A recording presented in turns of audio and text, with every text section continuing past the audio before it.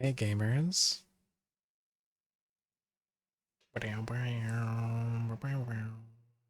Hi everybody. Eden, welcoming, Krypton, Swolly, Kitten, Millis. Hi. Welcome in. What do you mean you see me? Did you see me in the corner? Did you see me hiding? What you talking about? Seeing me. Poofed. Hi Eden. Katsa Jen. Welcome in, Raiders. Hi everybody. How was your stream? How was clicking silly things? Syphil, you didn't consent to being brought here. Oh my goodness. Feetsagen. No, it's Pissagen.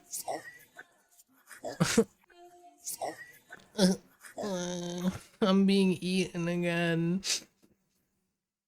Pissagen, protect me. Pissa drinker, protect me. Protect me, Goonzagen. Oh my god, no. Koomzagen, why didn't you protect me? Chat, I said be nice. You came to the wrong place for niceties to Kitten. No way, Jose. I should go have it here. We got Pissagen in the chat, raiding in. Oh my goodness. Oh my goodness. Hello, everybody. Footagen. Footagen. Voidy, Joidy. Hi, GT. 1023 456. Welcome in. Welcome in. Remember what I said. Don't listen to him. Footagen. Footagen. More like foot D-gen. Am I white? Cat D-gen. Yippee. Dia-gen. Oh my god. Sorry, kitten. Couldn't help myself. But welcome in, gamers. You know, it's actually Handa-gen. Do you know how much that Goonzagen likes hands? It's crazy. It's actually kind of wild. It's kind of silly. But welcome in, chatters. How everybody doing? Kitten, how was your stream? Spoopy was there, right? Clicking stuff with you? I think so. How be go? How be go boo doo doo dooby dooby dooby doo? Stream be. Spoopy was there? Nice. You're starting to level crafting. She can make jewelry. Oh, that's awesome. Crafting is a fun one. It is fun. It is fun. Spoopy takeover need to happen. Oh my god, Spoopy's gonna take over the stream. Actually, I support this. I support this. One day Spoopy will have a stream of their own. Wait, Spoopy doesn't stream already? What? No way. We gotta get Spoopy to stream. Spoopy, what do you need to start Be Big Strimma? What need beats to strim big strimma? What need? No, I don't? Nah, you do, you do. That's what I'm saying? Yeah. Spoopy needs it. Spoopy, what need be to stream big? OBS help? Is that need what need be? You need someone to build a Twitch bot for you? Because hey, I'm opening commission soon. Wink wonk. No, I'm kidding. I'm kidding, I'm kidding. I'm not gonna rope you into big Twitch bot. Unless. No, we're arguing. Cats likes feet, true. Spoopy needs to start streaming, and Cats threw a map or two in Project Sakai. I believe that. I believe that. Nah, Cat's a gen, throw a gen for sure. For sure. No, I trust. I trust that. I trust that. Also, Kitten does like feet. That's true too. That's true too. But thank you for the raid. Thank you for the raid. Welcome in, Raiders. Tonight, I'm gonna be, well, I guess doing a lot of little productivity things for a bit. Like, I've got to think about new stretch goals because, oh my god, 3-year Annie, and we already hit them all. So I guess we got to make new ones for something to look towards in the next 278 hours. Oh my goodness. We're going to be here a while. And then in the corner tonight, we're going to be playing good old RuneScape. I've been grinding agility today. I've been doing a strategy. It's a little RuneScape agility tech where if you do the Canifis thing and then you wait 3 minutes to finish the course after picking up a Mark of Grace, You have like a 70% chance to get a Mark of Grace in your next run. So I've been doing that, so I'm not just spamming running around on these rooftops here, but I actually just do it every now and then. And it's been working out. I've got 3 pieces of Graceful. One of them I already had, but I earned 2 more today. Neo Mio, thank you so much for the follow. Yeah, so I'll be having RuneScape in the corner. Doing this for a little bit, maybe I might switch to just AFKing at me smacking a crab. That's probably what we'll do, because that's way less thought, you know? I probably should just go and get ready to do that. I think that's the idea. Speaking of Spoopy, add me on Discord so I can send you Slime Rancher installer. Who? Oh, getting Spoopy Slime Rancher? Nice. Which one? Slime Rancher 1 or 2? She throws her plays. That's so true. That's so true. Throwagen do be throwing everything. I agree. 1.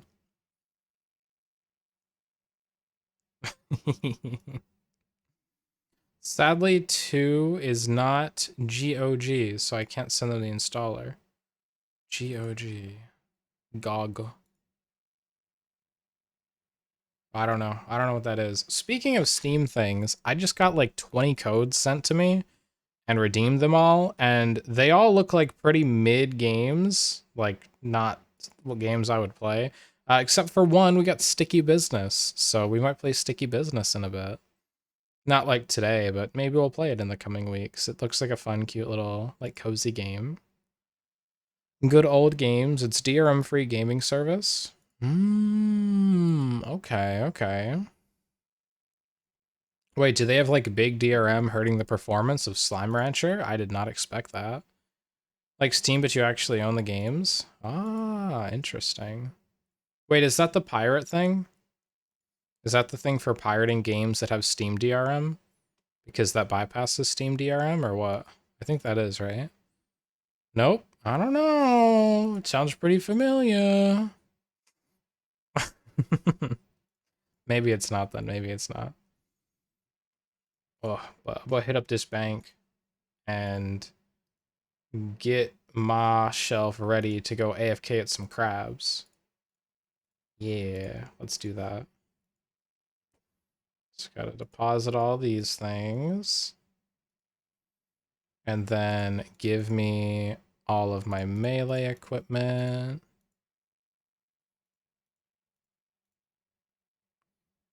That's pretty much everything. I think that's it. Does anyone who got rated in from Katsugen, do you all like RuneScape or have y'all played RuneScape before? Because I can't stop. I am loving this game so much. GOG is owned by Project Red. Oh, it's a legit service. Actually, Hanai is also there. Oh, it's a legit. Okay. There's another one that I forget the name of, but it sounded familiar. Try, but you couldn't figure out how to make an account. Well, it's super simple if you want to try again. Wink, wink. You just go to like RuneScape's website and then you can make an account there. Yeah. G2A? No, G2A is for game keys and stuff.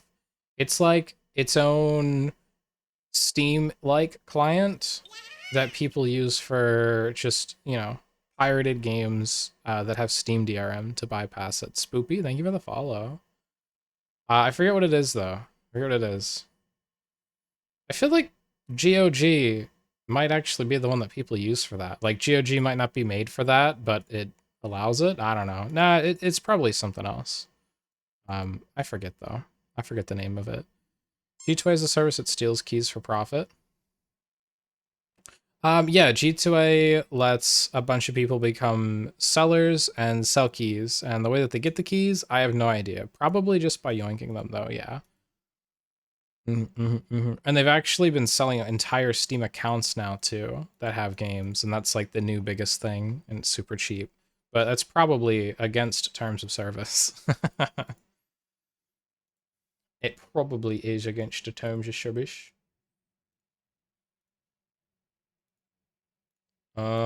There we go.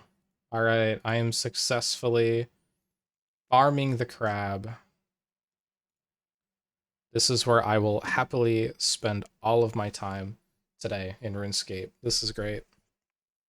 People do use GOG, so they don't have to use Steam. Thank you for the hydrate. It's time to drink water. Hey, look, Driftlissa. Driflissa's here. Water. Whoa. Oh.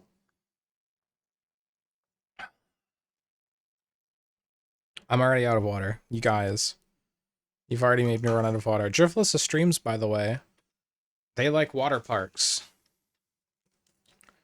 They like water parks. They're big water parks, Shimo Baber. Oh god, almost spilled my drink everywhere. By the way, chat, we are now fully running. We're full service.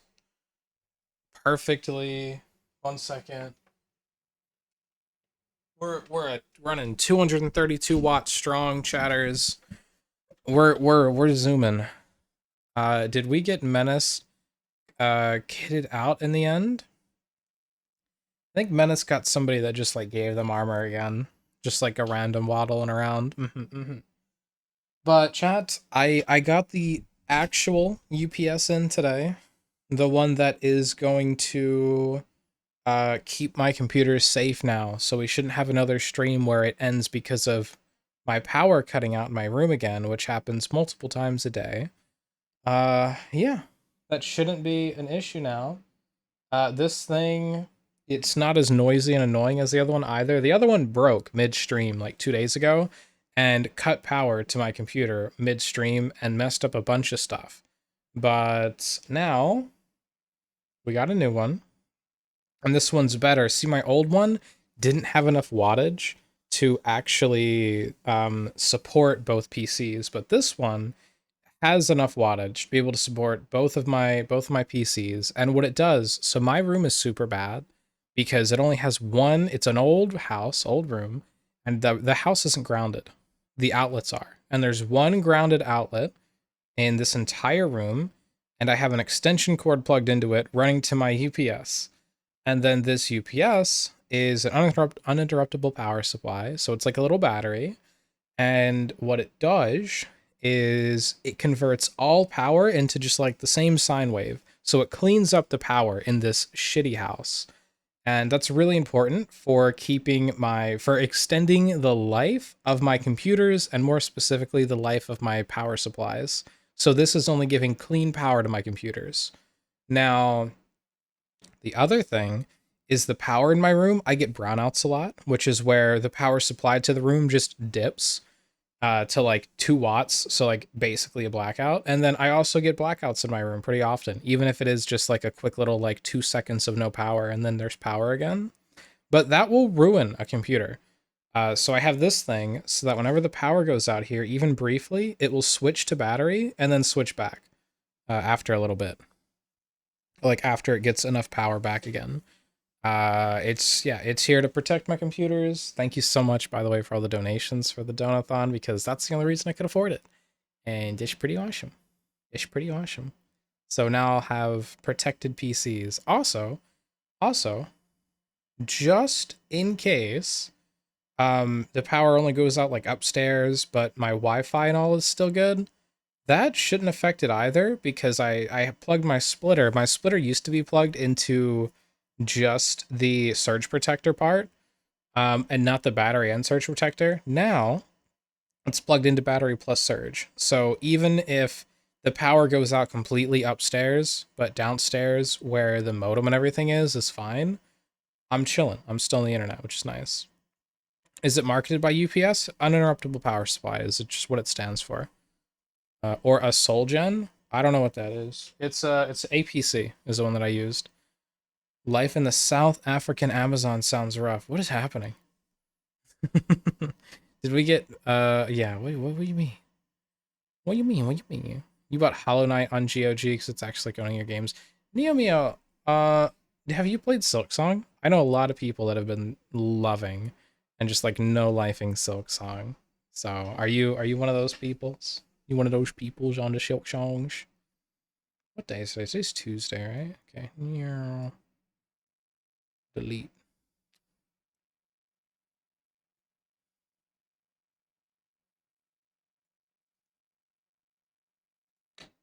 There we go. Cool. I haven't. I'm playing Hollow Knight though. Ah, and if you enjoy Hollow Knight, you might switch over. Like I heard Silk Song's amazing. I haven't played it yet. I played a little bit of Hollow Knight, but it was on my laptop. It didn't run right, and I kept getting my ash handed to me. But every time I did combat, I had like 2 FPS. So I never really gave myself the opportunity to try and enjoy it. But I do know that I'm also not the biggest enjoyer of games like like platformers and like the games like Hollow Knight. I'm not usually It's not usually like I'm not the market for those kind of games, unfortunately. Let's see, 21, 22, 23, 24, 25, 26, 27, 28. Sorry, I'm just getting something set up here. Cool beans.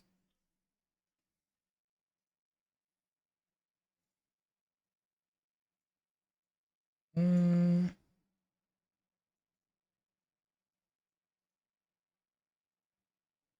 okay. Well,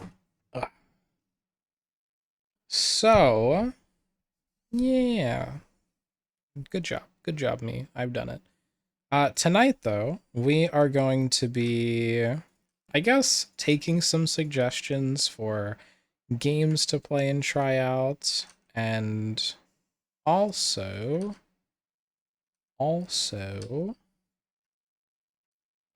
trying to figure out some new stretch goals. I want to work on my Twitch bot too some. Uh, okay, maybe we'll work on the Twitch bot first because that's like the most important thing to me tonight.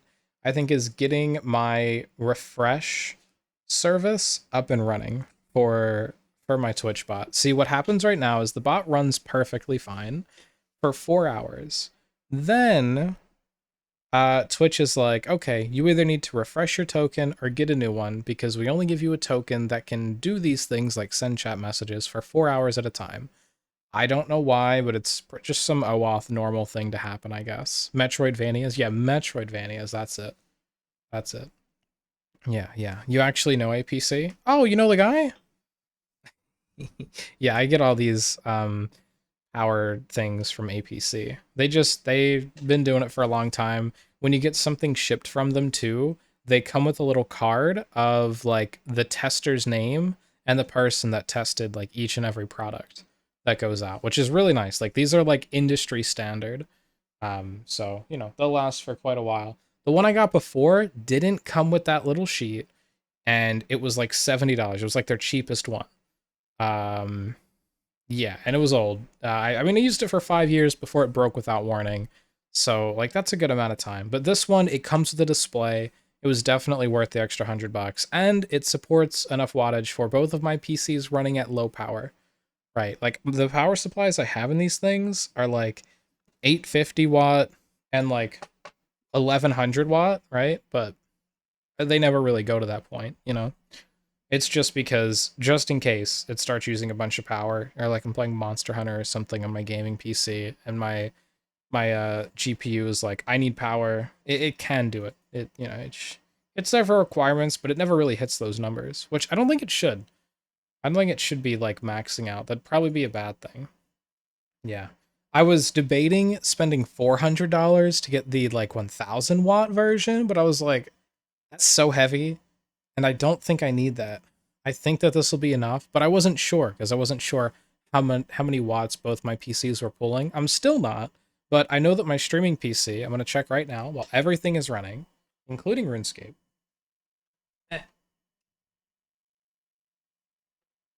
210. Like 210, I haven't seen it past 250.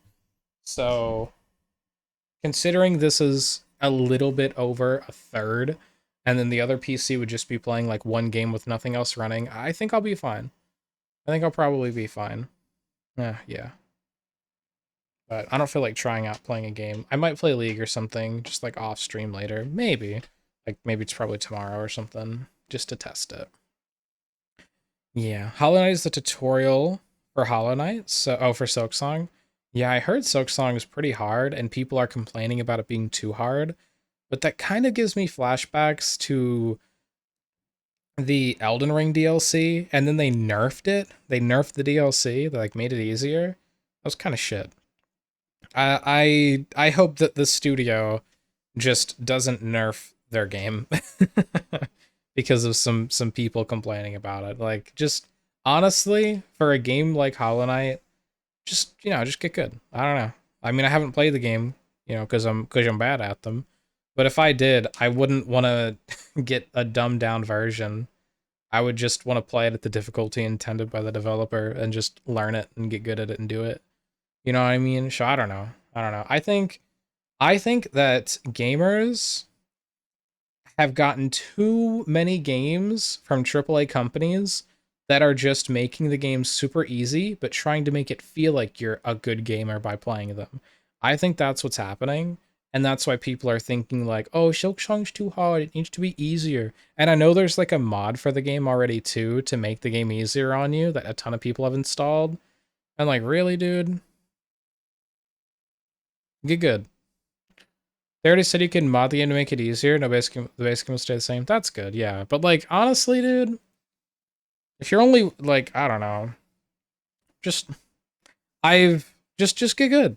If you can't beat a boss after 500 tries and like an entire week sleeping 8 hours between, and like you've tried like 300 times and you just can't even get the boss to half health, then there's a problem.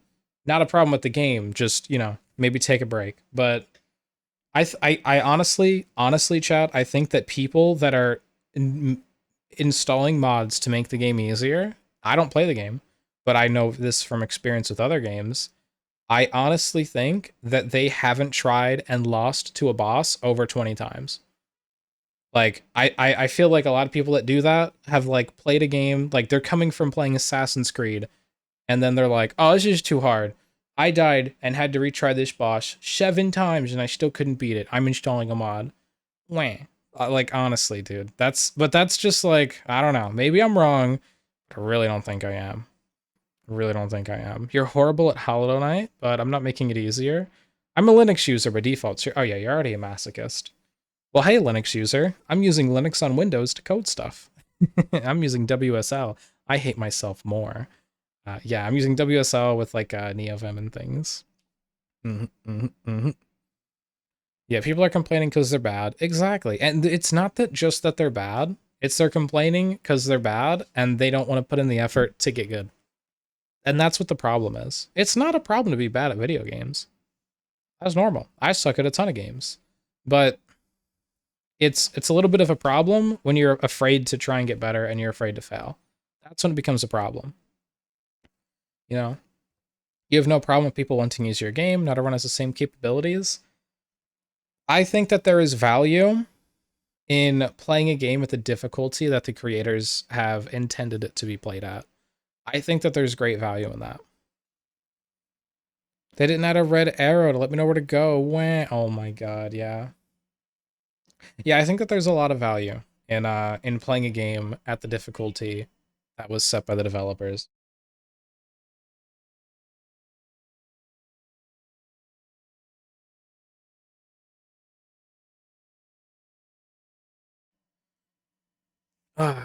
Yeah.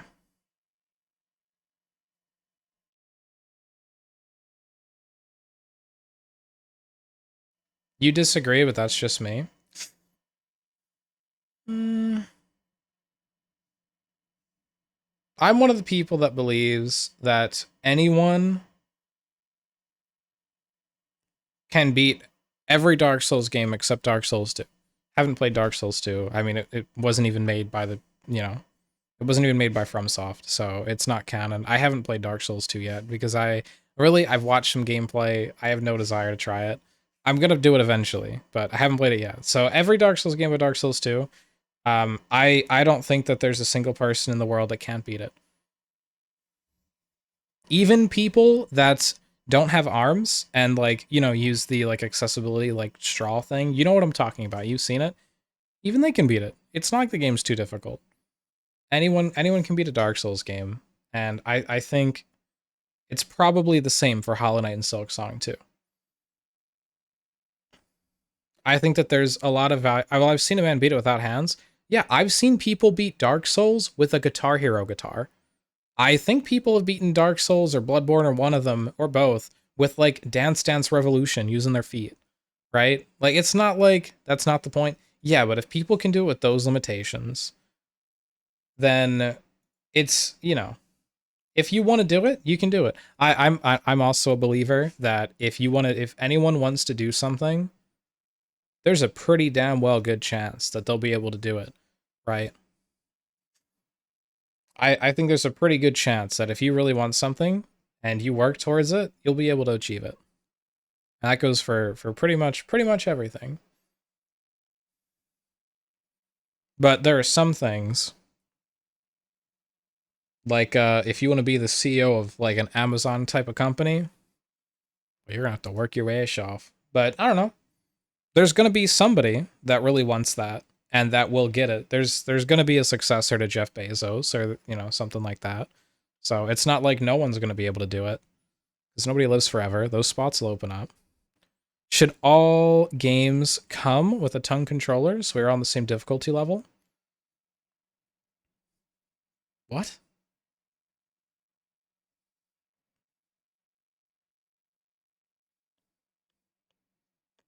I think that the difficulty that a developer intends to make a game, I think that it's completely valid to not have difficulty sliders to mess with that. Because everyone who's played the game will also be able to kind of enjoy the fact that they've had the same experience with difficulty. And they've played the same game. If I played Elden Ring or something like if I play like an Elden Ring game and then every boss died in 3 hits or 4 hits, and when I took damage, I took 1 damage out of my 100 health every time I got smacked. I was just playing on super easy mode. Then I'm not gonna. First of all, I'm not gonna get any dopamine from that. But like, second of all, I'm not gonna be able to relate to any struggles that anyone has had in the game. A dude playing a game without hands is on a whole nother level than you. He's also used to it. He's also probably played other games like that and has been able to adapt because humans are great at adapting.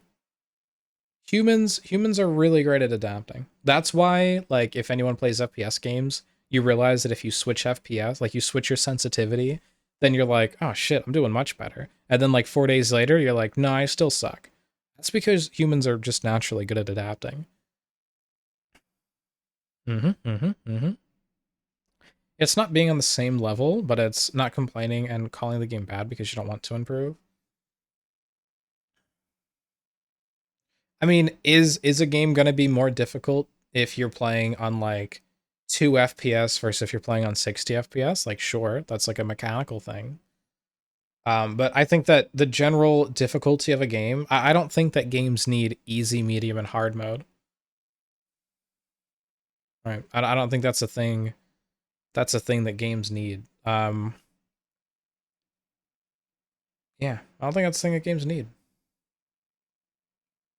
Think like, is there like an easy mode for like Super Mario Bros on like the Nintendo 64 or whatever, or you know what I'm talking about, like the first couple Super Mario Bros games? I don't think there's a difficulty mode. Now there's silly little things in there like being able to glitch the game to get a bunch of one ups by like jumping on that one staircase or whatever. If you know, you know. But it's there's not like I don't think there's difficulty modes in it, is there? Maybe there are, and I just never found them. But I don't know. Everyone has like the same experience playing those games. There's not, yeah. But the games get progressively more difficult. Games back in the day was to eat your change at arcade. Not Nintendo. Nintendo wasn't arcade. Nintendo wasn't arcade. But I do know like arcade games were there to eat your money, try and get you to die, so you kept paying to keep playing more. They were. What Super Mario Bros was arcade game, but they had take home consoles. That was their whole big thing. Came out in the arcade era. Yeah, but that was their whole big thing. Was it's a console to take home. That was like what revolutionized gaming to change from trying to get people to just keep playing and making sure that they die to keep paying little quarters to just like making games.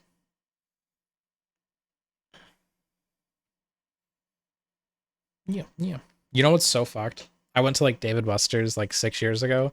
They have literally half of their games are just giant tablets and you're just playing free mobile games, but you're paying. Like, it's so bad. It's so bad. They're all literally mobile games without ads. Like, they paid the 99 cents for no ads, and that's like all the games there. It's so bad.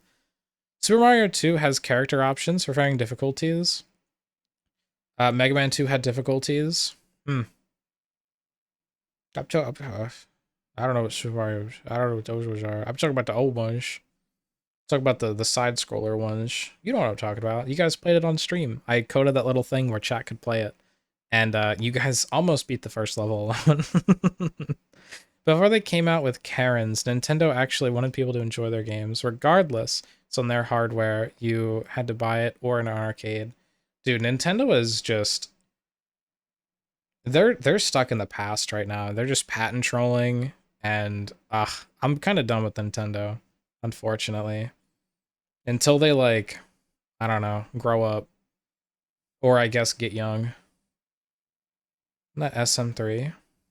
I'm not sure. I haven't played a ton of Nintendo games. The only ones I played are that one that I'm trying to explain, but I always forget the name of. I think it's Super Mario Bros. And I played that. I didn't finish it, but I played it. And I played some of the newer ones. The one about music and stuff. I forget what it was called. It had like Bowser was the enemy. I guess that's all of them. But it had like music. It was really cute. We played it on stream. Yeah. It's a kind of Japanese thing. Japan needs to get with it. Trying to be super protective of their IPs. I think they're just patent trolling and they're gross. I mean, they're trying to patent troll now in the US too. Did you see like the patents that they're trying to enforce? They're trying to like patent all these stupid ideas of like a creature following you, and then when you get into combat, they go into combat. Like they're trying to patent having pets in video games. It's like, bro, just grow up and let people be creative. Those were 1988. All right, then that's what I'm talking about. That I think Dark Souls games are really good. Dark Souls 1 and 2. I mean, 1 and 3. 1 and 3. Bloodborne was amazing. Sekiro was great. Elden Ring? I didn't like Elden Ring that much, but I think that's just I don't like the open world aspect of Elden Ring. I really like the linear areas, like the castles and stuff you went to in Elden Ring are really fun. That's where I found all of my enjoyment. I didn't get a lot of enjoyment from the open world though. But Elden Ring did allow you to like kill that one dragon for 100,000 souls right when you started the game, and then you could level up a bunch. You could also just grind dungeons and just walk around and just grind monsters and things to level up a bunch to try and make the game easier without having a difficulty slider. I think that was the great. I think that Elden Ring did pretty good at being a Dark Souls game for a wide audience. Because like Elden Ring, pretty easy. Was if it was hard at any point, literally just go farm and then you'll be OP for like every boss pretty much.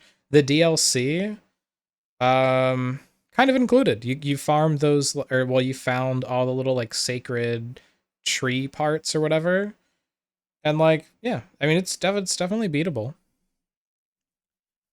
The patent is so vague that it's attacking JoJo, Bakugan, D&D, heck, even DBZ because of uh Cybermen and Cell Jr. Yeah, yeah. I mean, they're trying to make it very broad. I haven't read the patent for the one in America yet. I haven't read it fully. I just saw like the cliff notes and I was like, ugh, I just hate patents on ideas for video games, especially something as simple as just having a creature follow you around and also be able to go into combat with the creature. Like, it's just harming creativity. It's pretty shit. It's pretty bad, honestly. RIP Nemesis system. Yeah, shit like stuff like that sucks. It sucks. It's horrible. I think we'd be in a much better state with gaming if like Nemesis system, which they're not doing anything with, just wasn't sitting there like with Warner Bros. Just sitting around waiting to try and steal people's money for being creative and making something good. Yeah. It's real frustrating. It's real frustrating. And then like Nintendo is trying to make patents now in America to then go after Pal World after Pal World has been established. Like, their time to make patents to fight Pal World passed when Pal World released. Let's be honest. Come on. Come on. Now, in Japan, I don't know what's going on there. I honestly hope that Nintendo loses. Um, Best case scenario, Nintendo has to pay all legal fees back to Pal World and they get their patents thrown out. That's best case scenario for just gaming as a whole. Yeah. Best case scenario. Bush case. Yeah, like you look at a game like RuneScape. I'm really enjoying RuneScape. There's not difficulty sliders for this game, but you know, there kind of are in a way too. If I'm find that I'm struggling at a boss, just go farm other bosses. Or just get a bunch of stats. I don't need an easy mode for a boss. There are for raids. There's like a normal, I think, and then there's like an like champion mode or something for like making it harder. I think that's a thing. Like different modes for your different stat levels. But I mean that's just adding more challenge. Yeah. Yeah. So I don't think that like Silk Song or anything needs a difficulty slider. I think I think Dark Souls has proved that. If you want to beat it, you can beat it. RuneScape is so easy, there's no way of making it easier. Well, Mellish, you haven't done the late game content. I haven't done the late game content yet either. When you go to get your fire cape and die 100 times, let me know. I'll be there just holding up a screenshot of that message, Melis. You're in early game. Early game is pretty easy. It's just like, just grinding, just having fun. Later game content, you're gonna be sitting there. Let me just pull this up. You don't need to see the character. You're gonna be sitting there and you're gonna be going, all right, I gotta go to this screen. I have to do an armor switch. Then I have to go to my prayer. I gotta flick this. Oh, the boss is hitting me with range now. Oh, now he's hitting me with melee and he's praying melee, so I have to throw on my ranged prayer. Now let me go back here and then switch to ranged. Like you're gonna be clicking around like a madman once you get into like later game content, like Gauntlet or like the raids and all. It's gonna get hard. It will, I promise you. I haven't even gotten there yet. I've only seen people doing it, and it's gonna get hard. Getting Fire Cape, that stuff's genuinely hard. Getting Infernal Cape, that's gonna be really hard, especially for us noobs that haven't really done a bunch of PVM content. It's gonna be a struggle. The game does get hard, so don't worry. If you're playing RuneScape right now, even in free to play, if you want to fight Obor, even Obor, if you want to beat him with magic, you're gonna be jumping over to your magic. You're gonna be praying ranged. Jump over to your magic prayer book, and then you're gonna click on snare. It's one of these things. You click snare, you snare him, run to the other side of the arena next to the wall as you switch back to doing normal attacks, right when while praying ranged, and then when he walks towards you again, you're gonna snare him, and then when you're running past, you want to flick back to melee. When he melees you, then flick back to range while you're running to the wall, and then you can attack him 2 to 3 times normally, and then you have to snare him again. Like it's an easy boss fight, but there's still clicking around that you're gonna have to do, and you need to manage your prayers. That's probably the hardest one. That's probably the hardest one in free to play. And then there's like the boss in there's a couple bosses in the game that you can flinch too. So you can learn different things like flinching, where you jump out from like cover, melee a boss or a monster, and then hide again, wait for their health bar to go down, jump out, melee them, hide. At like a safe spot. Yeah, it's like flinching is a thing. There's a couple mechanics that you can learn in free to play. Yeah. But in once you get members, yeah, game and you get into like end game content, game gets hard. Game gets pretty hard. Yo, thank you so much for the cat ears, Max. It does. If it was a Costarican court, sorry, I don't know what you're referencing. They would have already lost because of the fair competition law. Costa Rican? If it was a Costa Rican court, there we go. I figured it out. I can read. I'm literate. My bad. They would have already lost because of fair competition law. Yeah, yeah. I think that they shouldn't be able to win on these silly patents on basic ideas. I don't know. It's stupid. I'm gonna go to Costa Rica to make your games. That's what I'm hearing. That's what I'm hearing. But yeah, Melis, eventually when you get into pay to play content, don't worry. Well, After you learn all the content in RuneScape, you might be able to say it's easy, but you'll struggle getting to that point. Like there are genuinely hard things to do in the game. I haven't even tried Fire Cape yet because I'm just enjoying skilling right now. But eventually I'm going to upgrade my ranged a little bit more and then try Fire Cape probably next week or the week after. I need to make like 2 mil to upgrade my range because I'm going to go chinning in the Monkey Madness 1 area. But yeah, you can't infringe copyright, but you can make similar games. Yeah. Like, do I think Palworld's similar to Pokemon? But do I think that in Pokemon they're going to make you whip out a Glock and then end Pikachu's life? No. Also, like some of the creatures are similar to Pokemon. That's true. Not all of them. And the gameplay is closer. The gameplay is honestly closer to Valheim than it is Pokemon. Like there's only a couple elements that make it similar-ish to Pokemon, where you can capture a creature. Um, that's about it. You can like capture a creature in a ball, in a sphere. Yeah, and like they learn abilities, I guess, maybe, I don't know, but they have guns. I think it's original enough. I think Palworld's gameplay is fine. Need to change some of their PAL models. Well, that's the thing. I don't think that they do. They're not directly infringing on copyright for any of the Palworld models. If they were, are they similar? Yes. Are they directly infringing on copyright? Dude, Japan would have already won. They would have just came out with that day one and already won immediately. Like if they put Pikachu in Palworld, dude. If they just copy pasted Pikachu and put him in Palworld, nah, they're getting cut out immediately. It's like, let's be honest. I think that if they end up winning the lawsuits, it's not going to be for copyright issues on the pals. I would honestly put my money on it. If I was a gambling man, I'd throw money on that. It's gonna be on like something stupid, like catching creatures with a sphere and then using them to battle and they follow you and then go into battle when you're attacked. Like that's yeah. It's a reason why why the law is still going. The character design wasn't enough proof. Exactly. Lawsuit, yeah. What they're trying to do is copyright capturing creatures and balls. Yeah, which is stupid. If there has ever been a trap, it's trapping creatures. It's trapping creatures. We've been trapping creatures since before, you know, we've really had civilization, I bet. You're gonna copyright having guns in games? Damn. Damn. I'm gonna copyright breathing in games. Right? Like trapping creatures is an IRL thing. Too. It's not like I don't know. If we ever we've trapped creatures before video games existed. Let's be honest. But that is brilliant, Lissa. I'm gonna copyright having characters that you can move with WASD or any inputs at all from a PC. I'm gonna copyright that. Yeah, that'll be good. That'll be good. I'll be a billionaire. Oh yeah, good. Oh yeah, patent that.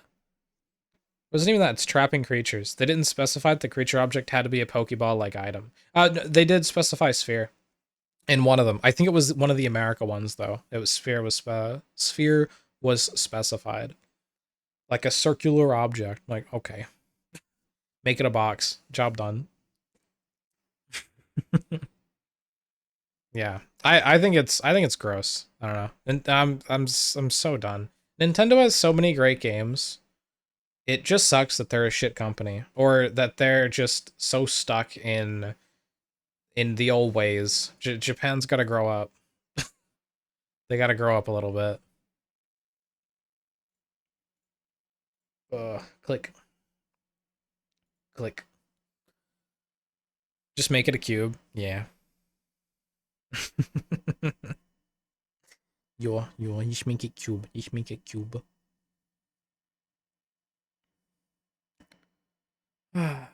It's crazy. USA is no stranger to lawsuits. Yeah, I don't think they're gonna win in the US. I don't know. I'm pretty sure Palworld was already released. Wasn't the dates were weird on when Nintendo was starting a lot of their patents. I think Nintendo started quite a few of their patents post Palworld announcement, which would then make them like, you know, kind of No, right? Because if the game's already announced and has released and people have already paid for it and then you're going to patent after the fact, like I don't think I can do that. I don't think I can do that. Home of the free land of the lawsuit, that's so real. Palworld is still an open beta. 2026 till release. Look, I paid $30 for the game. I've invested hundreds of hours into the game. They have made over millions of, like, what, 5 million copies sold or something. Look, open beta doesn't mean it's not released. People have already paid for a product. You know what I mean? They've released open beta. Like early they've released early access. It's a game that's out. It's out there. It's out there.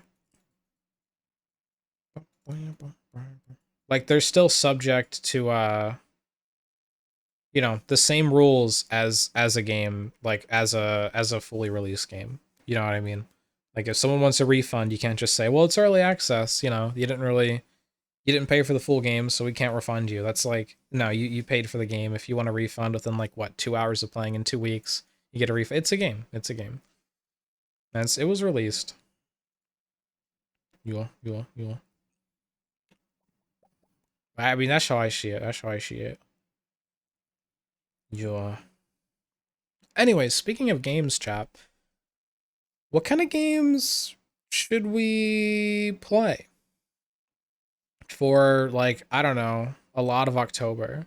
Can you refund any early access game at any point before release? Can you? Let me see. I don't think so. I don't think you can on Steam. Uh,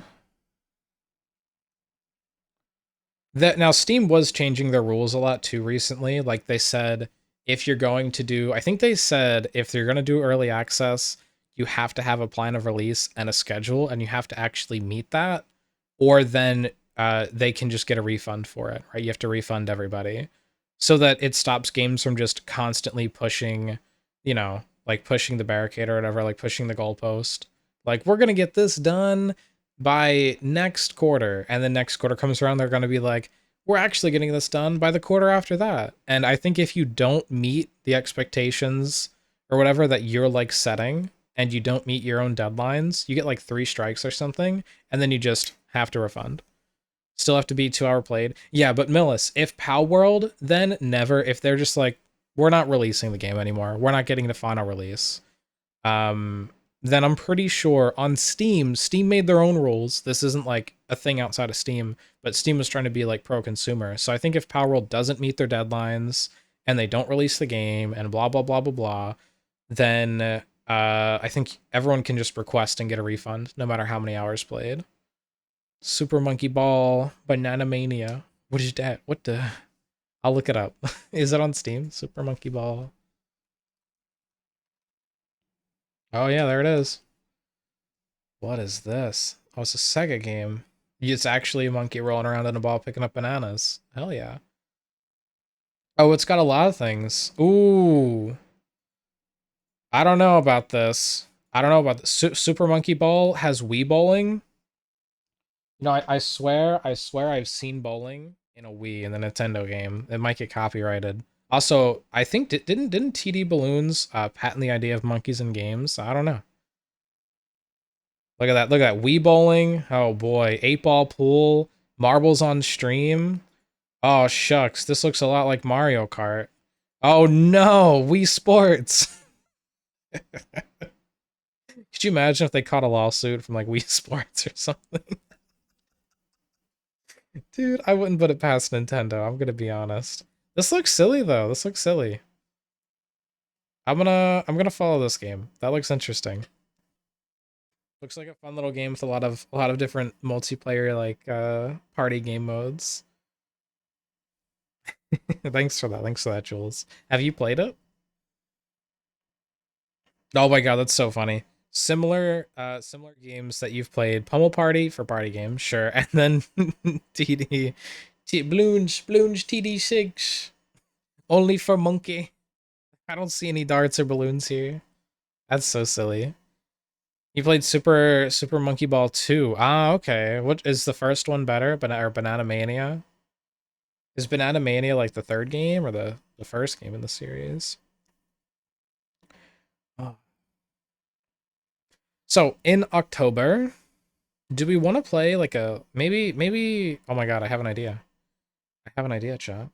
We'll put a spooky game in there for one of our goals. Oh my god. We just came up with another goal. Let's go. Spooky game. I don't know what spooky game, but we'll play a spooky game in October. Ugh. It's like the fourth? Oh my god. I've never heard of those games before. They're already on their fourth one. To be fair, I do live under a rock. Yeah.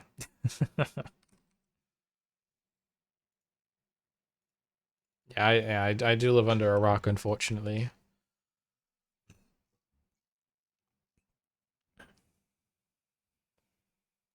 All right, well, I guess let's go ahead. Let's add some more things in here. But yeah, if anybody has ideas for like other stretch goals to add, just let me know. Let me know and we might pick one of them. Hmm. Ow.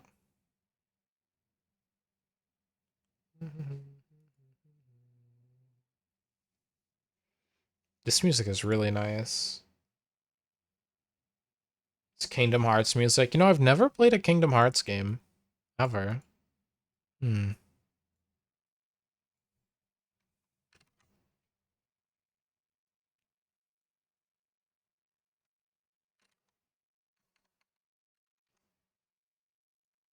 Alright, what scary game would I torture myself with?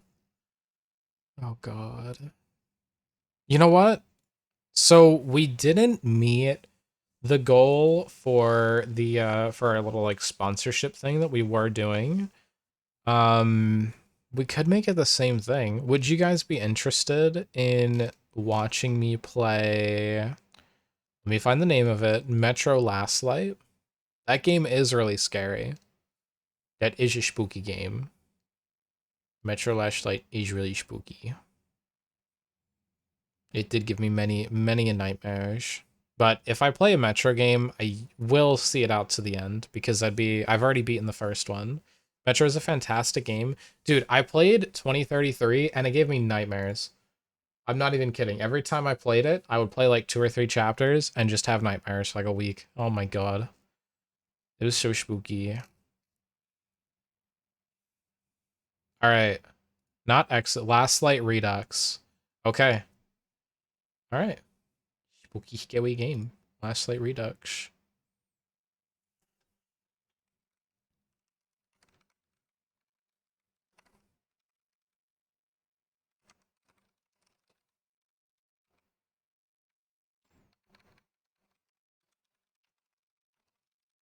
Metro Last Light. All right. And then let's come up with another one too. Hmm. Sad the creator of the books lives in exile now. Why? What'd he do? I just, I didn't know these games were books. I'm gonna be honest. What's he living in exile for? What'd he do wrong? Right. I mean, giving the Prince nightmares isn't super fun. I'm sure we can find fun spooky games. I don't know. It's weird because I still enjoyed, even though I was very scared, I still enjoyed Metro 2033, the first one. So it might be worth it. I think all the Otium silly little memes that I got to understand afterwards too was fun. I'd be down. I'd be down. There's one game that I think Winter wanted me to put down, and I did put down for a goal in like a pass donathon, and that game was horrifying. Oh my god, it looked so scary. I forget what it was called though. If Winter joins, I'll try and figure it out with them. It was a very freaky game. That one have definitely broke me. You played the first Metro wearing a gas mask? That's awesome. Alright, so something like Metro Last Light. Sure. What else do we want here? Hmm. Hmm. This is tough. This is tough. Let me scroll around in my Notion, because maybe there were, like, ideas that we had in the past. Ideas I had in the past that I didn't include or that we never reached, and I could put them back, maybe? If they looked fun. Hmm.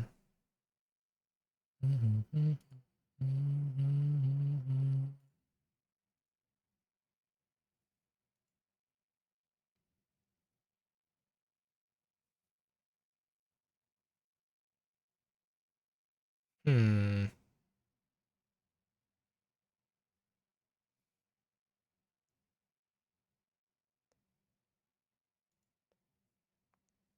Wait, so how was it playing the games wearing a gas mask? Could you see it all right? Did you have like a filter and everything in?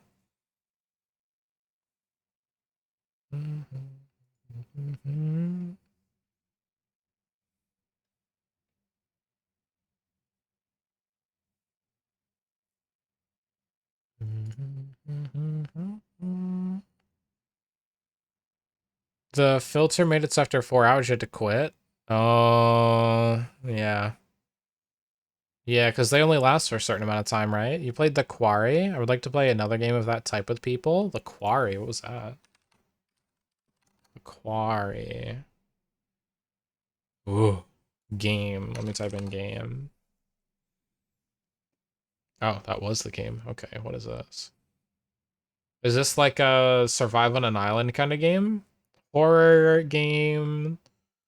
The Quarry. Will launch without multiplayer. Oh, maybe they added it later. Look spooky. You were hyperventilating at some points because it was spooky. It was a scary game. It really was. What mode did you play on? Did you play on like the survivalist mode? I played on that one for a bit, and then I was like, all right, I want to stop trying to. I want to stop worrying about every single bullet after a certain point. So I played on like the next mode where you still had to kind of manage your inventory, but it wasn't like, okay, I have like 2 bullets I can give to each monster, then I just need to run. You like actually gotta like it was I put it in like normal mode or whatever, maybe hard. It's like a choose your own adventure book game with characters being assigned to players. Interesting. Interesting, interesting, interesting.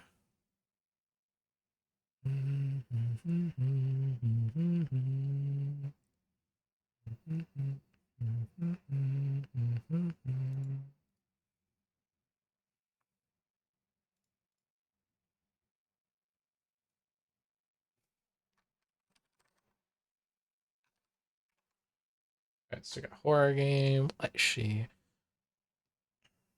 You had to stop at some point where you could not find filters. Hmm. Wait, filters in-game or IRL? Hold on, now I'm confused.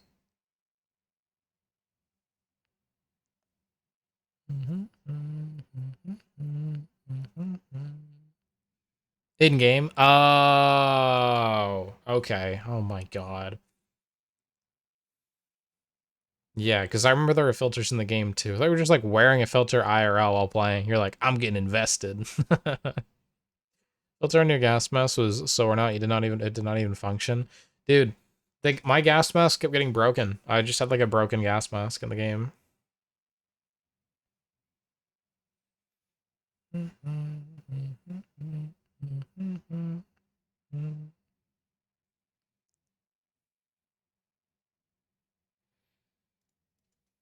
What do we have here?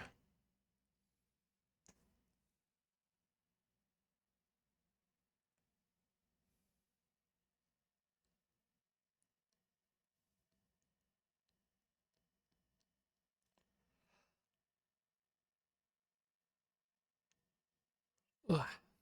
Hmm.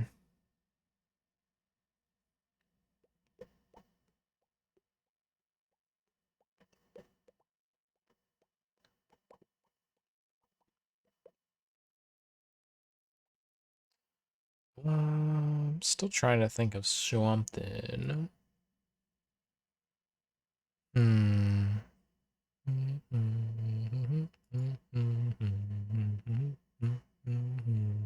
The filter also made it hard to see in the game too, right? Also, welcome back from the ad break, everybody. Hmm.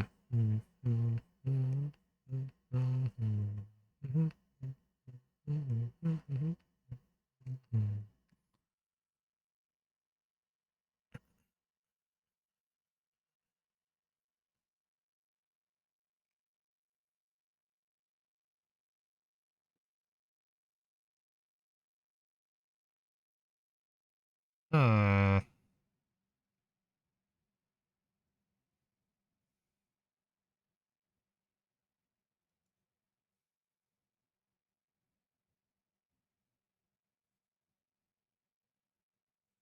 You mean the gas mask? Yeah, it was kind of realistic in a sense. Yeah, there were like certain moments you had to put them in when you went outside, right? That's when you needed to wear them, not when you were like underground, if I remember correctly.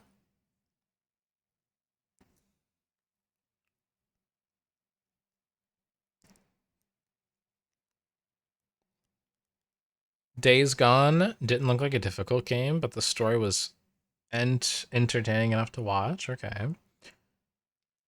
Yeah, the type of full of toxic stuff. Yeah. Days Gone, I think I've heard of before.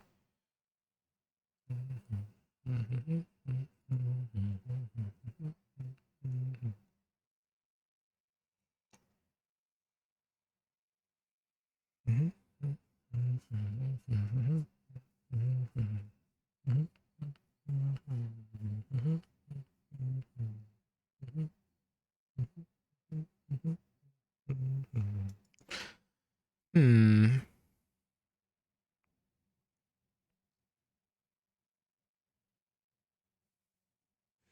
I mean, I think it could be fun, maybe like the Skeb request thing.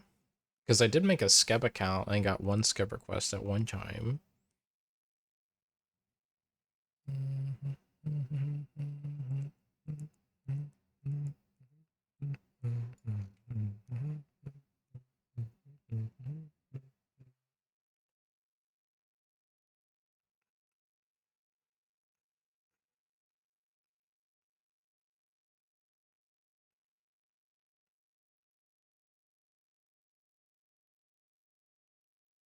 This music is kind of a bop. I like it.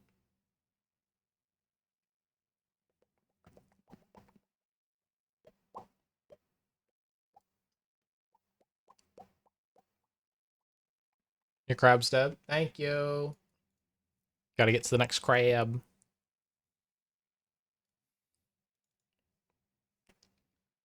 Oh shoot! I leveled up my strength.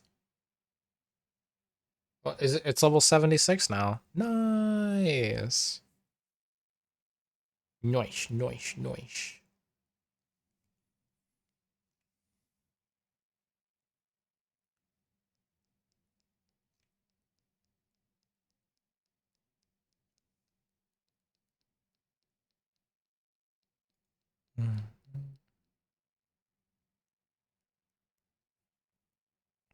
Hmm.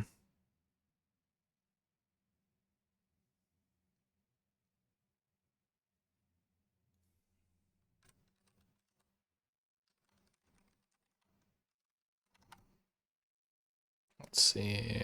What do we got here?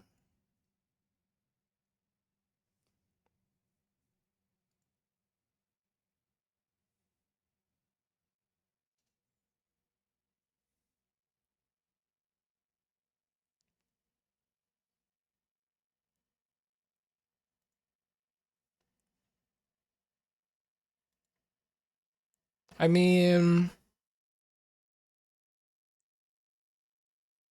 hmm.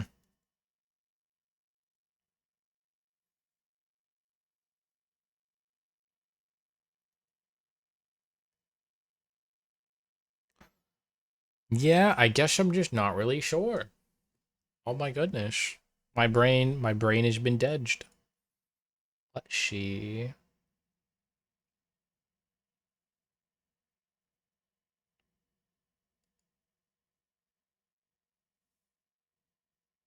Would you guys be interested in something? Would you guys be interested in like chat making a scab or like chat commissioning something? Mayhaps, mayhaps. I don't know. I was also thinking about possibly adding more to this model too.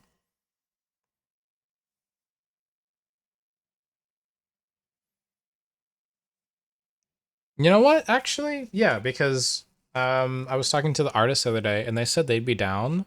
So how about for another one, we do like a new Neko Arc outfit. What do you think? What do you think, chat?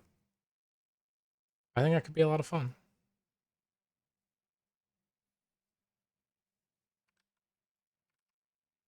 I'm not sure how much it's going to be costly though.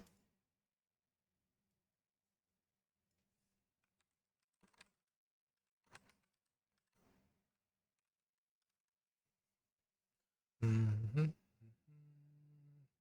Mm-hmm. Mm-hmm.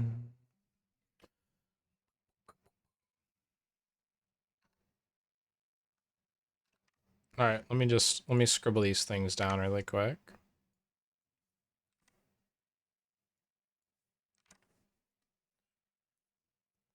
All right, on the next, just make sure it compiles. Yeah.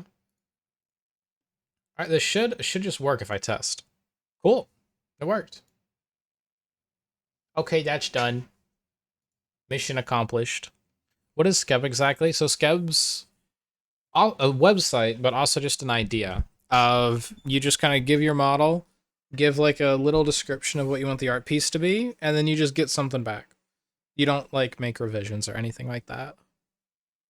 But Skeb is also. You okay, Coda? One second.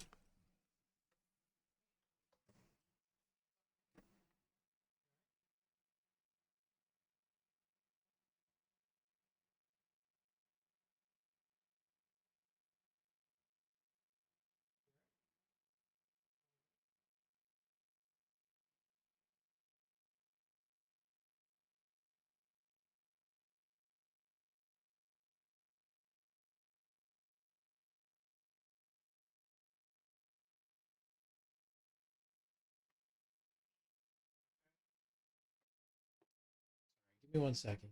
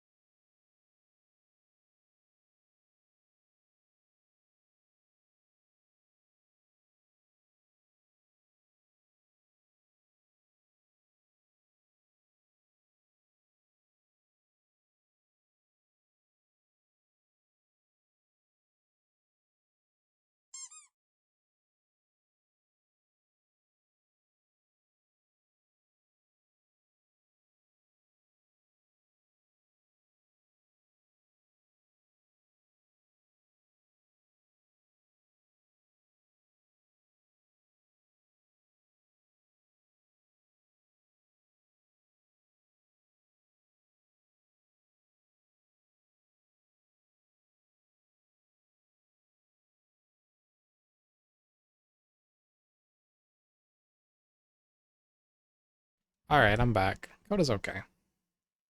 He just looked like he was going to puke, so I just wanted to check on him. But he was just making silly faces. Sorry about that, chat. Just had to check on him. He's all good though. He's all good. Fend, hi, bye.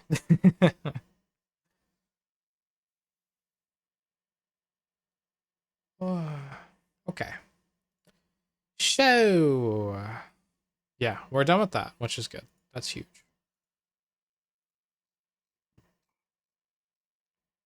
Now, I'm going to look through the next few days. Maybe plan out like the next couple weeks, or just make sure that they're all planned and good. So we have a lot of like old school RuneScape that we'll be playing.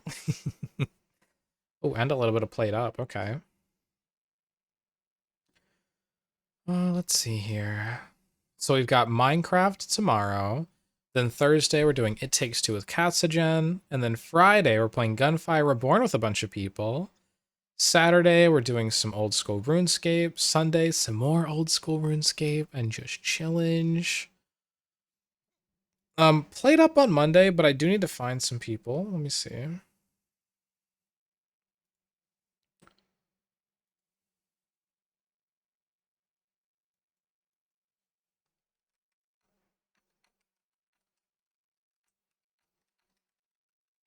I do need to find some people for that, but that's okay.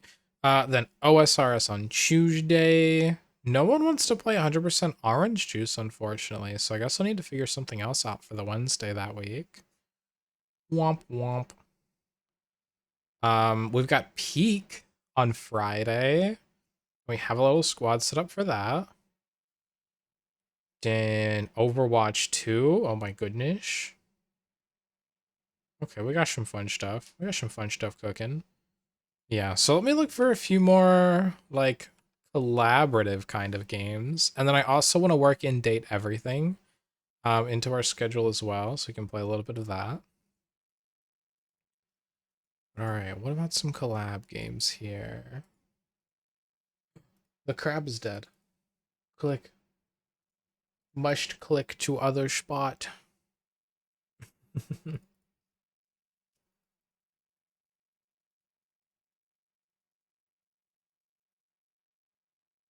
All right, we've clicked. So I know I have party games in here now. Maybe American Truck Simulator for one of those days could be a lot of fun. Also, Pummel Party could be fun too.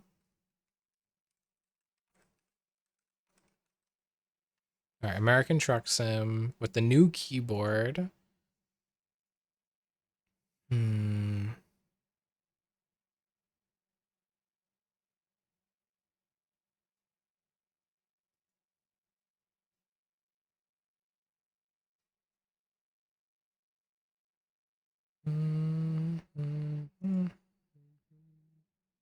This sounds like a Three Houses. This sounds like Fire Emblem Three Houses combat music, but just played on a piano. I kind of love it. That's exactly what it is. Yay! Oleand wins. It's so good. I miss Fire Emblem. Ugh, I want more Fire Emblem. Are they ever bringing those to PC? Are they just staying on the Switch?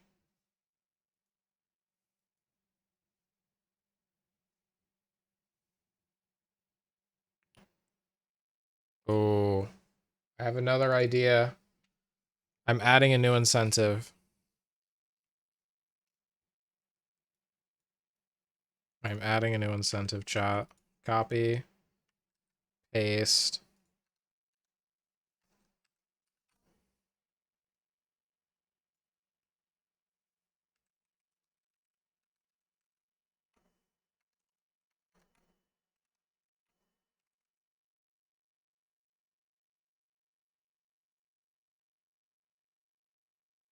The Switch, the case is unreachable.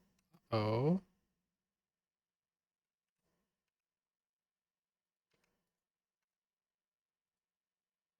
Save and compile. Okay. Test. Done. All right, cool. I've added another. I've added another a cooking stream, mayhaps. All right, we got Moonlighter. No, that's not the collab one. There we go. All right, 100% Orange Juice, Battle Block Theater, Gang Beast. Oh, I know Deo would want to play Gang Beast and mess me up in that one. Golf with Friends is fun. Could do Golf with Friends Day. Let's do that on Saturday.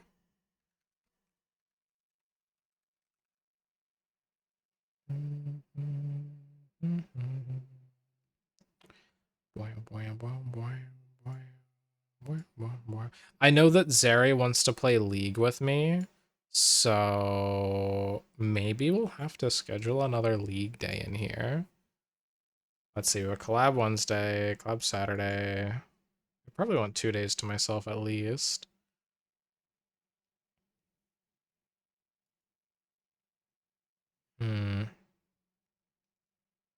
Right?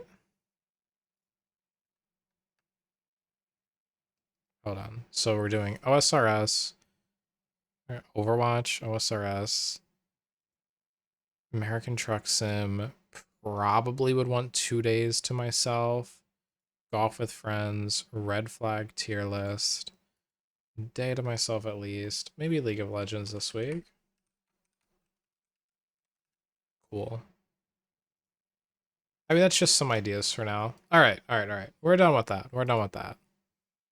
Well, I'll relook over that off stream too. But okay, I think it's time for us to switch to actually coding. So let's go over to co-working. Or no, let's go over to, what is it, like software and game development? I wish they made separate channels for that. I don't know, because like I go here and I want to see like software stuff. And like everybody's a game dev, which is really cool, but it just feels like everybody's a game dev in this category.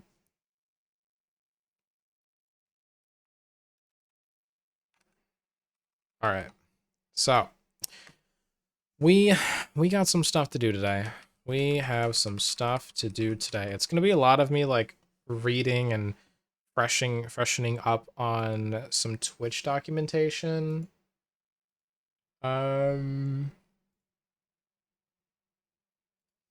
For how to do refresh keys. Now, I think they have like an OAuth section in their docs.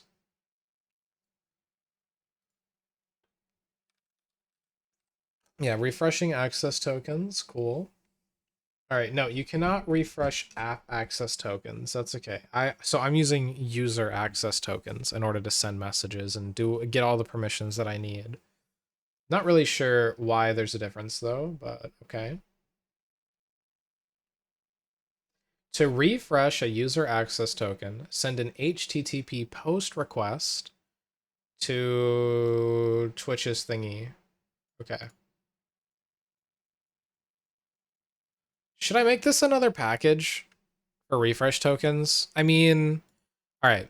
Inside of Twitch IRC, we're gonna need to refresh stuff. Yeah, so okay, we need to refresh things for the IRC chat to work, right? At least initially. And I don't want to couple these things to other packages, but I have a few different things going on. I have my main app access token for my main account that's used to access like Twitch chat message API. And then I think any account can work with the Twitch IRC because we're just following a certain channel. So any account can work for reading Twitch IRC.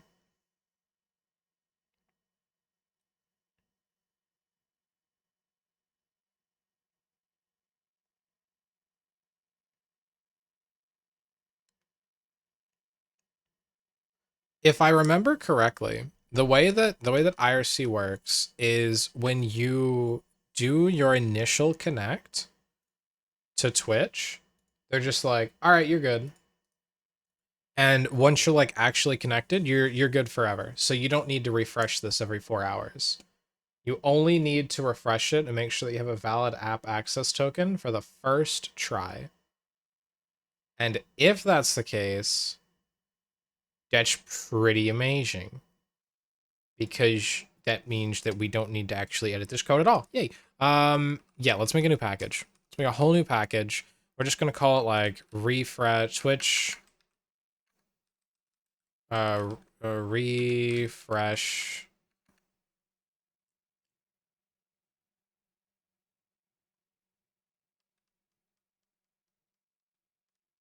Twitch refresh. I feel like that's not descriptive enough. Twitch refresh token. But the refresh token is is the name of a variable, so that won't work. Twitch token refresher. Oh my god. Twitch token refresh. Holy crap. That's so good. I'm gonna come up with a better name in like an hour and be so sad. Oh, wait. Twitch token refresh. Okay.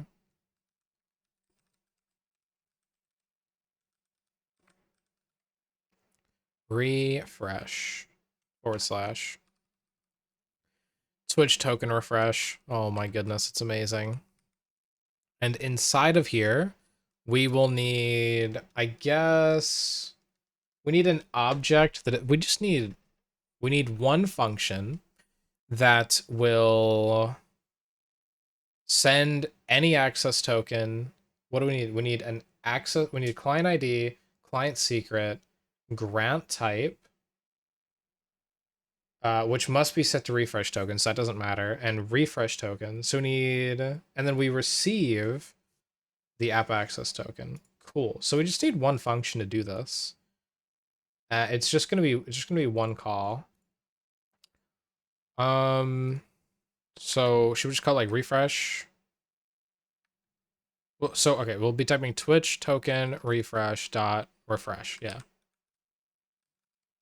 Refresh. Sure. Dot go. Cool. Then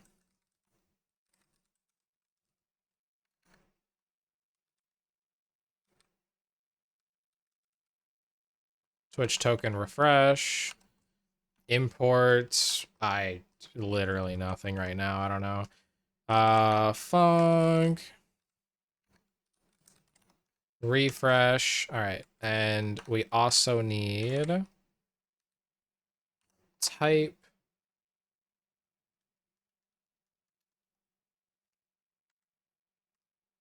What did I name the type of the like of my other things? Let's see. Let's go to chat message API. We just called it chat message. So this would be like maybe token data. Maybe that works. Also, we wouldn't need it to be public. Token data. I guess we could name it that. All right. So, to refresh a user access token, send an HTTP post request to this link. Let me just grab the link really quick. The link I don't think is going to change. Twitch.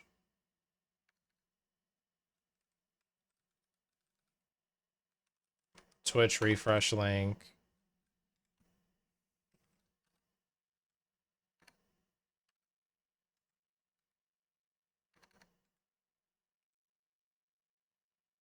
Actually, hold on.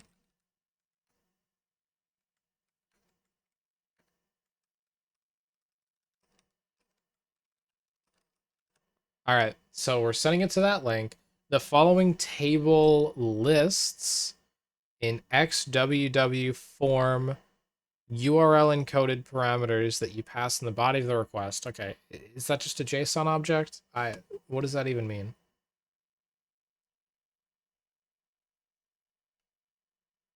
Okay. I see the JSON object that they return. Let's see. Type new token. Token request. Token request data. And then new token. All right, so I'll do new token first. So new token, we get an access token. which I think I'm going to make these private and then just return them separately so I don't couple things. I don't know. Crab's dead. Thank you. New crab, new crab, new crab. Thanks, Jules. You're pro. You're pro at grinding in RuneScape.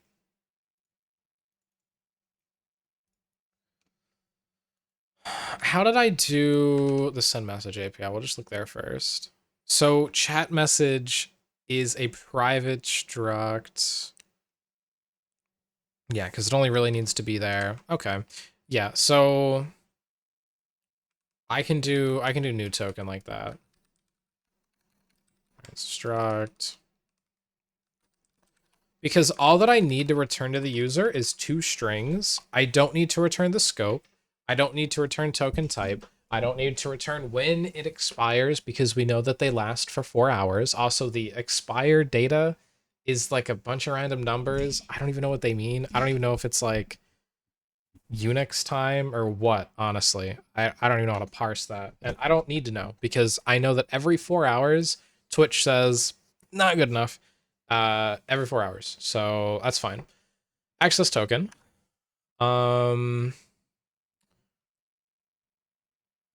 now, okay, this needs to be public in order for the .NET.json or encoding / JSON package to work. So access token is a string, and then we have the JSON data, which is access underscore token. The reason that I put the like little JSON tag there, by the way, for anybody wondering, is because we need it in order to decode this object, and we'll need it in the token request data in order to encode that object. Refresh token. Then the refresh token is a string, and then the JSON thing for that is just refresh underscore token. Spelled refresh wrong. REF, refresh token. Expires in. I don't need this data. It looks like it's a number, actually. I think this is an int. But I don't really need it.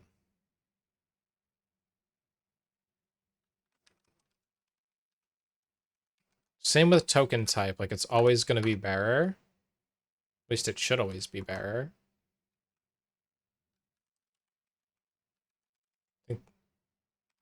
Whatever. Token type. Okay, cool. Now... Alright. The lifetime... I can show you guys the docs. Just be prepared. It's bright. The lifetime of access tokens depends on how you acquired the token. When you get a token that with an expires in field, it indicates how long in seconds. Okay, well that was easy. Read the first sentence and we figure it out. The token is valid for. When a token expires, it becomes invalid. If you call a Twitch API with an invalid token, the return request returns 401 unauthorized.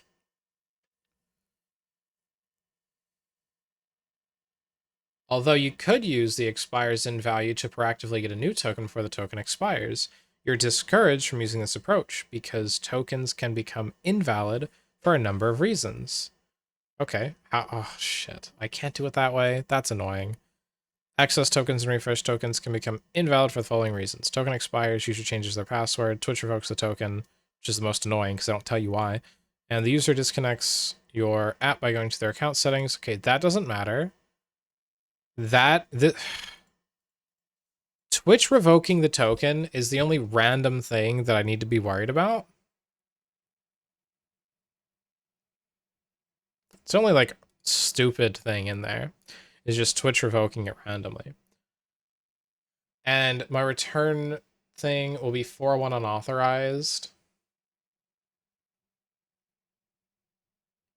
Twitch recommends that apps reactively respond to the 401 unauthorized. See, that's going to be really, really, really annoying to code and have work without a bunch of duplicated code, you know?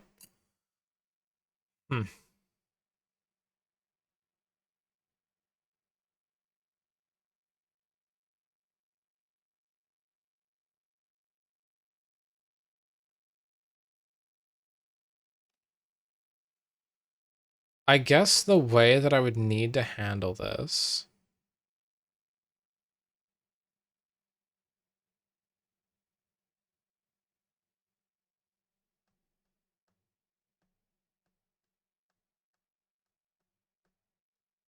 Hmm. That's frustrating. Also, ouch. That's actually kind of annoying. I was planning on just doing it where every 4 hours we just grab a new token.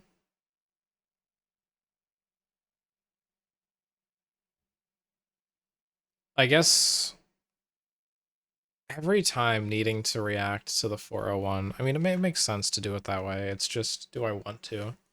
Let's see. Where are all the spots that we would need to refactor in order to do that? So Twitch IRC will be the easiest.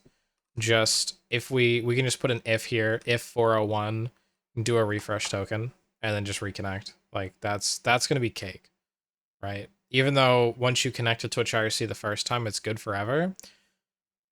That'll be pretty easy. The other spot we need to change it is in our sendmessage.go. In sendmessage.go. And okay, the thing about this is we would need to change it here, and also every like send announcement and like all the other things that we're making, we would need to change it for all of them, which makes me want to actually duplicate this code and just that way these packages can just be their own thing. I'm not sure if that's the best way to go about it though, because like I only want to write the code once, but I don't want to couple all of these packages together. I want them all to be decoupled. Which means if I want the send message to work right, hold on, what's send message is asking for the message, broadcast ID, sender ID, client ID, and OAuth string. It's asking for all of these things, assuming that it's going to be right.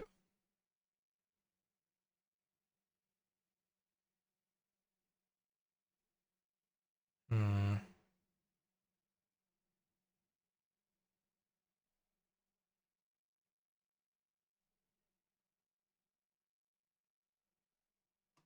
Hmm.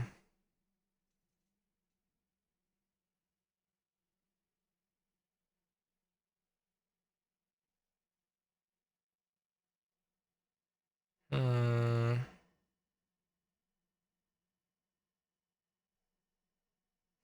I mean, I'm returning an error that will let the user know, hey, this is incorrect stuff.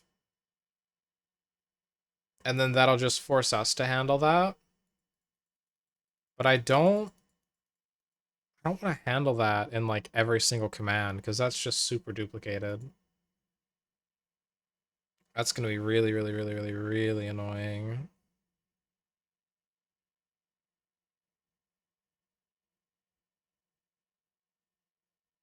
Hmm. How do we want to gracefully handle this error?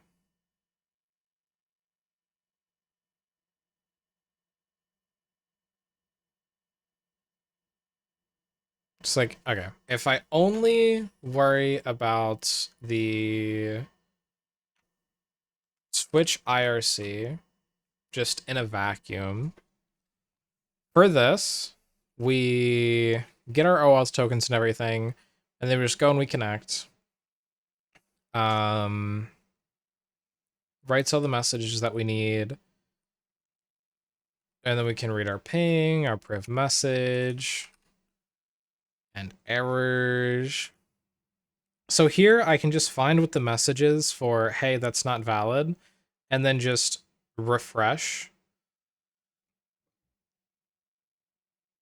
and get a refresh token. Okay, the reason that that's bad, I think the reason that that's bad to do inside of our Twitch IRC thing and like auto refreshing the token for the person is how we're storing the token. Because right now, everything about our tokens and all is handled in config, and I might keep it that way. But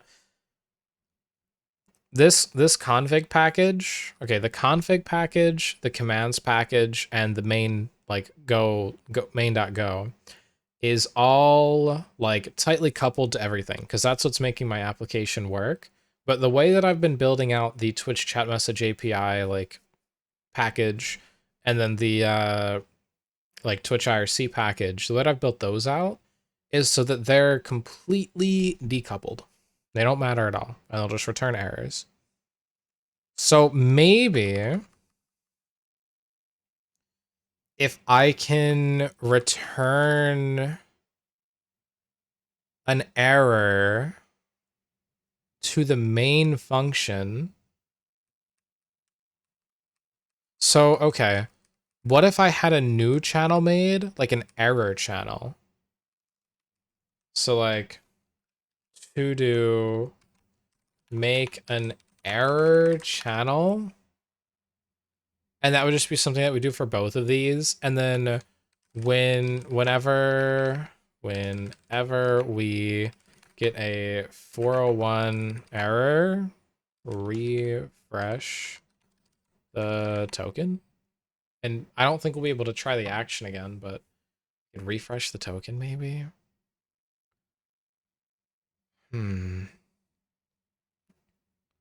So we'd need a few different channels then.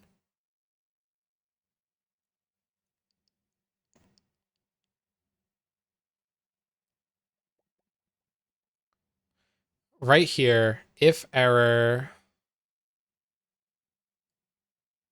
if we get an error in this function, then it just says IRC error. So I need to say, you're doing a bot. I'm here trying to figure out how the fuck to make some overlays.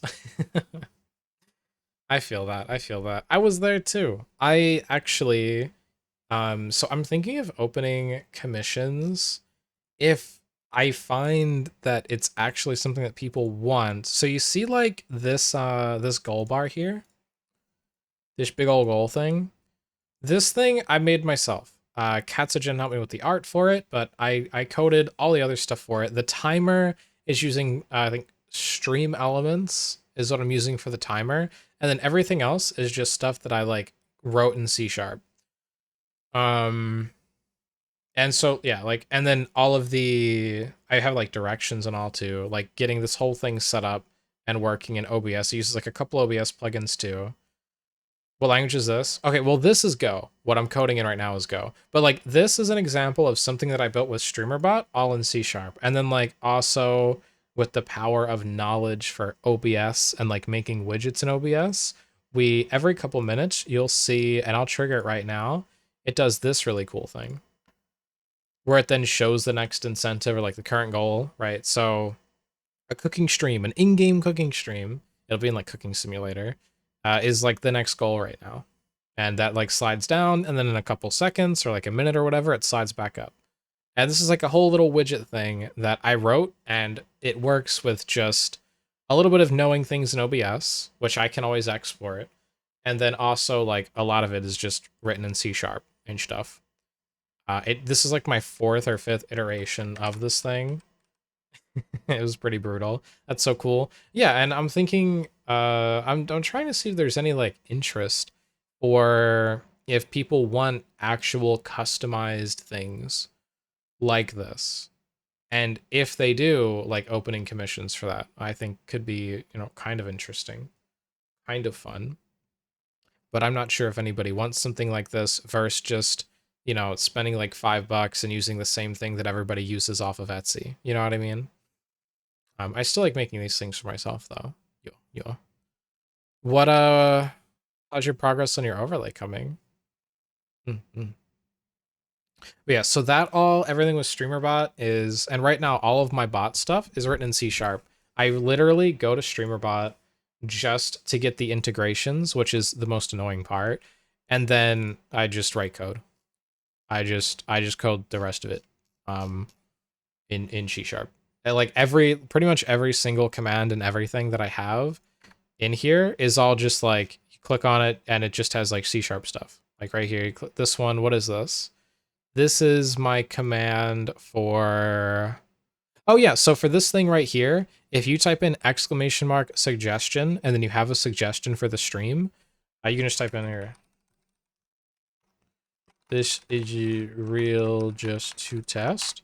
If you type in that, then I actually, whenever I see that a couple of them come through, I can just go right here, and then I can actually read your suggestions and see, you know, what are some of the suggestions that we got. Well, Aragon's a DS game. Oh, okay, I mean, some of them are just me writing down BS, but like, make the website have a dark mode. Cool. Recode the banning feature. Cool. Non-live 2D bringing back the Anvil redeem. It's like, cool, okay. Get a Team Rocket art with Luca and Void as Meowth. Oh my god, that's a good idea. I need to do that. I forgot all about that. But yeah, so this is like for writing notes to me and things. Like little suggestions for the stream or just for anything really. Like Quarry was the game that was suggested. Ain't that funny? I think it was suggested today too. Yeah. Well, they're not mine, they're Spoopy's. I have a rough idea for 5 overlays, just need to figure out how to make the assets and maybe ask Cats for the flowers. Yo. Yeah, so I code a lot of like silly little things, but right now I'm working on making them all in my own bot so that I know how everything works. And we're at the stage right now where we're just trying to make, like, we're just trying to integrate with Twitch, and it's definitely a little bit difficult. It's a little bit difficult because I'm trying to do it in a way where I can also make reusable code for others to use too, just to make making a Twitch bot go easier. And that's a little bit of a struggle. A little tiny bit of a struggle. That's really cool. Imagine making it so the suggestions go to a to-do like software or list.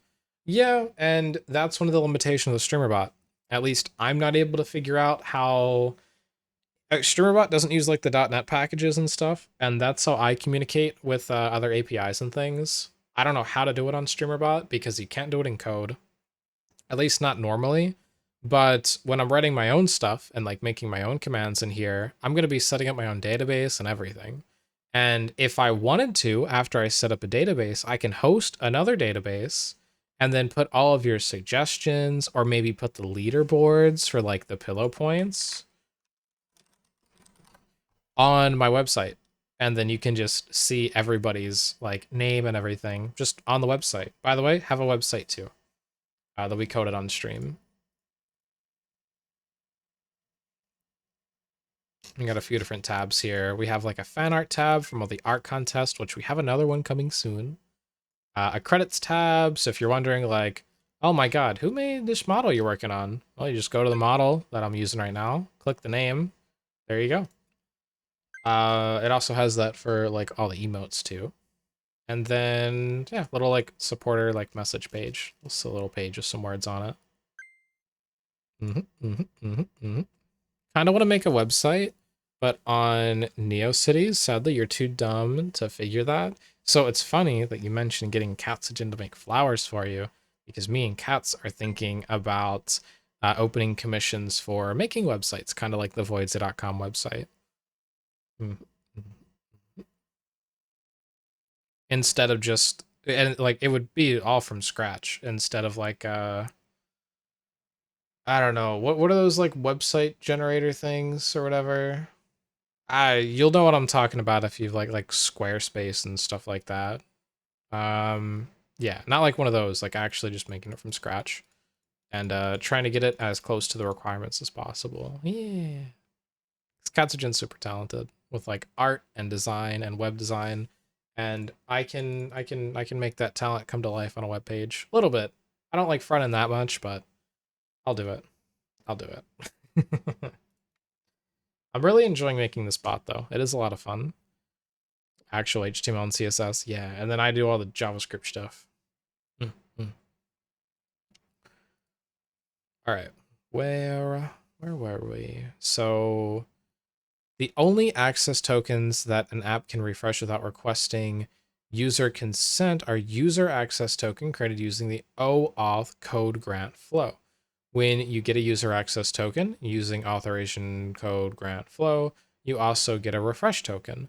Generally, refresh tokens are used to extend the lifetime of a given authorization. Your app uses a refresh token to get a new access token after receiving 401 unauthorized response. Note, you cannot refresh app access tokens. Okay. So,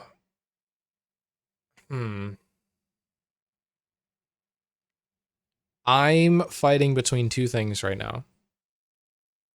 Also, thanks for paying so much in taxes, chat. I'm fighting between two things at the moment. Thing one is, do I want to write this code in two different packages so that I'm not like coupling things? And then the packages would just work seamlessly. But if I do that, then I'll also need to be sending the refresh token in every function as well instead of just the auth token.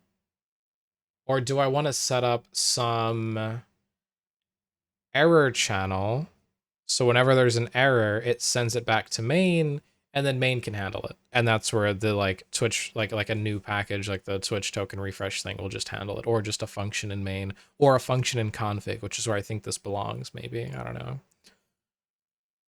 I think an error channel could be interesting.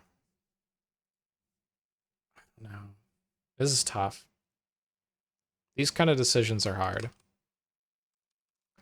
So in order for like the Twitch IRC bit, if I just run this application, let me see what gets returned. I'm going to run it on my other screen because it has sensitive stuff on it probably.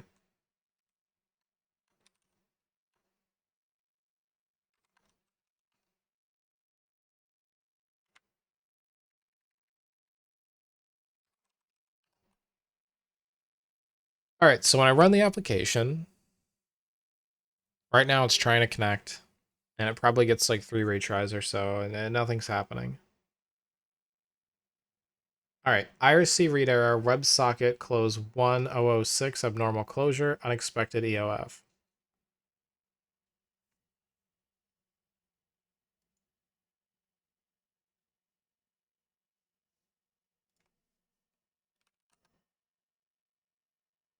Yeah, it's not working, which is, it's supposed to not work, but. Abnormal closure on the IRC.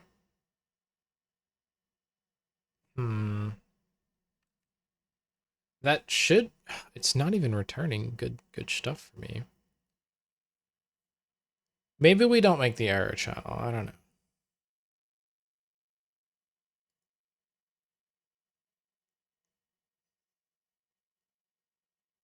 I might regret this later, but for now, I'm just going to make the refresh function, and then in main,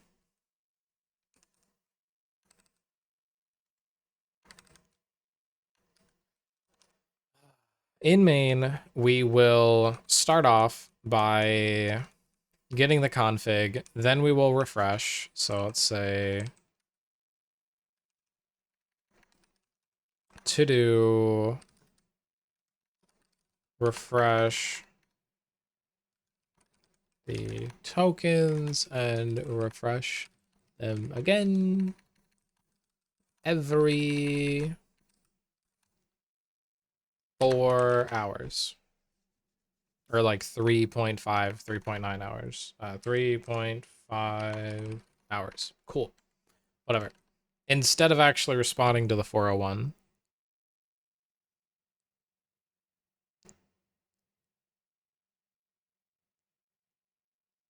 That just sounds like a bad way to do it. No, I don't think I'm gonna do that. I'm gonna do it the way that they suggest, which requires a ton of refactoring. All right. Well, H environment file. Twitch OAuth is right there, but it's not live at the moment.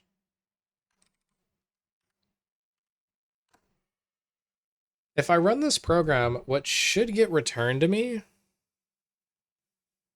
is, and maybe I just need to, here, let me go over here and just,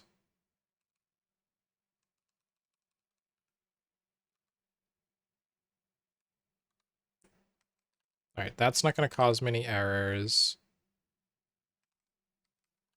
None of this is going to cause me any errors. I'm going to go to Twitch IRC and just have it send me just post every message, like FMT dot print line raw message.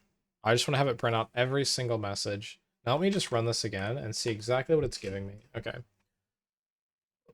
Notice login authentication failed is the first thing that I get back. And then IRC read error because login authentication failed, which is kind of, sorry, just kind of intended. So we can make, let's see, has prefix ping. We'll just kind of copy this code and then just say respond to notice login failure.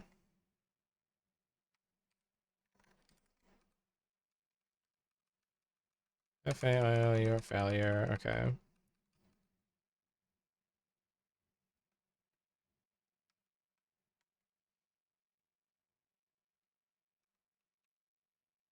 So if the raw message has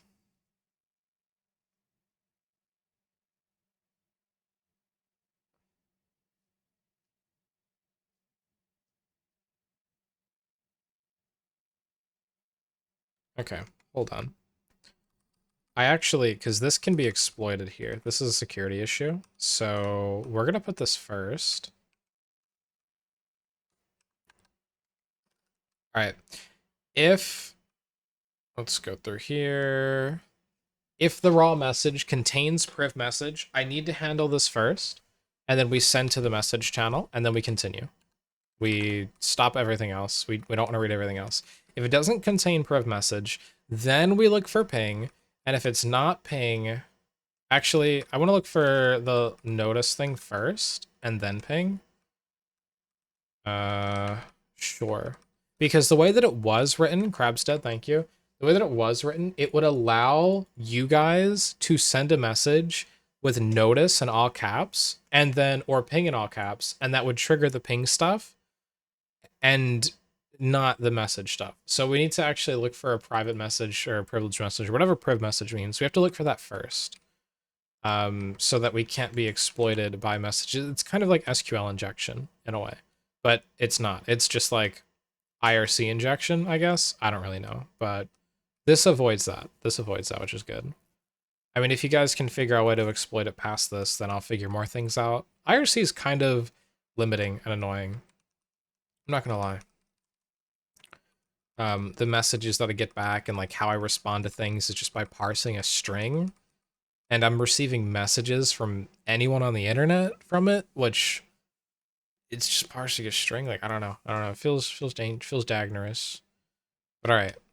If it contains priv message, RC is just too old. Yeah, it's just old. It's really old. Has prefix raw message notice. All right. And if it's ever, I guess I'm assuming that notice is saying login authentication failed. All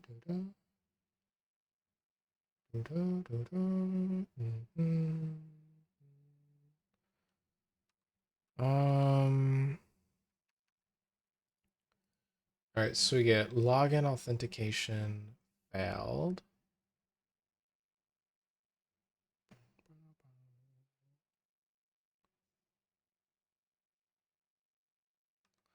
I guess inside here, we'll write.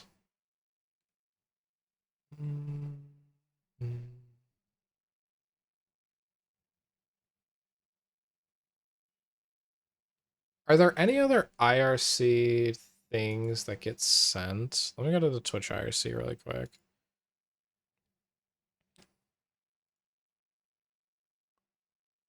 IRC concepts. Okay. maybe this has it. Priv message, join parts, tags, room stay. Because I feel like notice could mean multiple things. Server fails to authenticate your bot, it replies to the following message. Notice. Also, as stated above, if you don't send the pass and nick messages in the correct order, fails with notice. That part doesn't matter. I'll never mess that up. Okay, so that's the only two things that reply with notice. Here, Control F. Notice.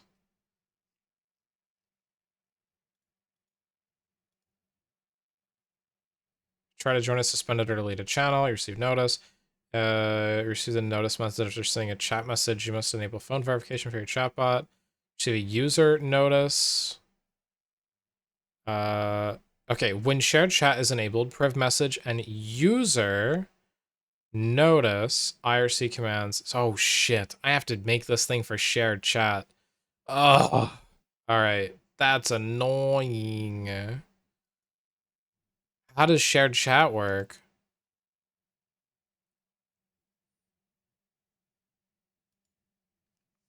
Shared chat is a feature on Twitch that allows multiple channels to communicate as if they were combined.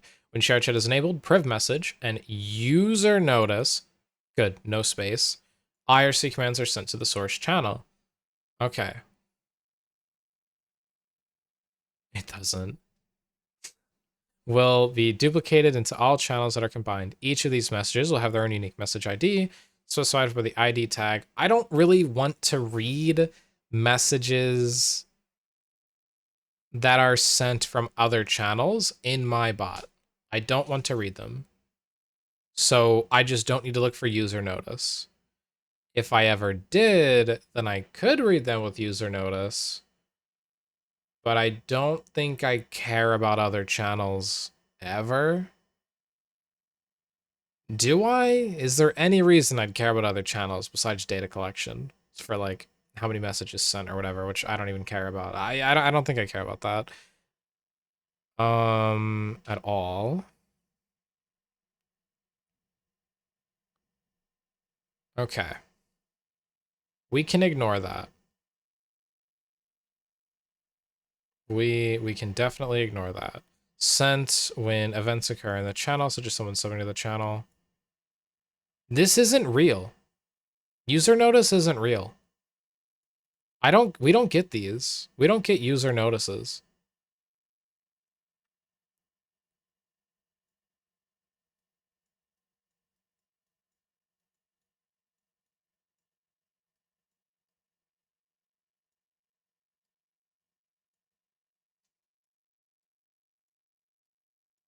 We don't get user notices for when events happen, like someone subbing. That's not a real thing that happens. That's fake. That is actually fake. Um, Fake news.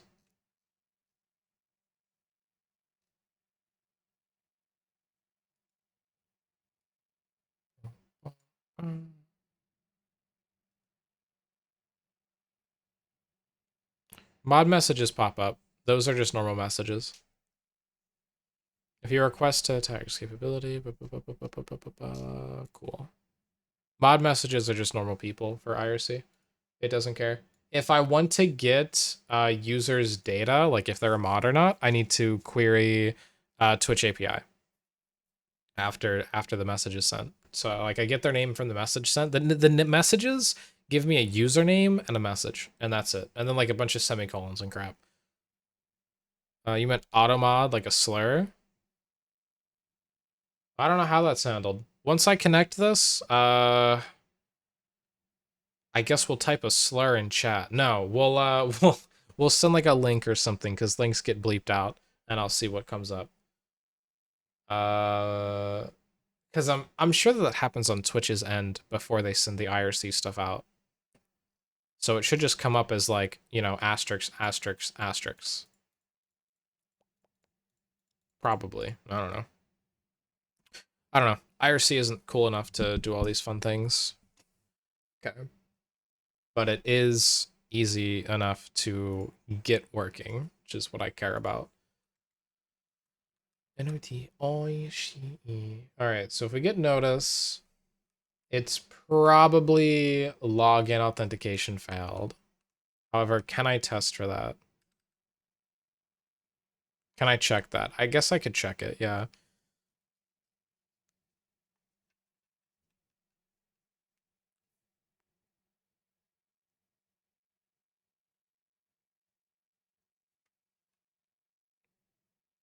Hmm.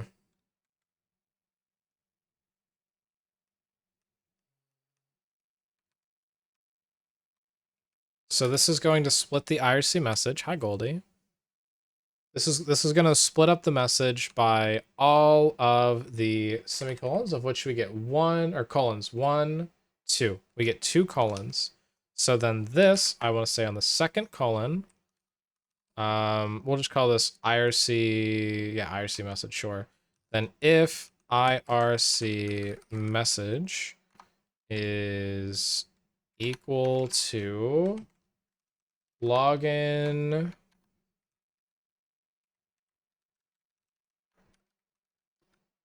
authentication failed, then we'll actually do stuff. So I know we're like nesting these, but whatever, get over it. We'll do stuff in there and then we'll continue. Oh my god! Craggy! Lore Vanak, thank you for the raids. Welcome in, raiders. How was your stream? You guys were playing something. I saw everyone in the VC. You're playing Tabletop Sim tonight? It was Pathfinder. It was Pathfinder, right? You're playing Pathfinder tonight? I think tonight's Pathfinder night. But welcome in, raiders. Hi. Tonight I'm working a little bit more on my bot. We have to do refactoring because every 4 hours Twitch changes their it turns off all the keys that they give us. Pathfinder. Yeah, right now I'm making Twitch IRC hopefully work if there is a login authentication failure. Yeah. Which means up here we need, so we get the message channel, we get OAuth token, now need refresh token. All right, that's all I need to add in. And then down here, this is where we need to call for refreshing. Bonk, refresh. I'll take whatever data that I need, and then we'll return whatever we need. I don't know what we'll need to do for returning, but yeah. Ew, Twitch being a meanie. Yeah, Crab's dead. Thanks, Jules. We did our first session for a new campaign. Oh, that sounds like fun. Yeah, Twitch is being silly. That's what Twitch is being. Okay. So,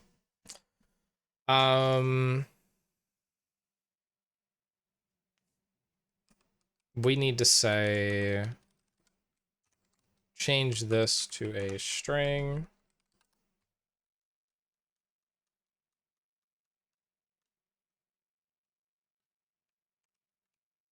I can't change it to a string.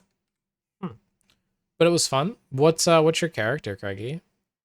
What's your character like? Also, hyphened. Welcome back, friend.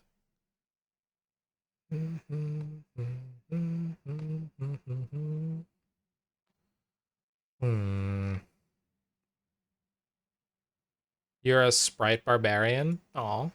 Cute. Cute teeny tiny little sprite. Alright, if IRC message is equal to login authentication failed.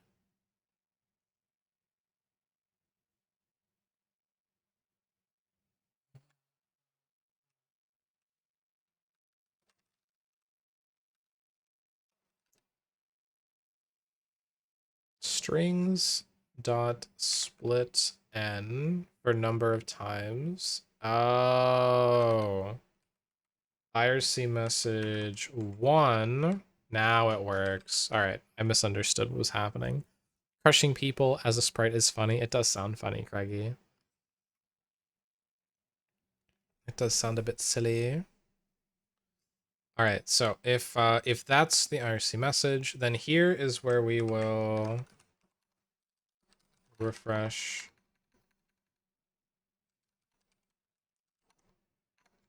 the token, or return an error for refreshing the token. If I refresh the token, then I would need to go through and send everything again.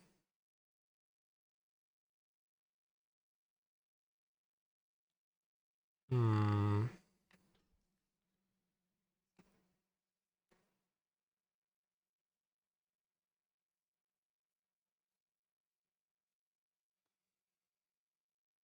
This really makes me want to not do it inside the package. I don't know.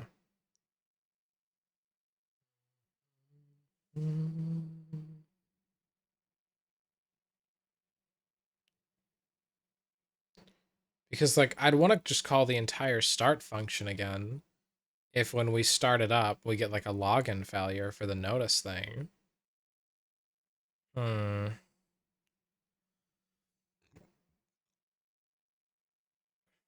So if we get login failure, maybe I just return an error that says yo, log in again.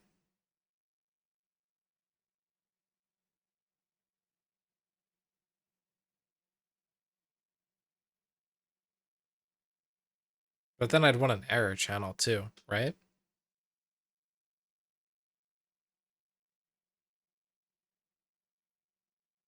Hmm.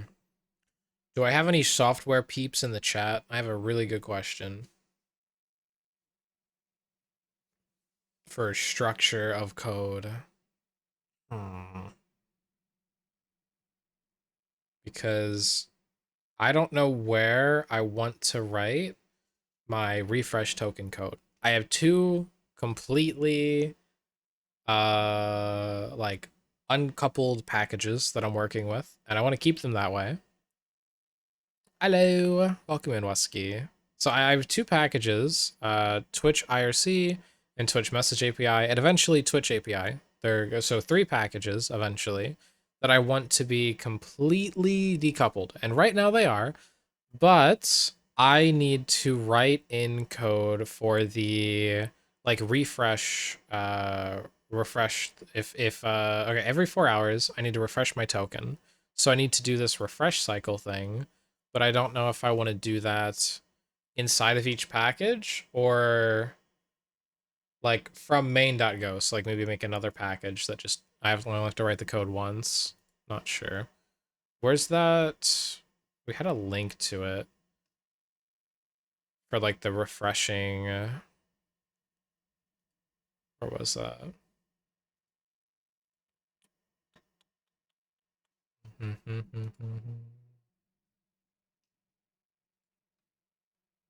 Was that here?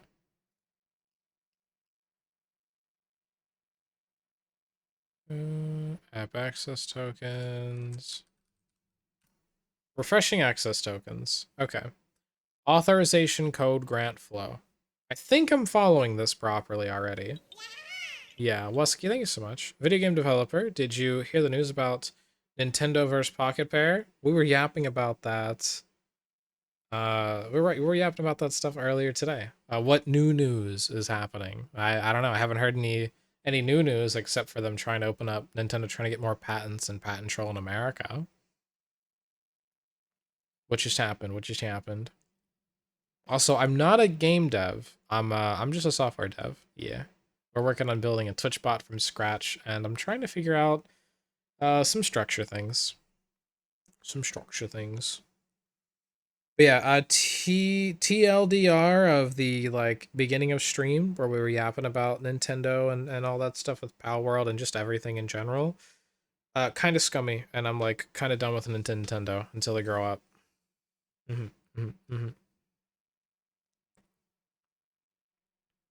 All right, so whoa, response time must be code. First step to authorize your application. To get the authorization in your web browser, navigate to that link. For example, your service and website, blah, blah, blah, blah. Specify the following query. Response type must be set to code.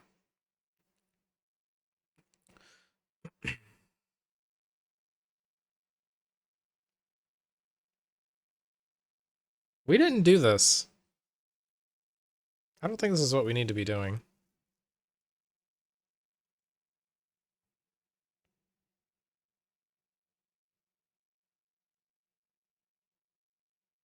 I don't know. Whatever. Okay.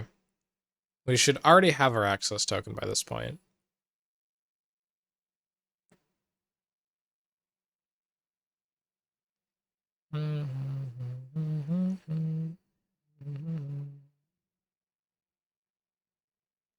At any given point in time, the maximum number of valid access tokens that a refresh token can be associated with is 50. If a refresh token has 50 valid access tokens associated with it and you try to create a 51st, the request fails. The limit might become an issue if multiple threads are sharing the same authorization. Try to simultaneously refresh access tokens, which just can happen. I have a multi-threaded app. In this case, it's possible that a refresh request may fail. For multi-threaded apps, Twitch recommends that your app refresh the access token in one thread, and then that thread distributes new access tokens to other threads. Is that going to become an issue for me? I don't think so.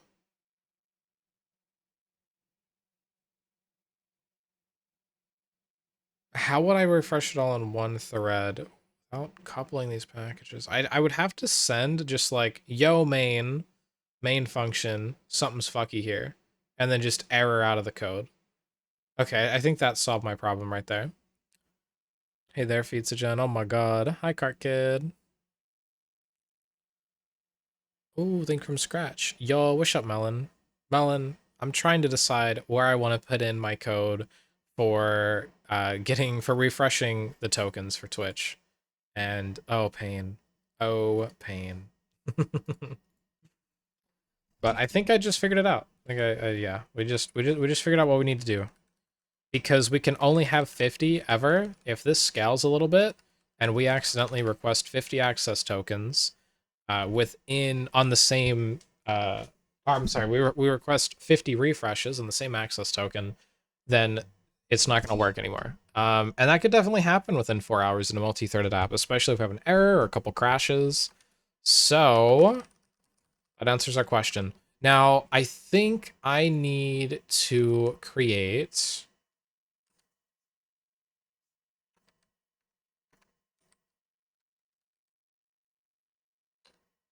find.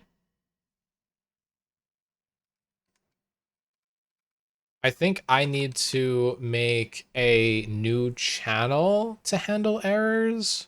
I don't know how I'm going to handle my errors. We could just return an error and break, right? Yeah, we can figure that out. That's actually going to be pretty easy to figure out. Drama. Melon, how have you been? It's been a minute. Cart Kid was the cause of your bane today? Oh, I see. I see. Is there not a limit built into the API? Well, Tired Melon, one access token gets you access to a bunch of different APIs and things. And Twitch is, I think, a microservice application, right? So I'm right now, Twitch IRC is how I can read chat messages. Twitch chat message API is how I can send chat message. And then Twitch API is how I can get information about users or trigger or see the triggers of certain events, I think. Something like that to be able to see when people redeem stuff. I think that's Twitch API, or that might be another API entirely, or like another WebSocket. I don't know. It's a nightmare. It's a nightmare. Crab's dead. Thanks, Jules. Are you good at coding video games? Hell no. We made tic-tac-toe on stream and it took like 7 hours and I wanted to cry. However, I did make it in Go and trying to use this like Go GUI beta or like alpha thing, and it was so many limitations. It was a nightmare, but we got it to work eventually. But yeah, might be event sub. Yeah. There's some event sub thing. I think that might be. I think that's just what it is. Yeah, event sub. So it's just like some WebSocket or webhook. I get to choose that I want to set up for that. But that's further down the line. Right now, the scope of this project, eventually we'll get there, but the scope right now is going to be reading chat messages and sending chat messages and making simple exclamation mark like commands. Yeah. But in any case, life has been setting me on fire, but I'm still kicking somehow. Well, that's good. That's good. That's nice. At least you're still kicking. Okay, so uh we'll get an error back if we can't dial, but that's the only time we get an error for that is like if Twitch is down or I have no internet, which is a bigger issue.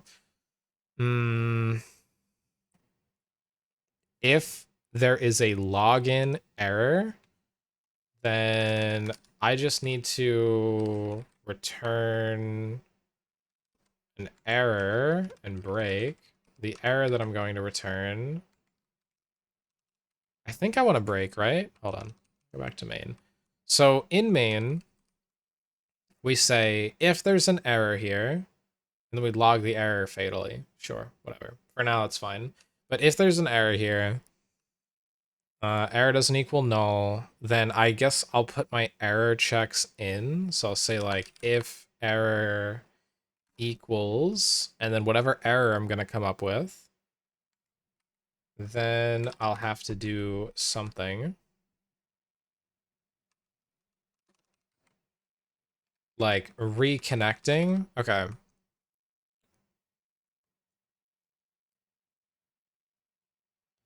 How? Watching you make this makes me realize that I really am standing at the first peak of the Dunning-Kruger curve. What do you mean by that?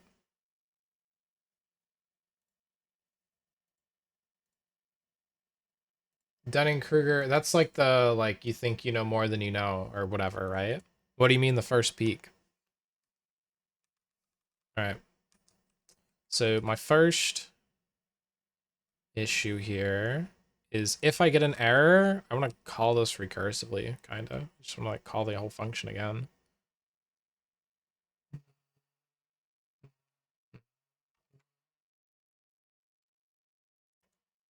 All right, let me get the Go docs on my other screen.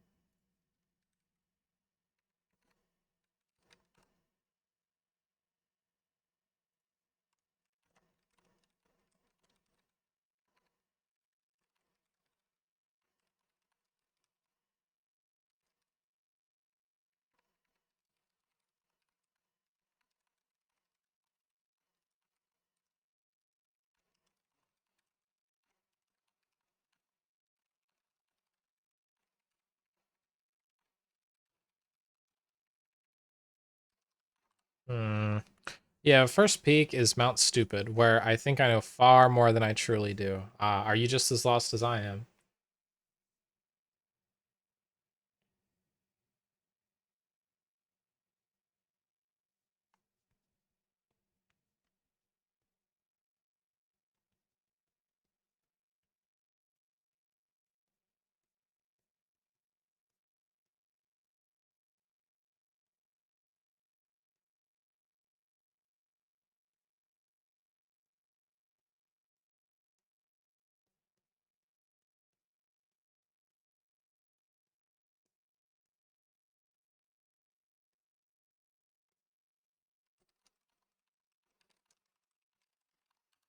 Hmm.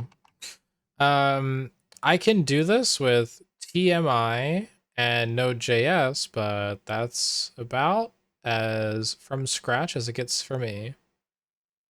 TMI. It's IRC, right? It's IRC stuff. I see TMI constantly in every IRC message. That's like IRC, right? Yeah, using IRC. Well, that's one thing that I'm working with. That's what I'm working with right now. But I'm doing it in Go, and I'm building out some like packages as well for other people to use too. Which is the main thing. It's like making me structure code kind of properly, and that's where it's breaking my brain because I haven't really built big projects in Go yet. So it's a lot of like, do something. No, wait, that's bad. Refactor. Do something. Oh, that's actually bad. Let's refactor. Sit there and ruminate and think about something for 3 hours of the stream, and then maybe do it. And then 2 weeks later, that's bad. Refactor. You know what I mean? Yeah, that's what I'm going through. That's what I'm going through right now. So at the moment, I'm trying to figure out how I want to like loop retry the method.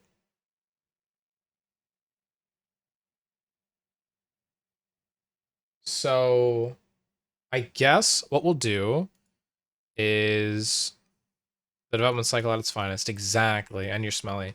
What we'll want to do is say attempts. At maximum, I want how many attempts?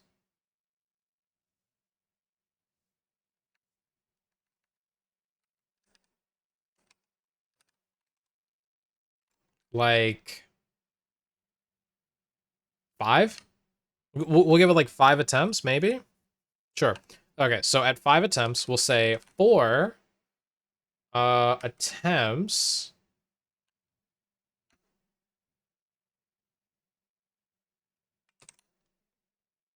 is less than, or no, I'm sorry, wait. Attempts is supposed to be equal to 0. Hold on.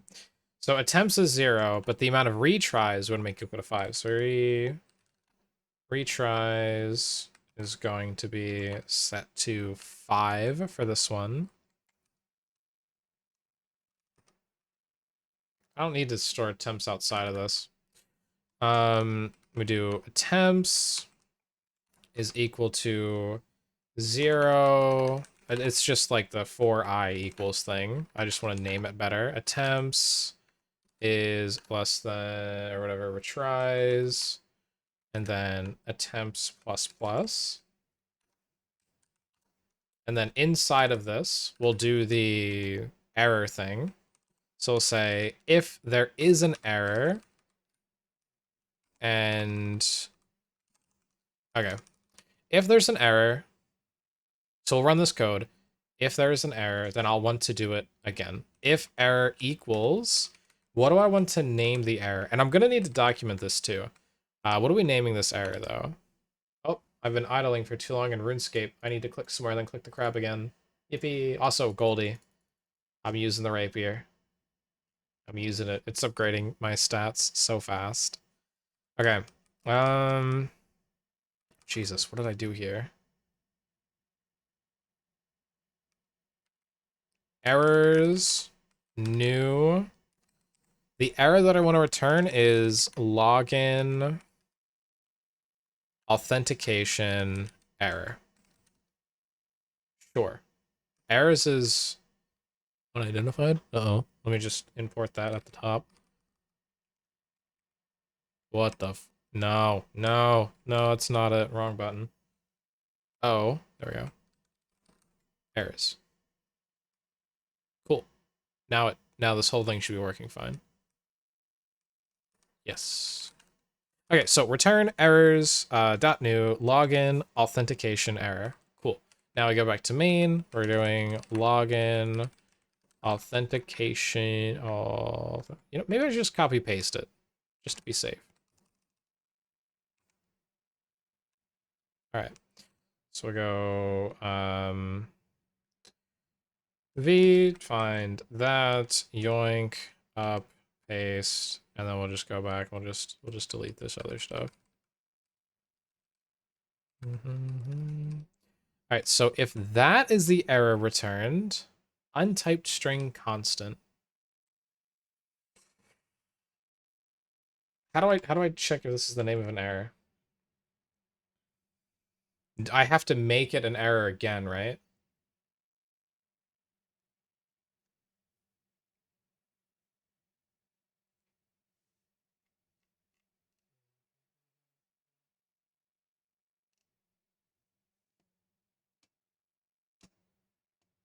To return the same type. So I do like errors dot new just to make the same error again.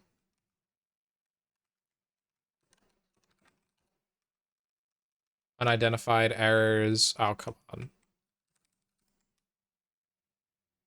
Okay. Crab's dead. For modernized, can be used with range over int. Honestly, I feel like this is more readable. I don't know. I think this is more, a little bit more reasonable or readable. Maybe not. What is the range over int thing it's talking about? For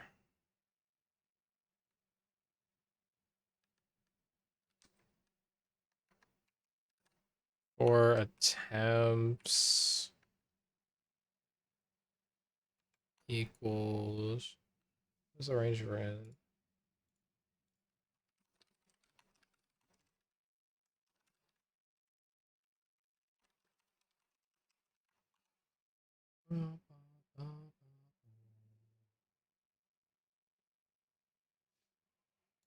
For attempts equals range.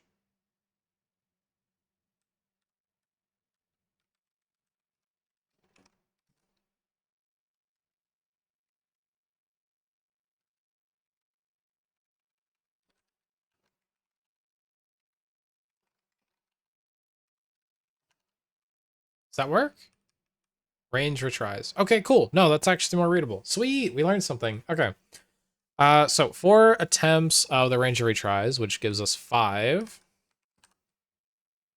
Declare to not used attempts. We'll get there. We'll get there. Don't worry. Actually, will we get there? Yeah, we will. We will. Okay. If we get an error, and then if that error is login authentication error, then we are going to break, right? No, continue.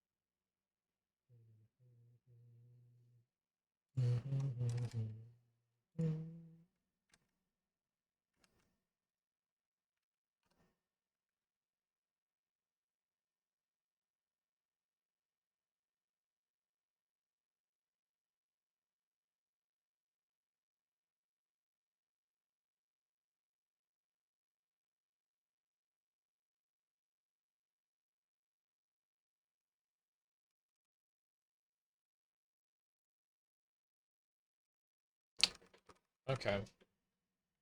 So I'll have that.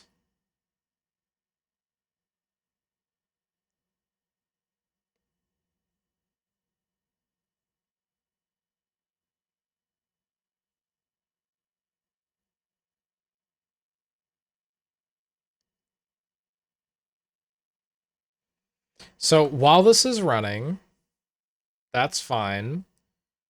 If there's an error, then I'll want to print like fmt dot print line error error login error IRC login error, sure. IRC login authentication error. Cool. And then we'll need to do get a just like refresh token.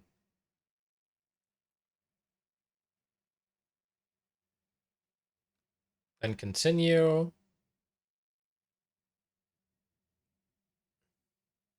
Hmm.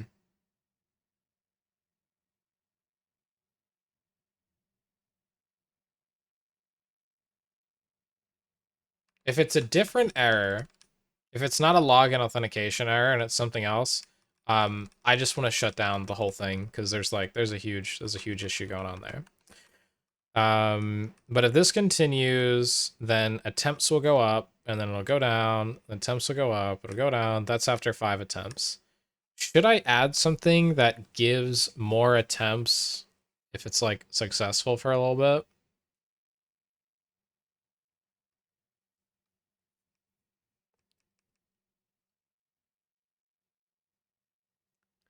It's like if error, if it's not an error, it just goes. And if an error ever comes up, okay.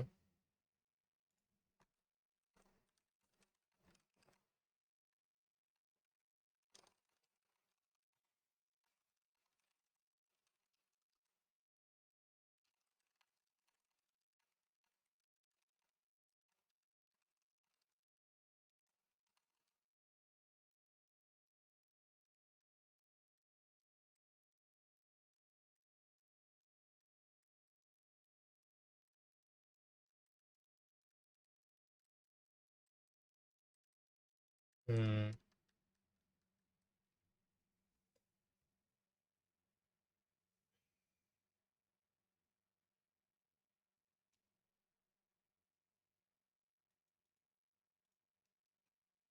Hmm.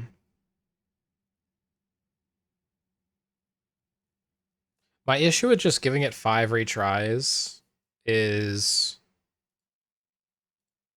I want to give it more after like an hour. Maybe?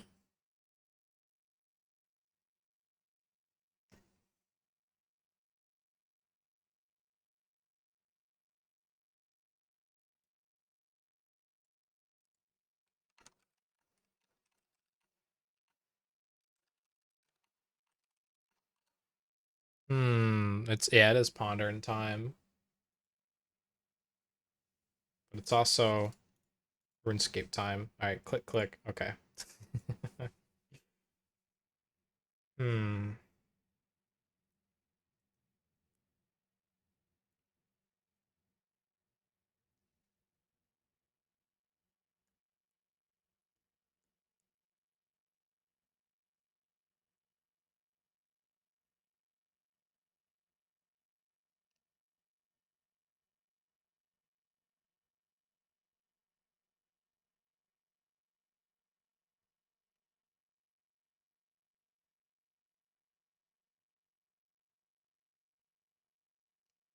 You know what? I'm just gonna give it 50 retries, and if after, or no, 10 retries, and if it has to retry 10 times and it's just fucked, and we'll just have to restart the bot. I'll be fine with that. I don't feel like building out the other method. So declared not used attempts. That's fine. We're just going to say for range of retries.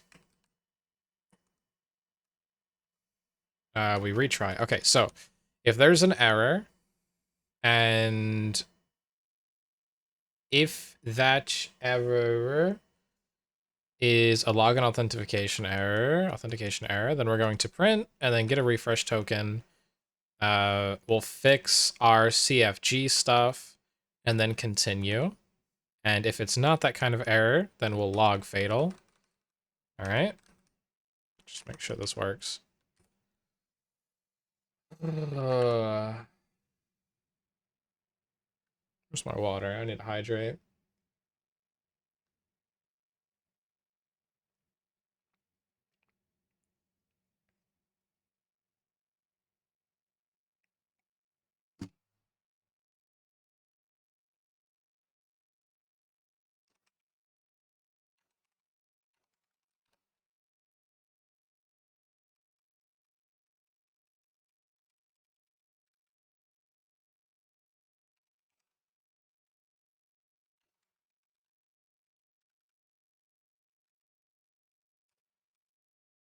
Mm,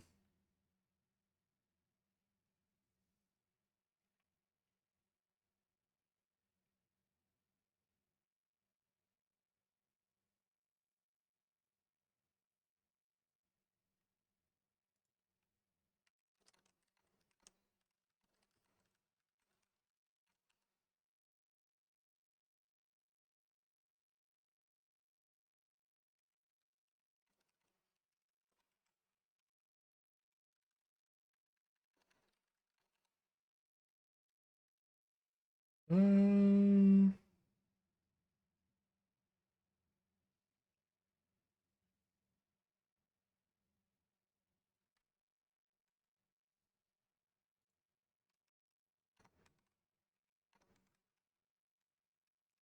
Declare to not use. Like, I don't want to have to use I, though.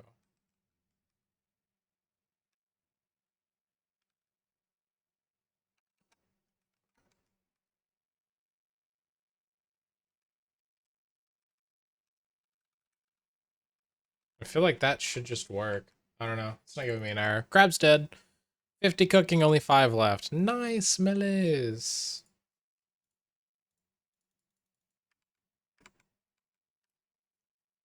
Wait, why are you going for 55? Or 5 skills left. Wait, what is your goal, Melis? What's your goal?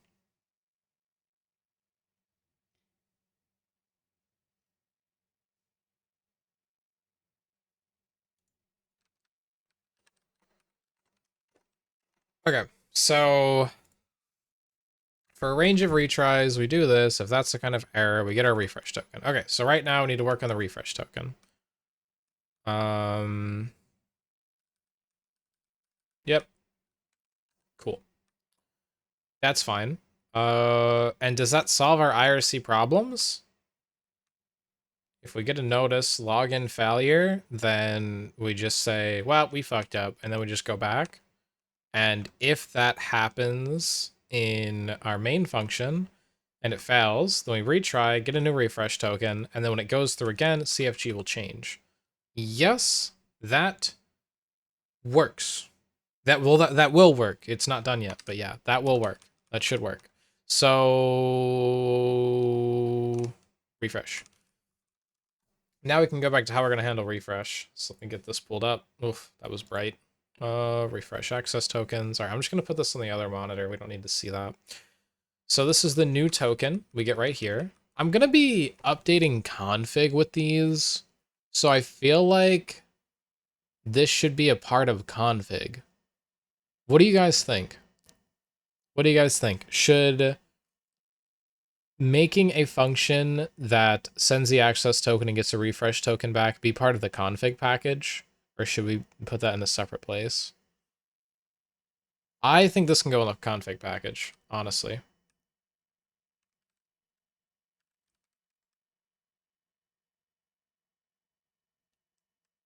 I don't know.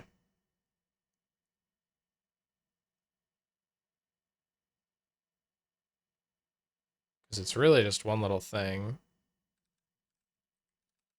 If I want to change it later, I can. I'm just going to put it in the config package for now. So we'll rename this, and we're just going to put it inside of config.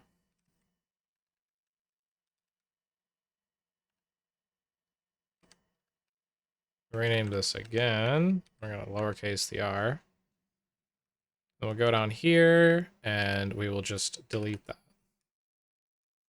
All right, so inside of refresh, coding is way too over my head, so you do what you do best. Yeah, I'm trying. All right, so inside here, I mean, it's still going to be a separate function though, right? Or should I make it a callable function inside of our config struct? Ooh, that's a good question, actually. No. Maybe.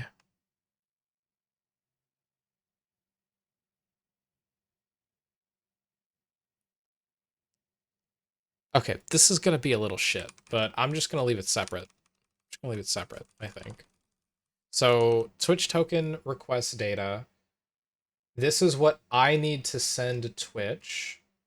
All right, I need to send Twitch a client ID, which is a string. That's what it is in JSON. I need to send Twitch a client secret, which is a string.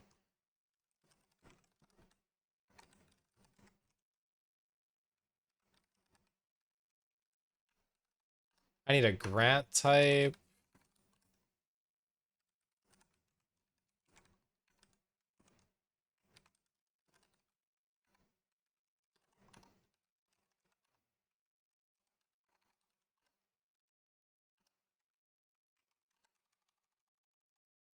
Okay, that's the refresh link. Now, in my little Twitch refresh thing, we're going to need a couple things, and we're going to need to return a couple things.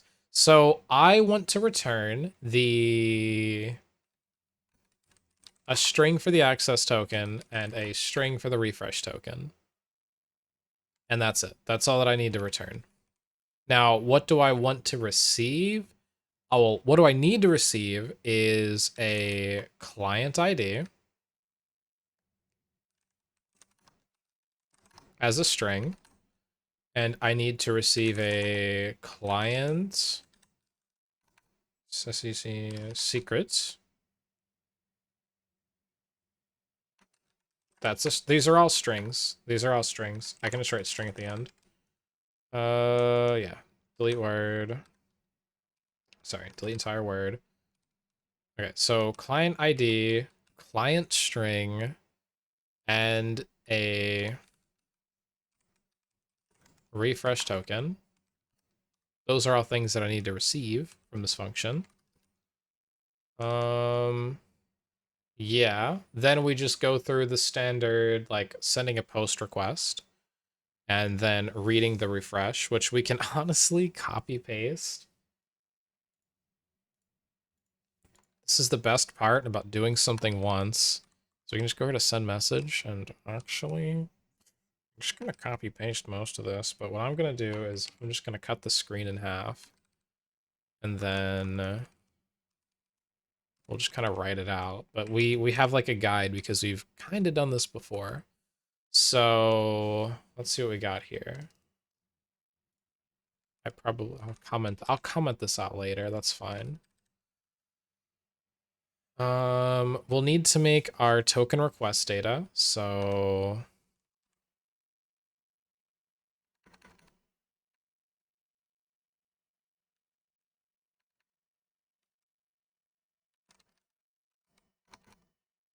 this will be our request data, sure.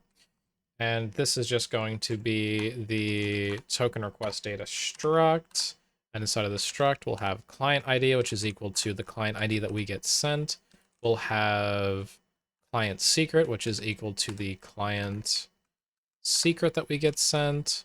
We'll have grant type, which is always equal to refresh token.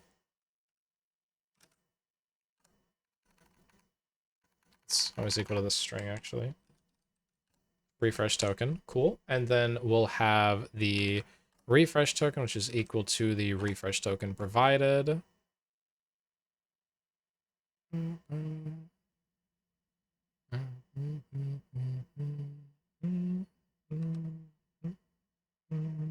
Okay, perfect.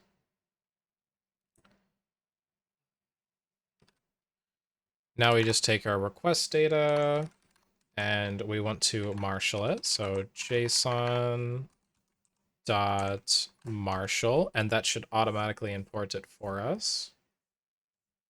This is where we get some fun stuff going on. So we're just marshaling request data. Sorry. A marshal request. Hold on. Stretch for me, good boy. This is going to be request data. I don't want to name it request. Token request, maybe? And then this will be token request data. Ugh, I guess. Token request data, and then this is going to be token request. If error, I will stretch in just a minute, by the way. Thank you. Good morning. Hello. If error does not equal nil, then return error, but it should be fine. Right. String error.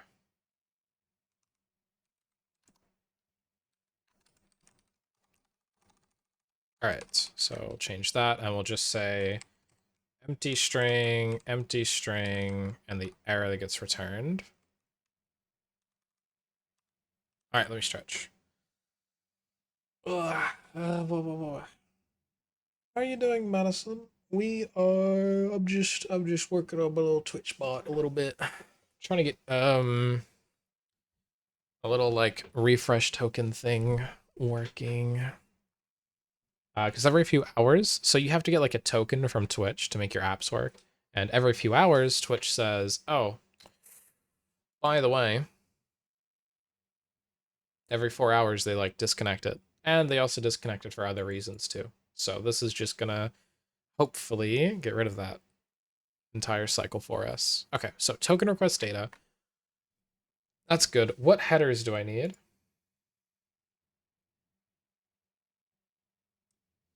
Okay, I see the headers that I need in their curl example. Thank you for that, Twitch.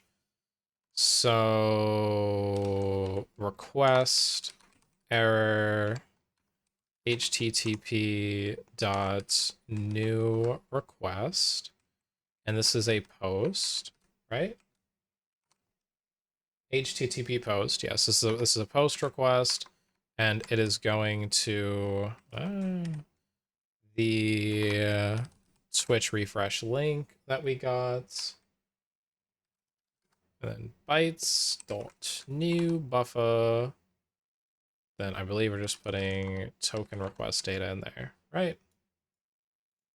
Yep. Cool. Boom. If error does not equal new, then I'm just gonna return it like this.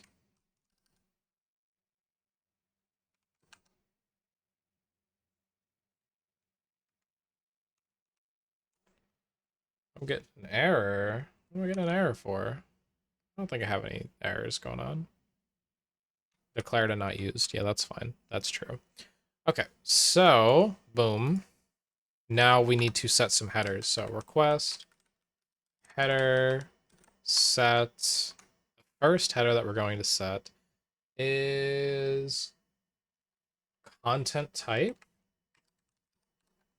And content type is just application slash JSON. No. Oh, jeez. Application dot xwww form URL and URL encoded. All right. How do I do that in Go? God. Hmm.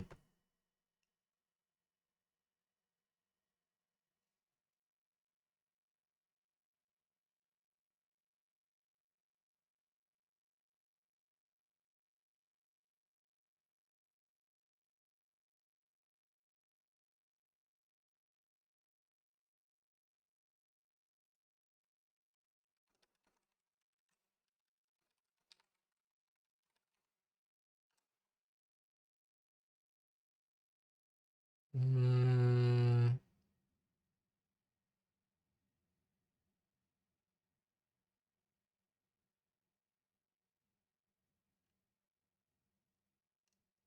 So this is not JSON. We have to encode it a different way. Just dot encode should work. So instead of doing that whole thing, it's just token request data is equal to token request dot encode.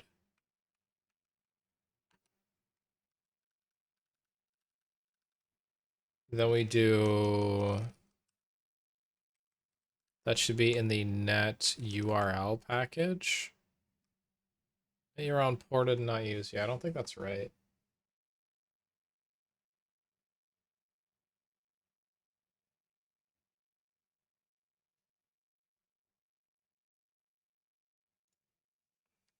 All right, go docs net / URL. Let's see. Nice, I'm doing good. Just doing morning stuff before heading to the gym. Awesome. Net.url. How do I encode?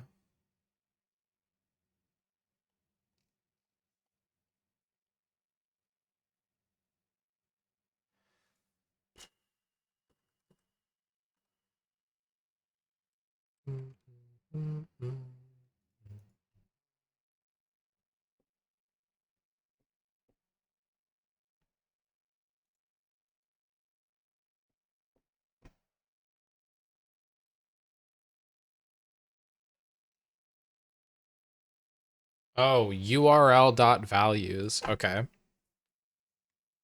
So we're not making this thing at all. Token request data, that's not a thing.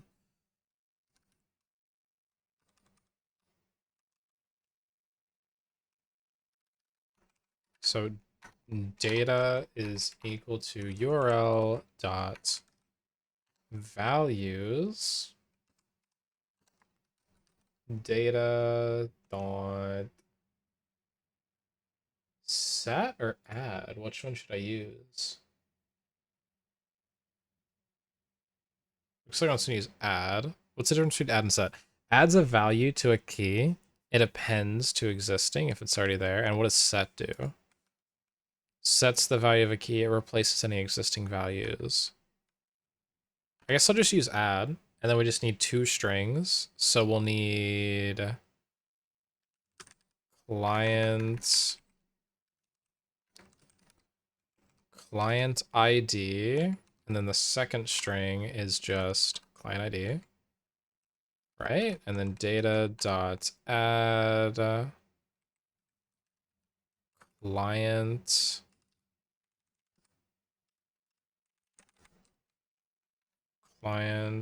underscore secret, and that's just going to be the client secret. Then data dot add again, and this one's going to be grant type. And grant type is going to be refresh token. It's always going to be refresh token. Data dot add refresh token. And that's going to be the refresh token that we got given. Okay. Now we get all of these things, and then we just say, all right, data.encode. We'll encode all of that to token request data.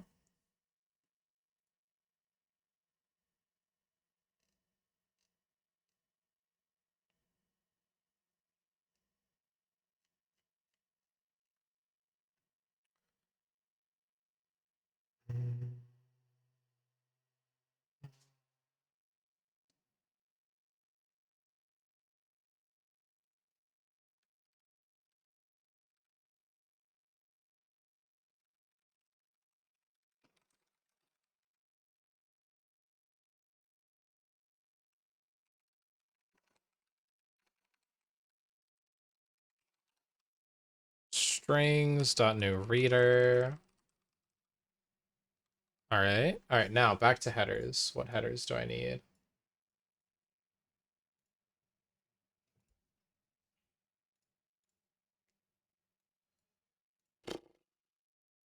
Oh, I lost the link I was on. Just this one header. Just says URL, whatever, whatever, encoded. Okay. All right. Client.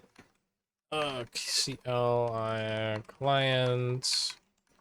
HTTP dot client. Response. Error. Client dot do the request. If error does not equal nil, then we'll just do the same thing we've been doing. Just give me all this.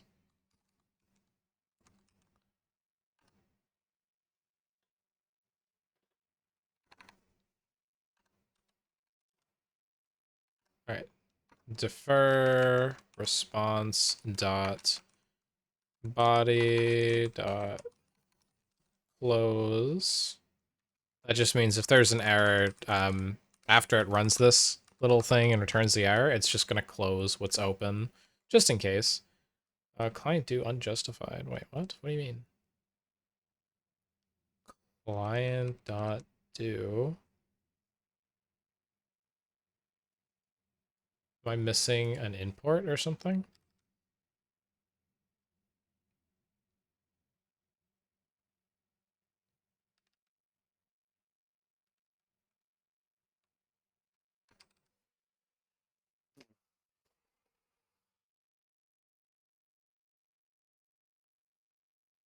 Client equals http dot client response error client dot do request.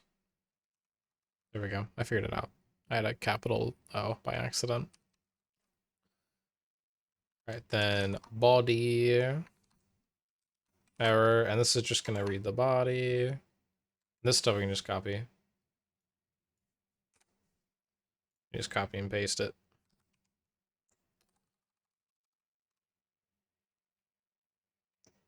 Um,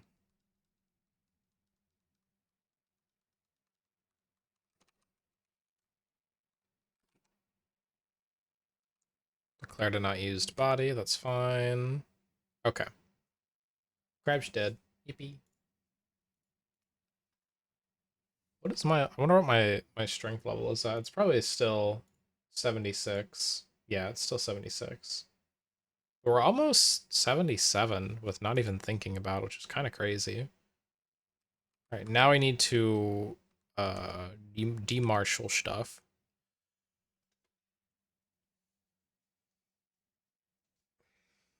Actually, fmt dot print line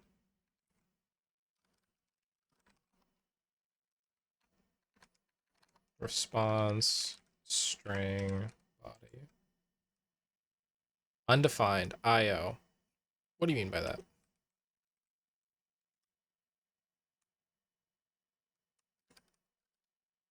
Uh, 45 down. Then we'll just return empty string, nil. Okay. This should maybe work. So if there's an error, then I want to say config dot refresh and then give the client ID.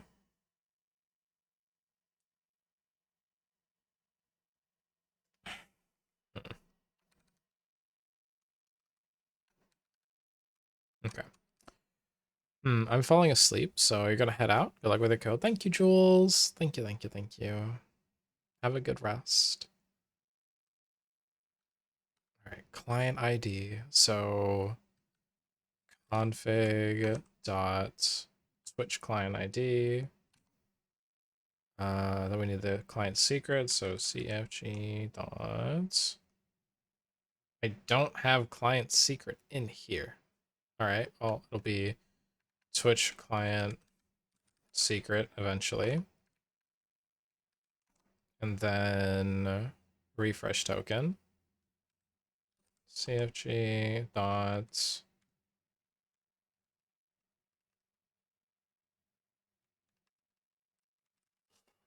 We're missing so many things from our config.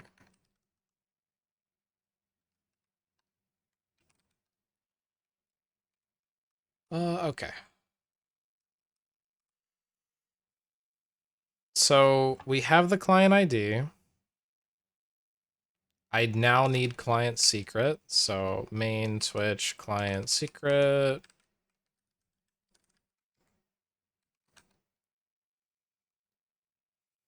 I'll also need bot Twitch client secret now.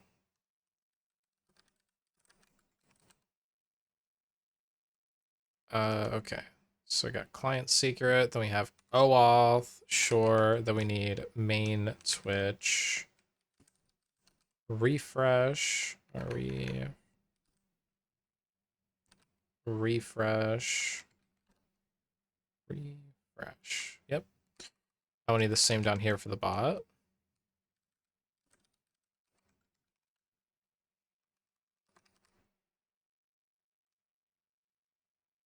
Ugh. I'll need to do all that stuff down here. Okay. Client secret. Client secret. Oh, we need refresh.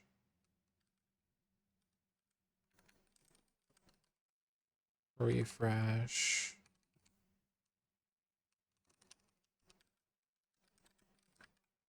Secret.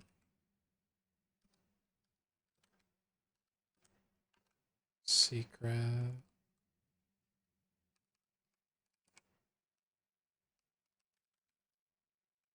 Refresh.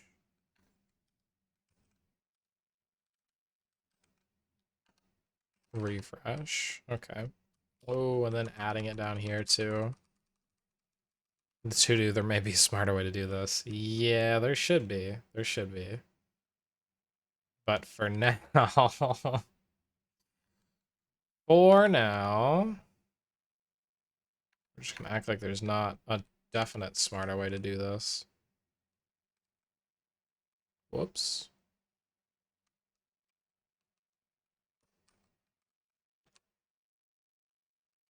All right, config. Where's username? All right.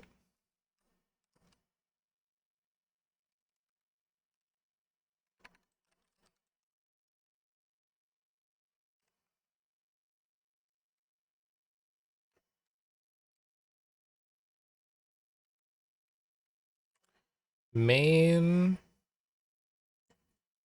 should not be looking like that.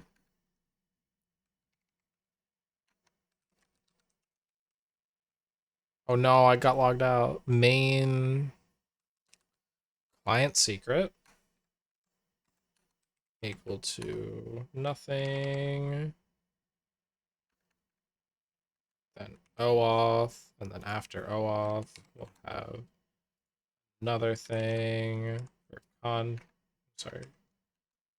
config dot main refresh. There is a better way to do this. I was researching it the other week, but I'm not there yet, so it's fine. There's like there's a package that will actually loop through every field in a struct.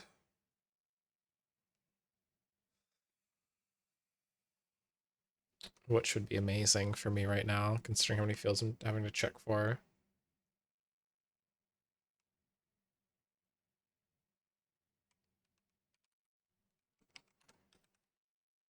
All right, config dot bot refresh equals nil, and config dot bot client secret is equal to nothing. And that's all just to tell me that I'm missing something, which is fine. But there's definitely a better way to do that. Okay. I have to go up here and change the documentation some too. So client ID is that. Client secret is the just client secret. I mean, it's super self-explanatory, but just in case. OAuth. Okay, this one.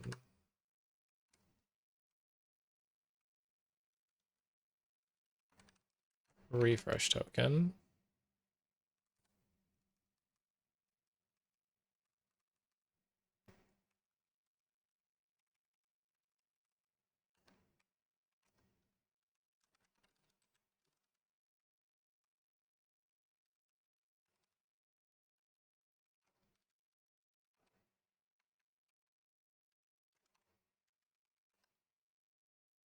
Okay, we've got all those things. Now I actually need to go out and gather all of these other little doodads, which I am not looking forward to because I forget.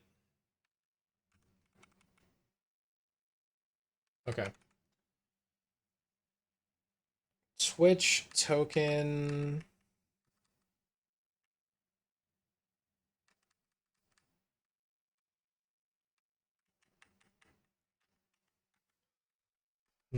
Switch token, user token with read and edit rights. Read and write params. Okay, so this is for the main one. It's gonna take me to a browser. The browser says we're chilling.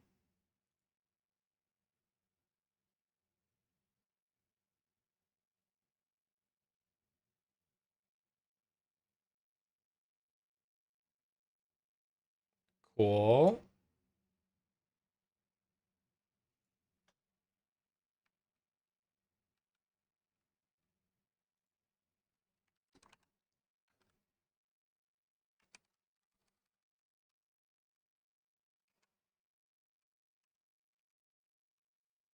All right. Just gonna make sure you guys don't see these. Like that. That's the access token. Or OAuth. It's the same thing.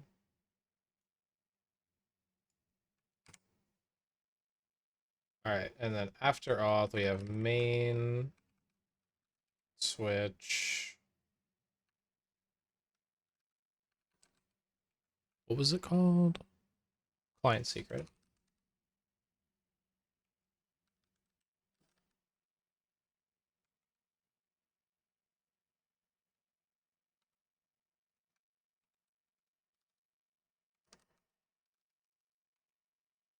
After OAuth, we need main switch. Refresh. All right, we'll delete word.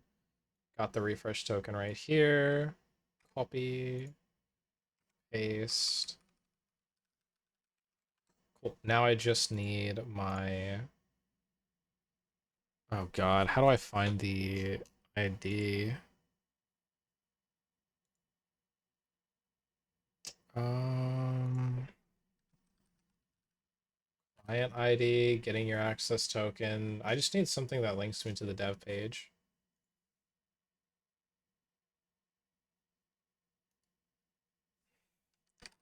Twitch dev page. I don't know.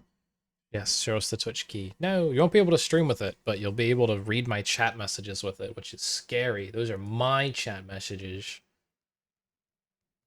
Ah, shit. Which one is it? I have two.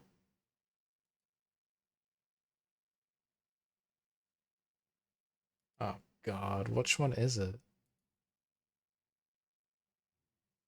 Oh, okay. I can figure it out with the client ID. Nice. Client ID. All right, whichever one is that. Got it. All right, new secret. Wait, because I generated a new secret, is everything gonna be out of whack now? I think it is.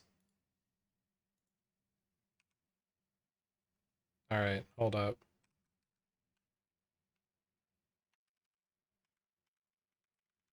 We have to configure it again.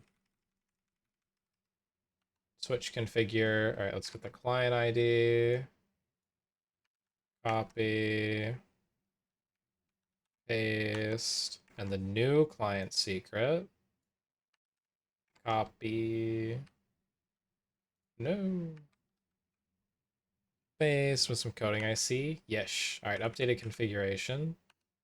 Now let's get our tokens back. Okay. We have the access token and the refresh token. I'm just going to copy both of those. All right, space E, alt H dot env all the way to the end. Add a line, paste the crap in, copy the access token, the OAuth token. It's the same thing. Paste. And then do the same for the refresh token. Copy. Paste. Okay. All right, chat. It's the moment of tooth. Wait, no, it's not. Now I need to wait 4 hours. All right. Wait. I don't know how to test this without waiting 4 hours, but I don't want to do that. Go run all dot go. Oh. Oh, right. I still have to edit my main method. Okay. What are you coding in the first place? I'm making a Twitch bot from scratch and also playing RuneScape very badly in the corner. Hehe. I've upgraded my strength once tonight, though. That's good. That's good stats. Oh, I didn't reset my XP. We got 178k strength XP about tonight, which is insane. It'll be like 200k at minimum.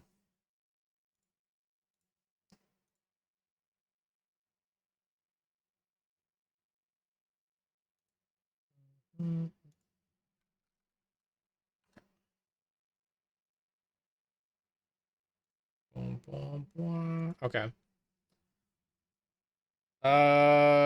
So I want to test you, but I've got this little error right here, and this error wants a client ID. So CFG dot main Twitch. Oh, wrong way. Main Twitch client ID, comma c config dot. Wait, what do we want here? We want the client secret. Okay, CFG dot main Twitch client secret, updated secret. CFG dot main. Oh wait, what are we looking for? Hold on. And the refresh token. Okay, CFG dot refresh token. Main refresh token. All right, and this is going to return in what order? I guess that part I need to figure out, but we need to return two things. So this is going to be equal to new OAuth, comma, new refresh, and then CFG dot main OAuth is going to be set equal to new OAuth and CFG dot main refresh is going to be equal to new refresh. Then we can continue.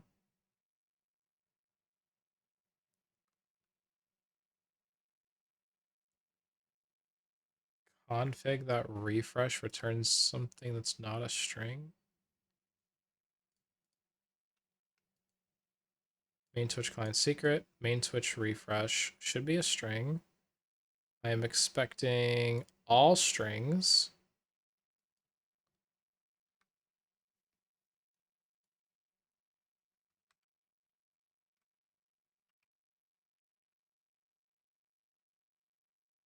Returns 3 values. Oh, right, and error.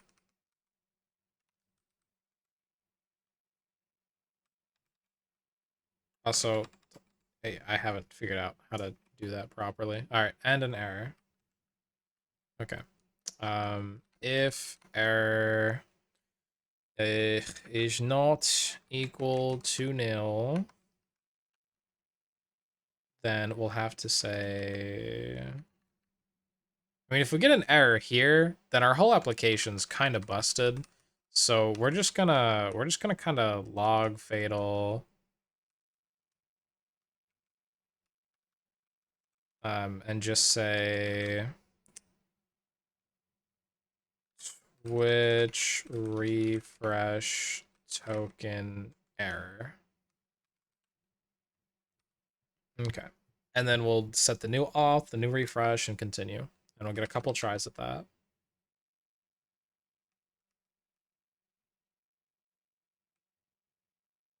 Because this should never really be giving us an error. Started playing this recently, just give it a try. Oh, RuneScape? Nice. How have you been liking it? Also, if you want to join my clan, let me know. I'll go smack you with the clan join stick and you can join. We have 10 people in it. It's every time I log on to RuneScape, there's somebody on. So it's pretty nice. And if you ever are like, hey, I don't know where to go, some of the people are experienced, some are experiencing it for the first time, but they all might be able to help you. Also, if you need like armor and stuff, we're working on putting some money in the coffers, and then you can just like, we can show you how to go to the clan coffer and just, take like 2K or something and go buy some armor. Some like nice starter armor if you ever need, or you can just ask. Like if I'm online and you're like, hey, boy, I need armor, I can just go get you some armor. I don't mind at all. I have a moneymaker that will take me like 10 minutes, and then I'll have enough money to buy you an armor set, any armor set in free to play in the game, including Rune. Like it can afford that like easy. Not even half of it can afford Rune. So you just let me know. If you'll ever need something, I can help you out. Because like rune armor, once you get there, it's really hard to make. You need 99 smithing to make all of it, which is insane. Don't do that. And then it can also drop from enemies too, but the best place to get it is just buying it at the GE, to be honest. Take that into consideration. Okay, okay. Taking it nice and slow for right now, but overall it's really chill. It is a really chill game. It is. Yeah, if you want to like chill and skill too, just hit me up. Shoot me a DM in Discord or something. Just be like, yo, let's cut trees together for 30 minutes and I'll get my axe and I'll go cut trees. Heck yeah. I'm gonna be upgrading mining later tonight to 50 with Katsujan, I think. I think that's what we're gonna do. We're gonna do some mining. But like here are my stats. I'm working on getting 50 in every skill, and I just have 3 skills left. Agility, which I'm doing very slowly because it will burn me out. That's at 49, so we're 1 level away from agility. 34 on mining, but I think I'm gonna get that to 50 tonight or tomorrow night. And then 31 rune crafting. That one I'm gonna do. Rune crafting has like a members mini game, and I'm gonna do that on stream one of these days, and then level rune crafting to 50. And then I'll have base 50. Like every skill will be at least 50, and that'll put me at like a total level of above 1350, which is pretty insane. Pretty insane. And after I get to base 50s, I think I'm just going to be chilling and just doing whatever I find enjoyable at that point, which is probably going to be PVMing. And I want to do a lot of questing too, which is where agility comes in, because agility, I need like level 70, which is going to take forever. But what I really want from agility right now is like there's this outfit called Graceful. And the Graceful outfits, it makes your run energy deplete less and also recharge faster, which is just like insane because most of what questing is just running around. So if I can run around more efficiently and save money on like stamina potions and stuff, then I mean, let's do it. Just, sounds good. Sounds good. Where was I here for the spot? For our refresh tokens. Okay. So we send that out, we get the tokens back. Yeah, like that should be good. This should work fine. Now, I want to run the program.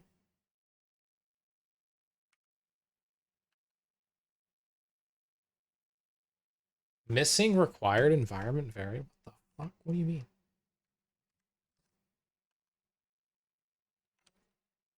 No, I think I know what it means. I know what I'm missing. Okay. Client secrets and refresh.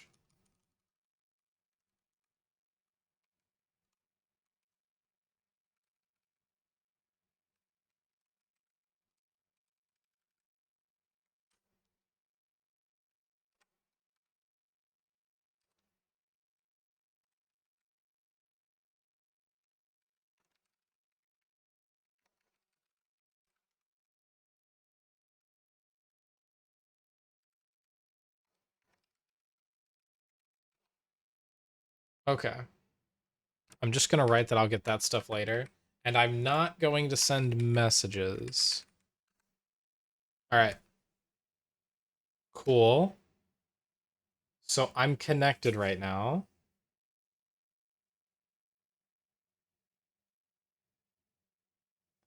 I guess somebody type a message real quick.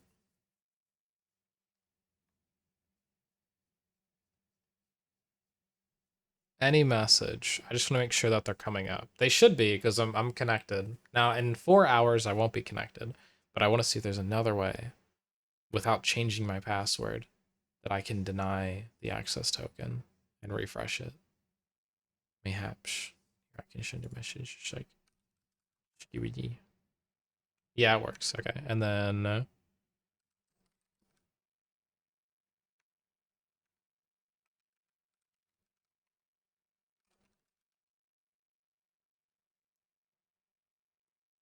cool. Unauthorized. Status 401, invalid OAuth. Yeah, so I can't send messages to chat on this thing. Which is fine for now. I just wanted to test if this refresh thing worked. I guess I could just run the refresh token anyway, right? You just run it anyway. Hold on.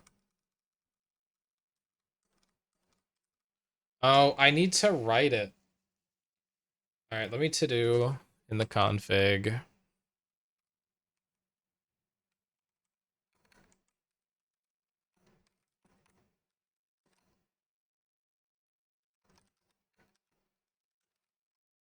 Make a write to env function. Because after I change things for like the refresh tokens and all, the access tokens might change. So I would need to rewrite those, or this thing's going to be all sorts of messed up. So that's something I'll need to do in the future. Oh my god, trying to fix one little issue is creating like 15 others. This pain, the pain. But we're able to read messages. Now, I just want to call this anyway.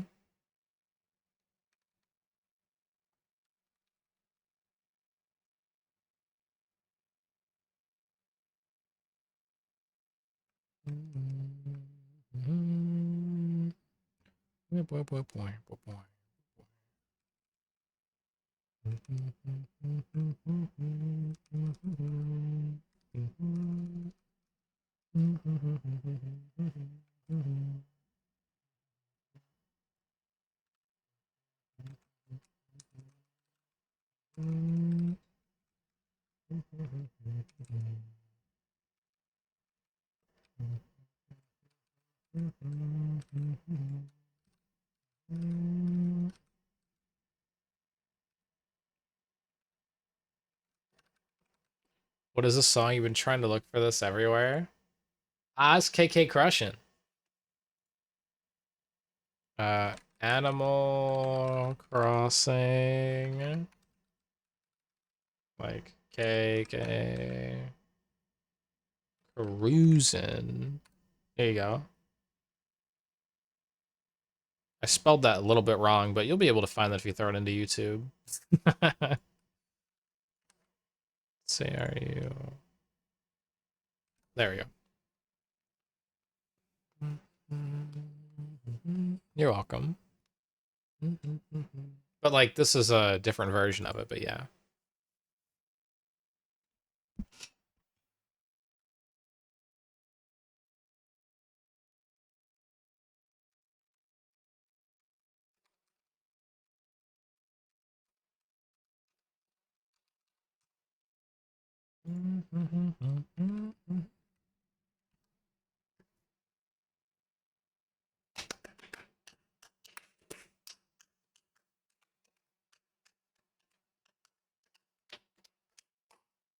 We do get a new access token every time, I think. Hold on, I can scroll up and see.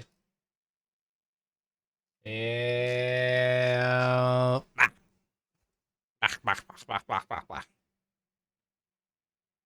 Wait, but if I run this again, then it should crash.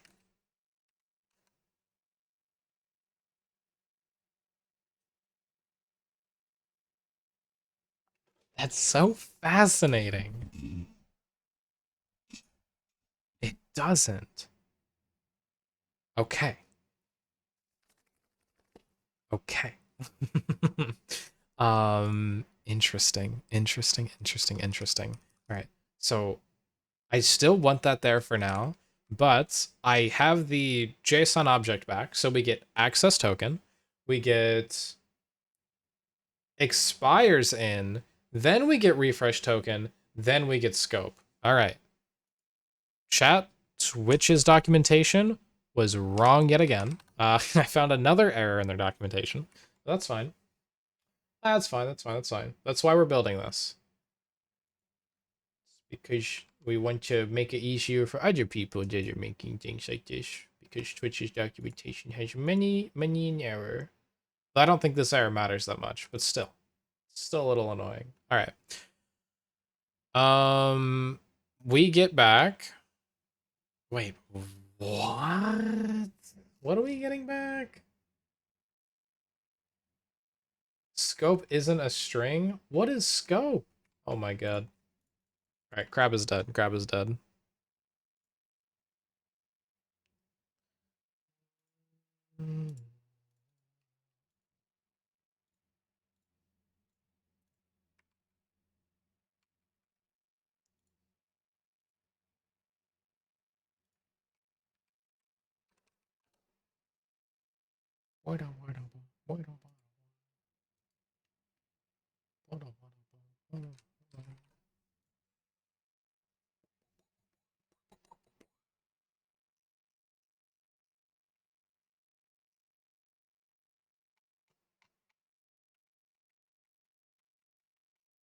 What if I don't care about it? What if I just don't care? What if I just don't want it all? Do I need to take it all? Like, I don't care about most of that stuff.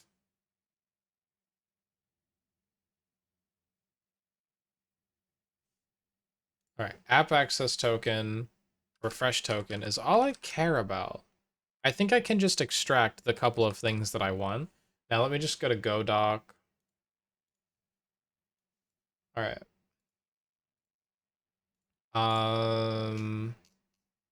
And then what am I looking for here? I'm looking for encoding / JSON.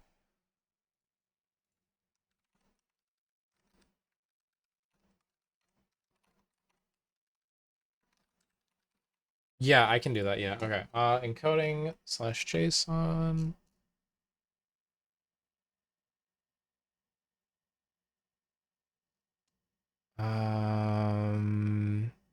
Want to see other functions. And I don't want Marshall. I want to demarshalize something. Unmarshal. Unmarshal is what they call it. Okay. So I should get JSON back, which is body, is what it is. And then I want to call. Let me see an example. Oh, can I just use the decode decoder? Let me see unmarshal and then decoding. I'll show you guys what I'm looking at here. So, trying to pick between these two. This one here is, what are you? This is unmarshaling. An example of unmarshaling, and this is an example of decoding. So this is what you get in JSON. We want the name and text. We call decoder. That reads it, I guess. Okay. Okay, cool. What about encoding? Isn't encoding look simpler? When would we use what? All right, unmarshal. Unmarshal parses the JSON encoded data and stores the result value pointed to by v. If v is nil or not a pointer, unmarshal returns invalid unmarshal error. Okay. To unmarshal JSON into a pointer, unmarshal first handles the case of JSON being null. Sure.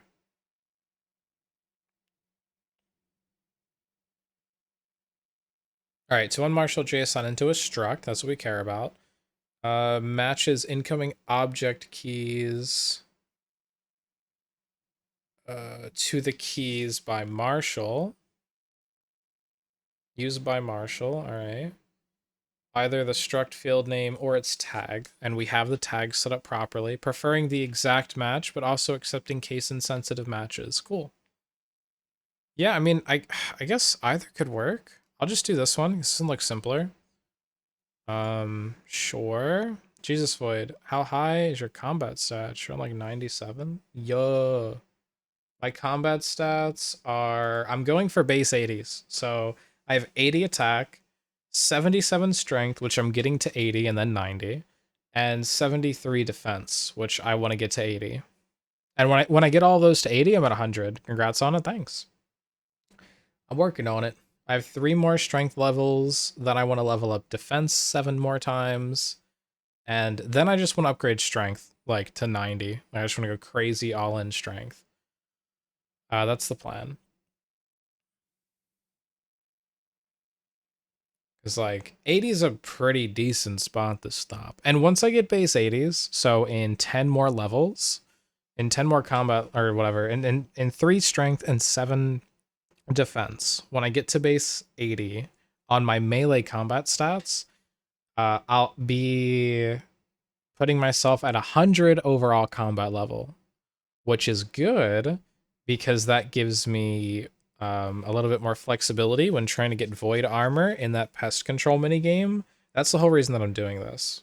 Well, it's one of the reasons. Also, high combat is just good overall. But once I get to base 80s there, I'm going to level my ranged up to 80 next, then get Fire Cape. Then I might upgrade my magic to like 80 or 85. I need to do that soon. That's going to be a little pricey. But yeah, I need to upgrade my magic to like 85 or so. And after I have my Fire Cape, I'll probably go strength up to 90. Yeah. Yeah, I mean, upgrading your melee stats, especially when you're in members and you can just sit at Gemstone Crab all day, like, this is not efficient, but I mean, it's free for melee, right? Like, you just equip armor and a weapon, and you just kind of chill. And it's like, it's just free upgrades. It's really easy. When you get into like upgrading magic with combat, you're gonna be spending money on runes, and that's not so nice. It's like that's a bit less easy. Yeah, when you start upgrading magic with combat, that's gonna be pricey, not as sustainable. But melee, it's free. You're just like whacking a monster, so it's not the hardest thing to upgrade, believe me. There's some AFK spots to upgrade it, your melee combat levels and any combat level in free to play too. Like in the Stronghold of Security at the Vikings Guild, you can do some funny stuff there. Or also just like AFK-ish, because you'll still need to heal and stuff. It's not as AFK as like just fighting Gemstone Crab, but you can sit at like Hill Giants or Moss Giants when you get high enough level. That's what I did to get base 60. I AFK'd at Moss Giants from like 40 to 60. Mm, mm, mm, mm. Boy, boy, boy, boy, boy, boy. Hi, Mika. What do you want to be? I saw you type in the Discord. I didn't read if you responded, though. Replied. Responded. Boy, boy, boy, boy, boy, boy, boy, boy, boy, boy, boy, boy, boy, boy, boy.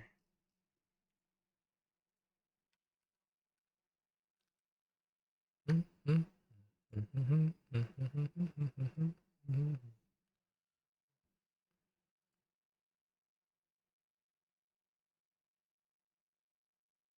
Mm-hmm.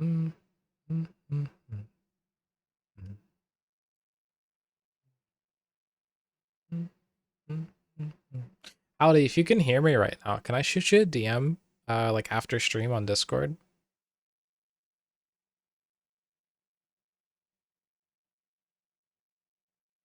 And also, what is your Discord? Or can you, if you want, you can just you can add me. Um, yo.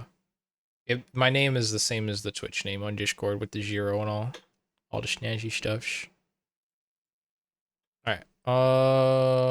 What am I looking for here? Oh.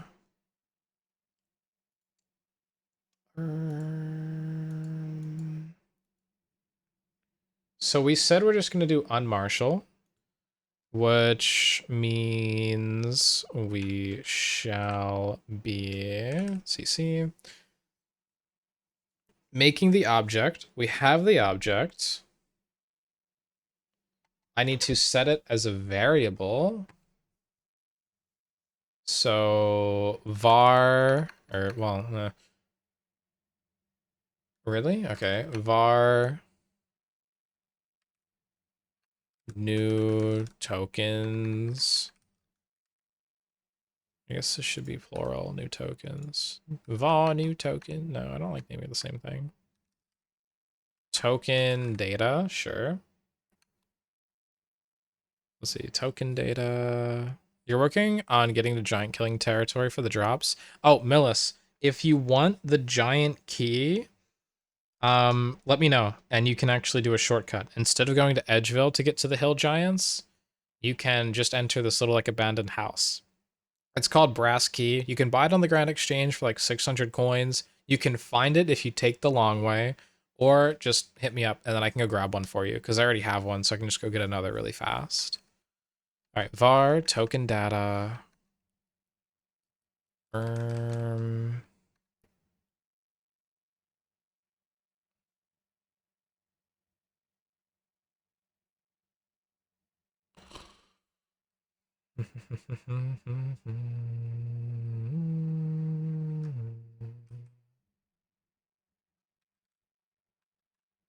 New tokens. Error JSON.unmarshal. They want to unmarshal the token data. No, sorry, I did that wrong, but let me go get the other crab. Unam apple pie empanada. That sounds yummy. So that's baked, right? Not fried. So I know we were talking about empanadas a couple days ago. I've only ever had fried ones with like meat, but then I found out there are dessert ones too. You want to be baked? That would burn. That burn, goofball.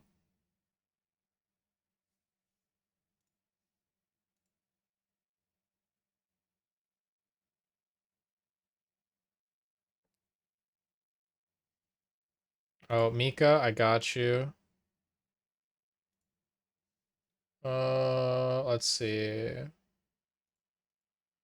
Clan settings, titles. You said Vampiric Prince? That's not a thing. It's not a thing, Mika. You know? Oh, okay. Then I can't, no. It needs to already exist. I don't know of a way where I can add my own, or I definitely would. If it was possible. Yeah, I don't think so. I don't think so. I don't think I can make my own. If I could though, oh my god. I'd make a bunch of little silly puns. And back. I want to take a focus on overlays. Alright, Neo. I'm so excited. You're gonna make Spoopy a streamer. Okay, where was I? JSON unmarshalling. Okay, let me get the documentation back up. So JSON unmarshal. We need the JSON blob, which is body, and then the pointer, which is the little ampersand, the pointer to token data, and that should extract what I want. Also, this just needs to be equals error. Then let me just copy this, paste it, whatever. And then we will return some useful info. So we'll return token data dot access token, and we'll return token data dot refresh token.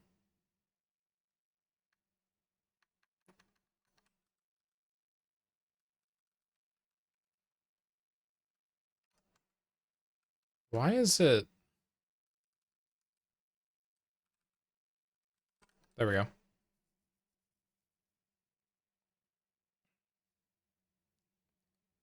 Okay, I mean, this should work. I just, you know what? Actually, before I get rid of FMT, print line, and I just want to print token data dot access token, and then dot refresh token right there. All right, let me run this again. All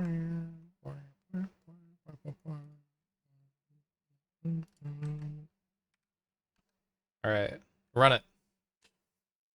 Done, done. I mean, that checks out. That checks out, chat. That checks out. Okay, So yeah, this works, this works, this works. Done. All of just printing out the error messages is done. Go back here. We don't need to call it at the beginning anymore because we have 10 retries to do it. All right, so we have this kind of working. You just keep defiling players. Nice. You spent a long time on it. Little did you know, I'm nowhere near done with the first overlay. I mean, overlays take a long time. They take a long time. Do you want to see my first ever overlay? Let me find it for you. This music is snazzy. Yeah, I got you.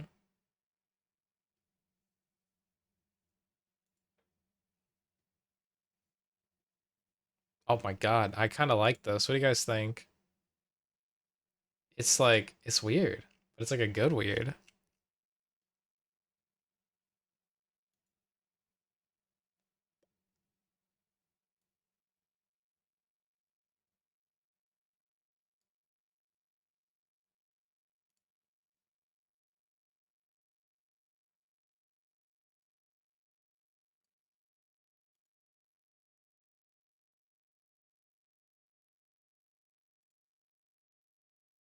Oh, there we go. Oh my god, I was so confused.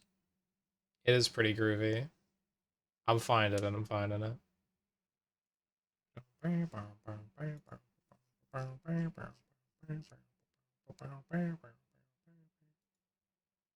Oh, I can just sort the date the other way. Okay.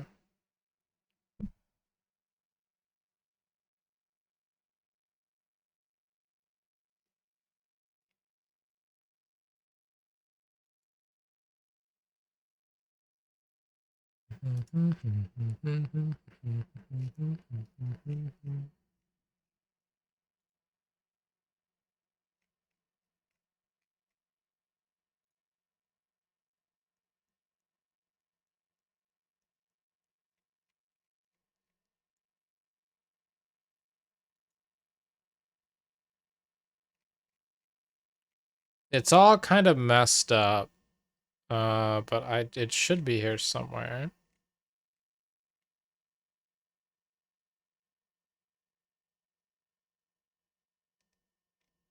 Yeah, here it is.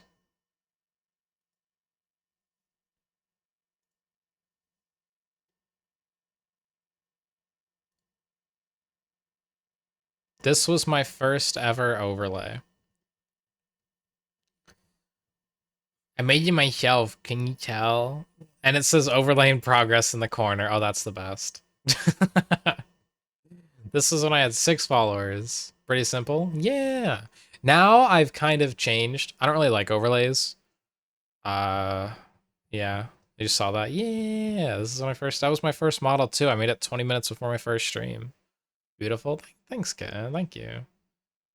Now my overlay is, nah, I don't do those. I don't do those no more. I just like being able to have everything else in the screen a bit larger. Yeah. Let's see, how have I evolved since then? This was an old background that I had. You like minimalist overlays? Yeah. You have a fear of opening Discord on accident? Why? Why? Why? What? What do you mean? But yeah, so this was from actually one of my first date nights with you guys, chat. But this was old, an older background that I had, and this was just my just chatting overlay. But now, I mean, feels good. I feels good. Mine are really minimalist though. May I add you on Discord so I can send my latest overlay? Okay, two things. Two things. One, you could, but if you would like to showcase it in the best way, you could always join the Discord and then you could pop in there and you could post them in bedroom wall where you can show like any projects that you're currently working on. We don't have like self promo, but if you're showing off stuff that you're working on in bedroom wall and you do these as like commissions or something, I'm not gonna stop people from being like, oh, you come, and then maybe they'll check your links or something. I don't know, but it's also just nice to see what everybody's working on. It's really nice to see what everybody's up to and like doing and stuff. You're invading? Get on in here. When you post it, let me know and I'll peep it. while I'm taking a trip down memory lane.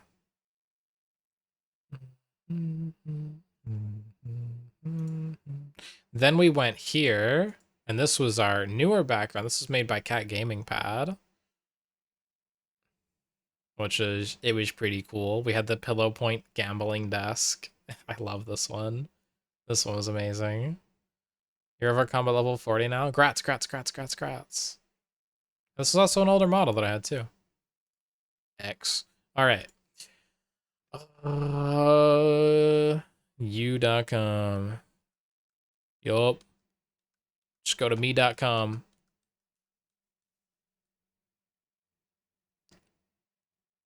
Just go to me.com for all my links. Just type my name in. .com. With .com boom.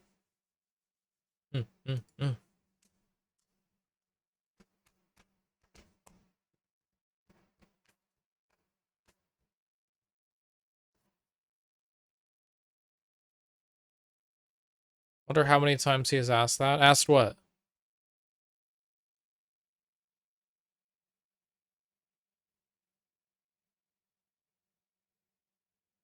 Asked what?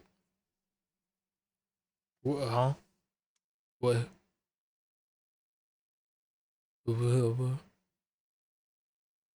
Okay. Next. Where was I? What am I doing? Wait, ask that? Wait a minute. Alright, I'm peeping it. I'm peeping it. Little taste of them. Let's see.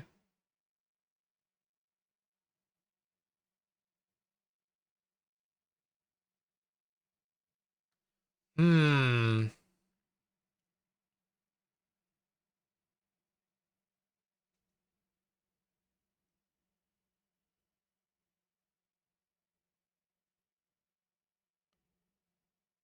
That's interesting. So, there's one advantage to being a VTuber over a flesh tuber, right? And that's that we don't need a green screen to not have shit behind us, right? And because of that, you can still kind of see gameplay elements like under my head and around my neck and things like that, you know? So I don't know. Do you mind if I show stream?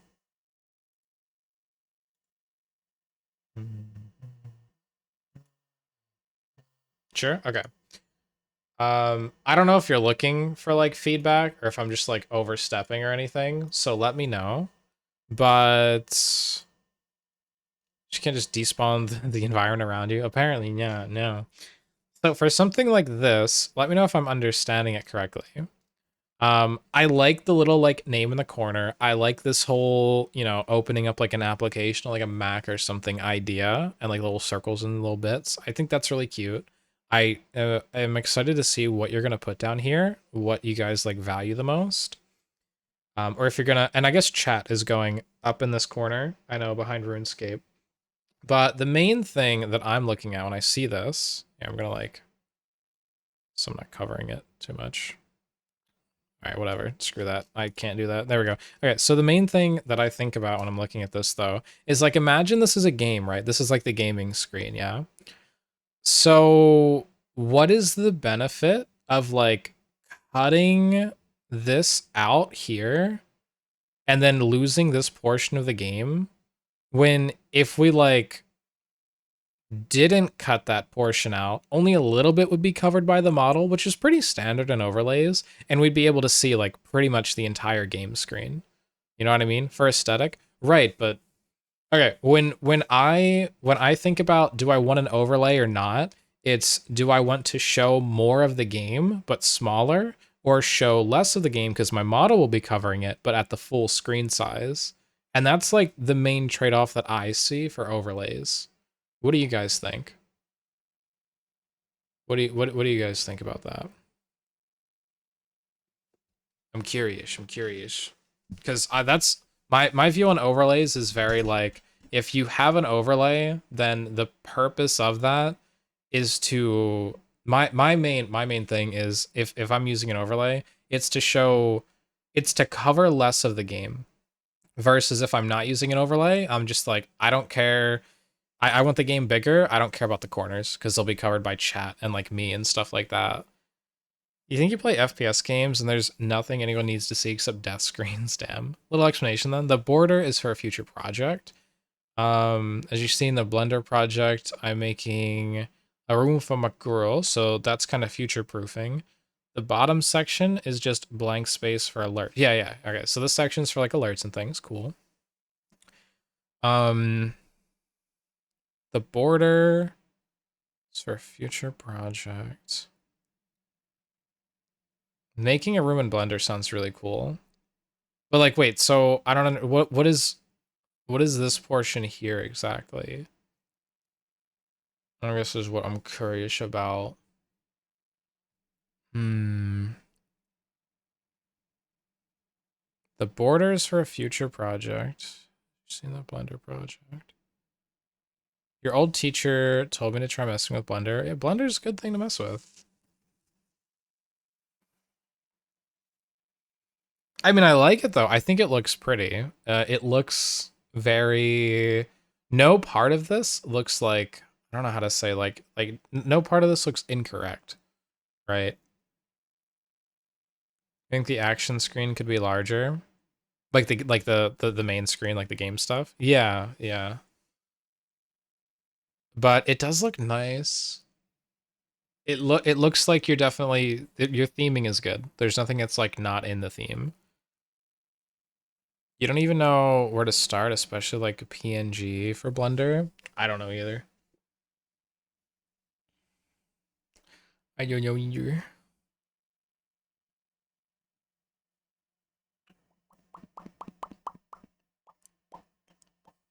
Hmm.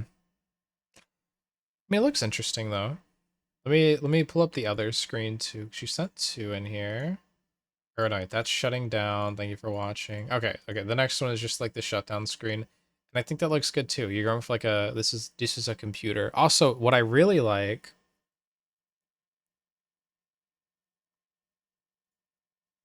is you got like the little Spotify music thing up in the corner, which I think is really cool.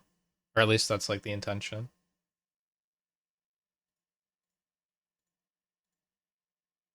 I like that. That black section is where the model is. It is going to be transparent in a later version. So when you open VNyan, the model will have herself in a room in the background. Okay. So what's going to be happening here is this is going to be like the model in a room, right? That's the name of the music used for the ending screen. Ah, okay, okay, okay. That could be a cool widget to add too for just everything. Or what is this? Oh, okay, so this right here is for your widget for like music that's currently playing on Spotify or whatever. That's what's going here. I think I see. Yeah, okay, okay. Yeah, that's cool. That's cool. I like that. So your idea for this is that this overlay is like a browser page or an application, and then inside when you're like playing a game or something, that's like a little application thing thingy too that sorry that the that you're like playing on. Okay, okay, okay, okay, okay. I explained that horribly, but I see. It's not the actual overlay, as I don't know how to add it, but yeah, it could be cool. I mean,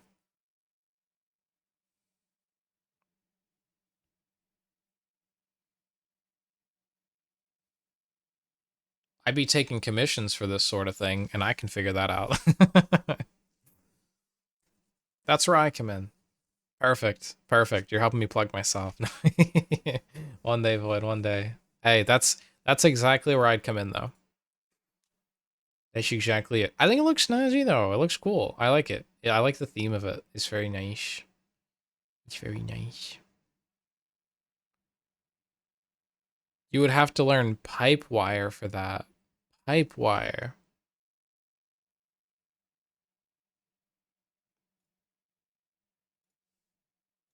This is an OBS, right?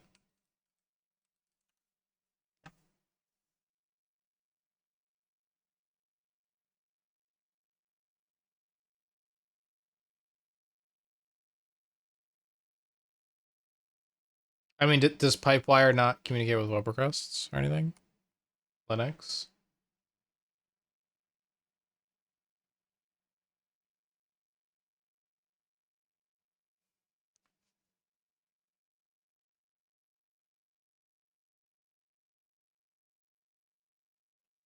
I'm confused. Why?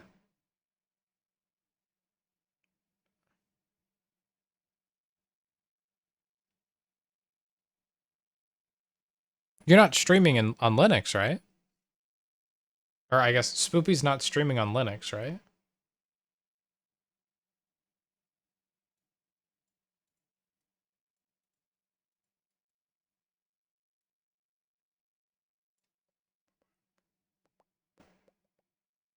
That's my overlay.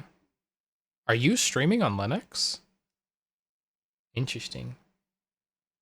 So you didn't mention that. Wait, whose overlay am I looking at?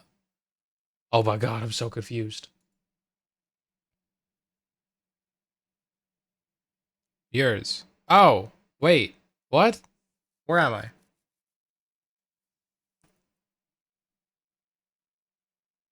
I got lost in the sauce. I got lost in the sauce. Oh no. Okay. I mean, still, I could probably figure it out. Linux seems to be Linux is very friendly to learning things.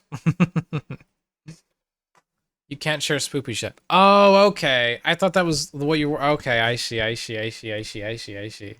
Cool. Okay. Okay. Okay. We went there again. Hit the button. Okay. All right. Let's see. Back to where I was. Got the refresh token here. Cool.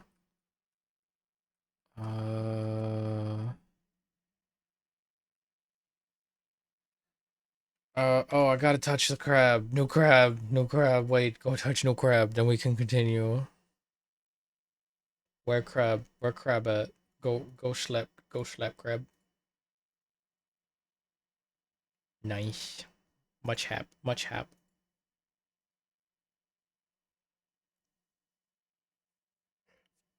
Okay. So, when we get a refresh token, we are changing the config. I need to change that auth and refresh token in our config. Is nowhere near finished, and you kind of want it to be a surprise, as you've seen the Just Chatting Gaming overlay sketches, but haven't seen the starting soon BRB ending. Okay, still doing the starting screen. All right, the starting stream. Okay, okay, okay, okay, okay. Oh, I can't wait to see. I guess I have to wait until Spoopy debuts. Hmm, exciting day. All right, we need a function to write to the environment. I guess I could just like write everything to the env. How do we? Okay, so I guess we'll just say like func set config or like set environment. I mean, we're gonna be passing in the config variable anyway, so cfg config, and then we're just gonna return like an error. If there's an error, we don't need to return anything else for this. Yeah. Config is not a type. Sorry, Twitch config.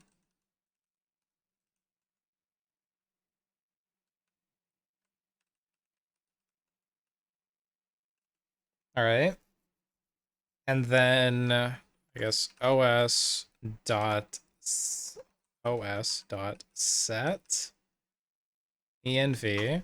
Okay, set env sets the value of the environment variable named by the key. It returns an error if any. What else can I do? So we got chmod. Oh, I'm not gonna worry about that stuff.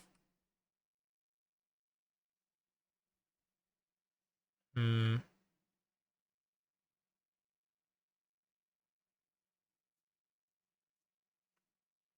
Can I do add?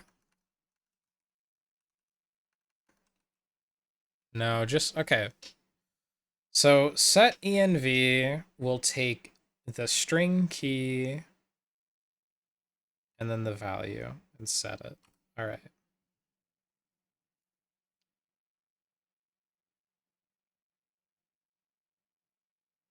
But yeah, that's my overlay for me to add that to a widget. Are you talking about the source would have to talk with the system to detect the music I'm playing, like which the Plasmic toolbar widget. I have my desktop environment. So yeah, that widget would be weird to add in OBS.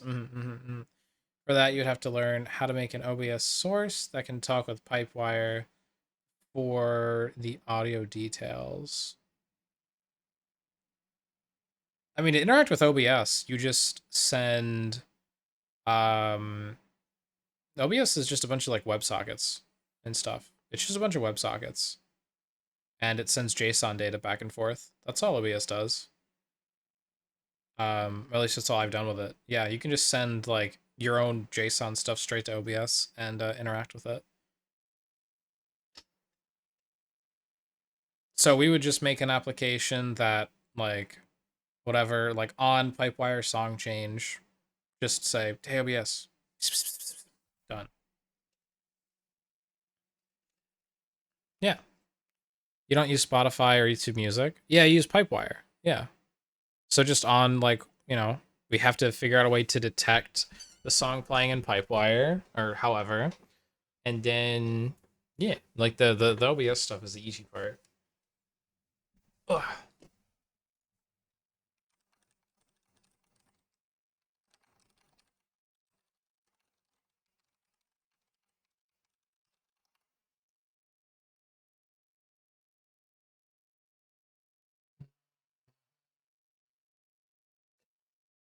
Hmm.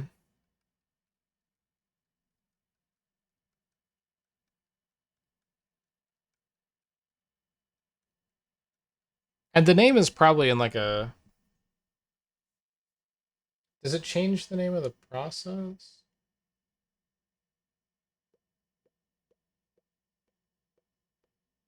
Oh wait, Pipewire has an API. Thread loop, client implementation, plugins,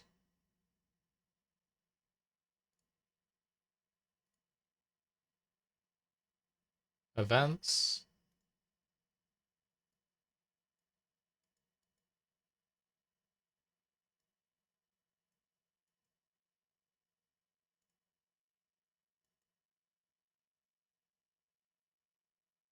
Streaming.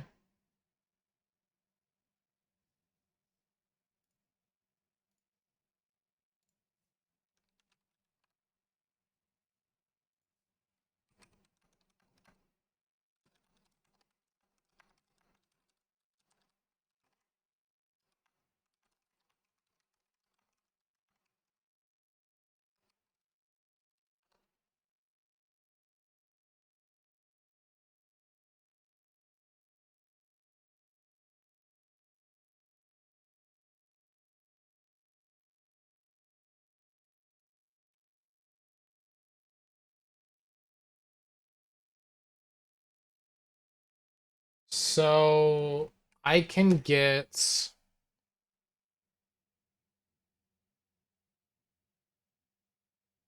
hmm.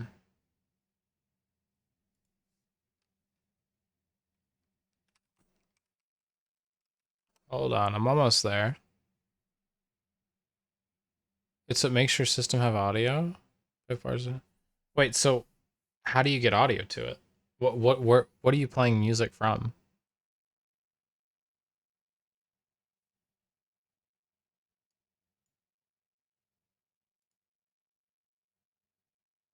Are you using like audio tube? Okay, it's not Pipewire, it's audio tube. Let's see.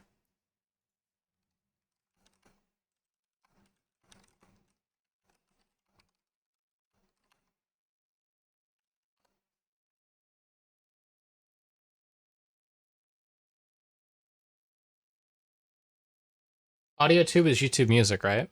YouTube Music front end, yeah.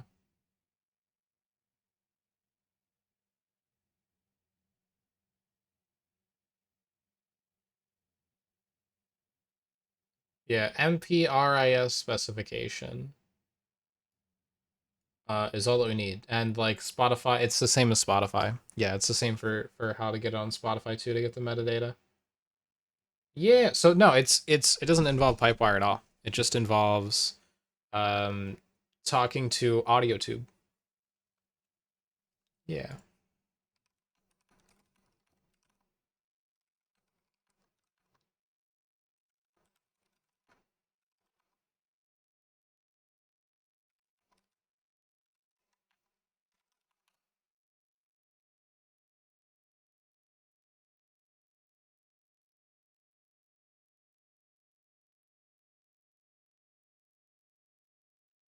Yep. You just maybe using like dbus, and then you can connect to the session bus. Yeah, no, it looks super simple. Maybe like probably 120 lines. Talk to OBS and all included. Thing is, if I were to play music from like Alicia or somewhere else, you need another app that talks to that API unless you add it to the code. So directing adding, well, okay, so Pipewire can't get, like if you're playing like Spotify or something through it, Pipewire can't get like direct song information and stuff from anything. It could, I mean, I could extract like maybe whatever info it changes, but that's like up to the app. So it'll be different for every app anyway. Crab.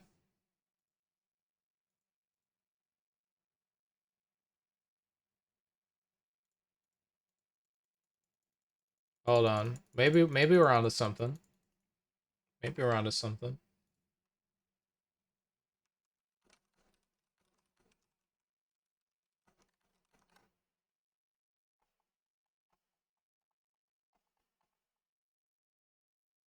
I mean, same concept.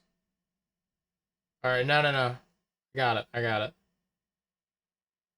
We should, if, okay, we should be able to get metadata from Pipewire. If so, then we can. I'd like to start streaming again, but I don't have the money for it. This stuff you want to do? No. I'm sorry, Millish. I'm sorry. That sucks. So I don't do code. I don't understand jack shit. Here's the thing. IDK how Flash Music Toolbar does it, but when you used Flaws Audio, the widget didn't detect what you were playing unless you're using Pipewire. Yeah, no, so Pipewire might be able to collect metadata from the applications that you're using. I don't know. That'll take a minute, but I mean, it looks doable. It's not impossible. I just have to read some documentation. Don't worry, it's a forever project at this point for me. I mean, if you make a little bit of progress every day, you'll get there eventually. All right, OS set environment variable. And we need to take the string.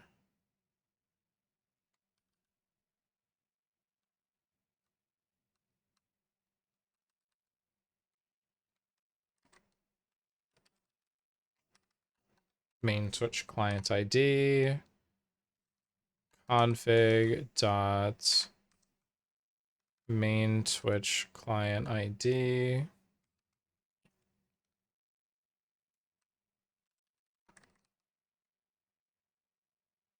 All right, shop.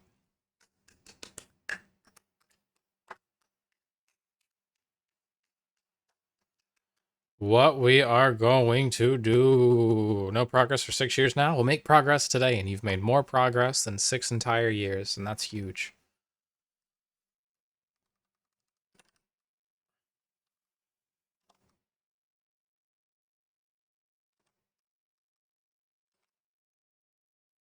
All right, shop. This is gonna be tough. It's gonna be tough. What I'm about to do.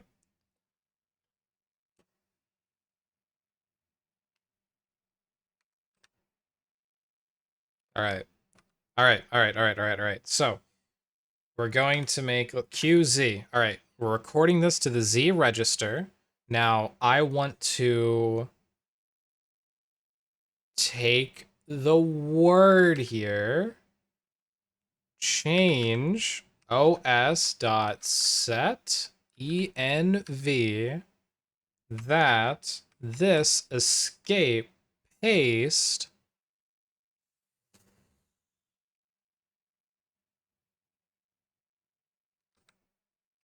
oh, all right, record, hold on.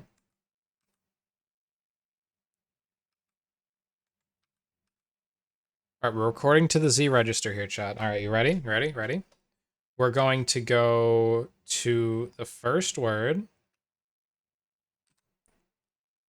and then we're going to say, okay, this is good. Now,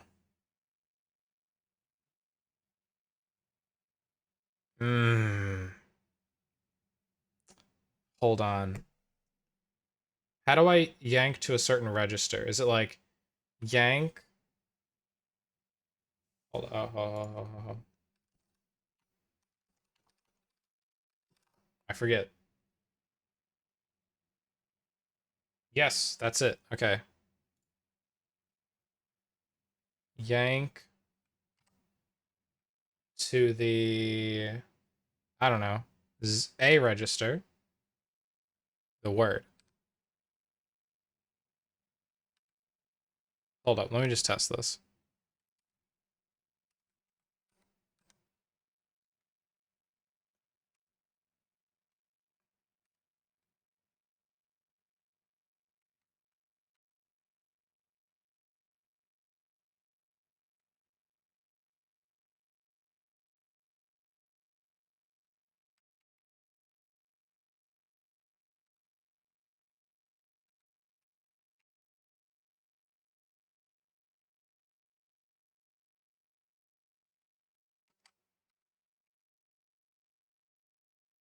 Okay, that's how we do it. All right, all right, all right. I'm kind of ready.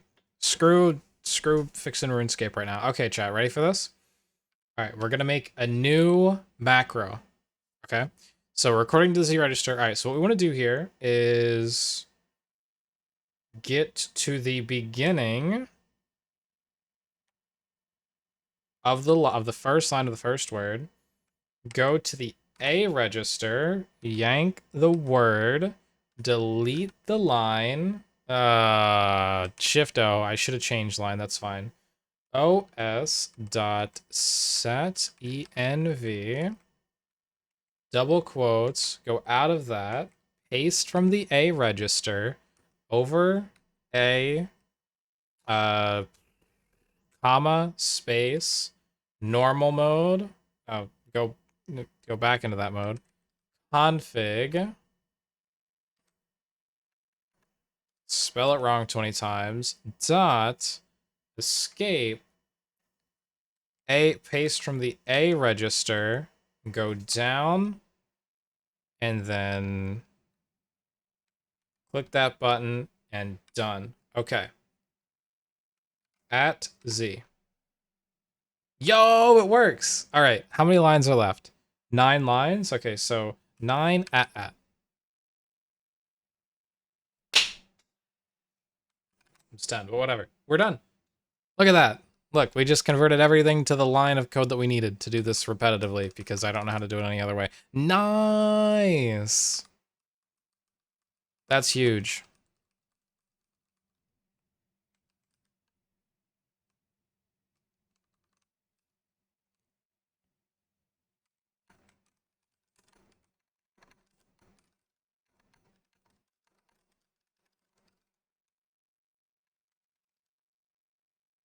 There has to be a better way.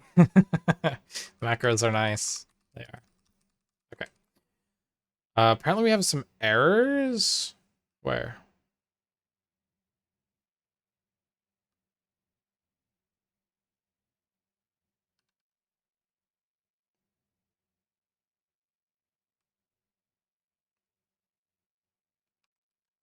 Yeah, I don't know how that happened. That's weird. All right. Go back to main.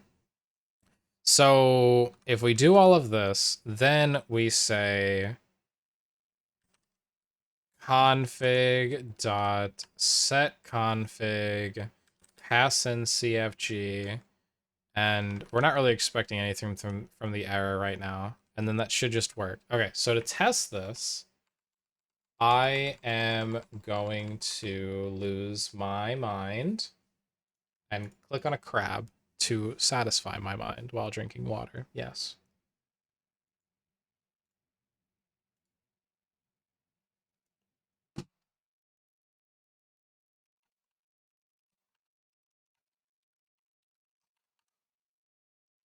Okay, clicking on crab. So, let me test this really quick or really slow. Let's see. Invim space E, Alt H. Okay, so I'm looking at 2x, 2xRJ. Remember that, chat. 2xRJ.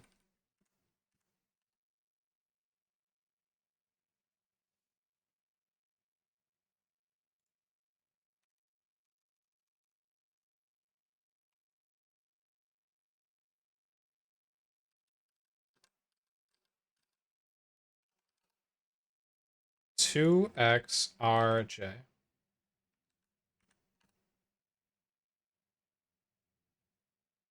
When we run it again,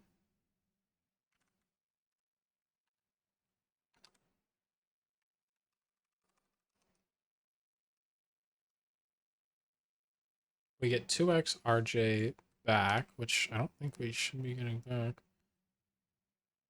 Let me print these.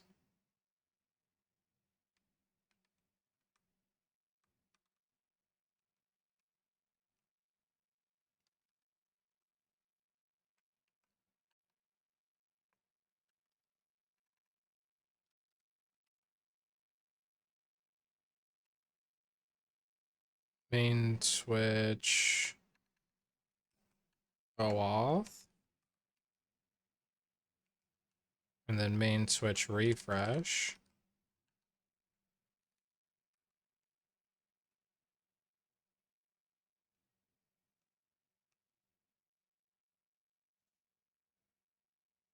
Oh, right. Okay, I want this to happen. Then I want to do all of these things.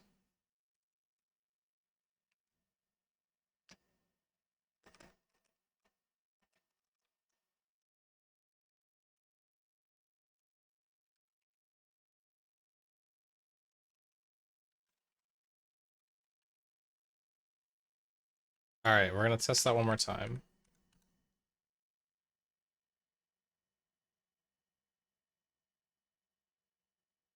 Interesting.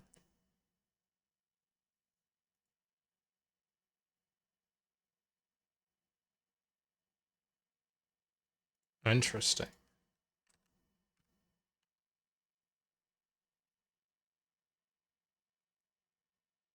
So the refresh token is always the same. The access token is the only thing that's different. And when we're requesting a new refresh token, I might be able to eliminate something for a user to have to enter. Client secret refresh token. We don't need an access token. We don't need the user to enter an access token ever.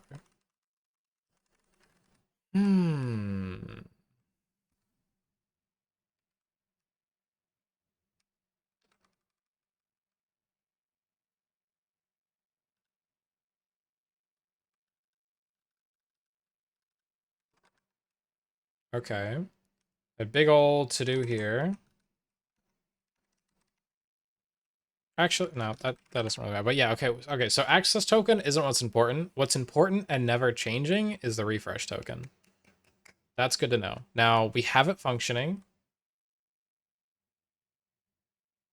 Wait, no, we don't.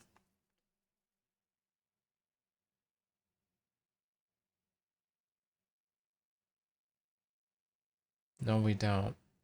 Config set config is not working properly.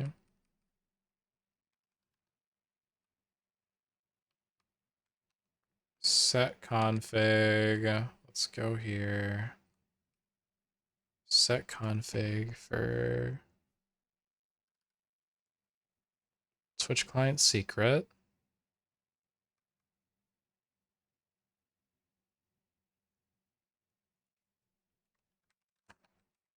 Maybe if I can get config again, just to test it.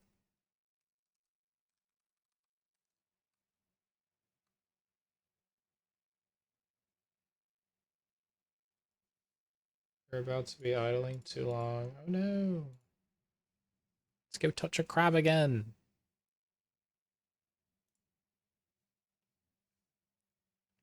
All right, so we then set the config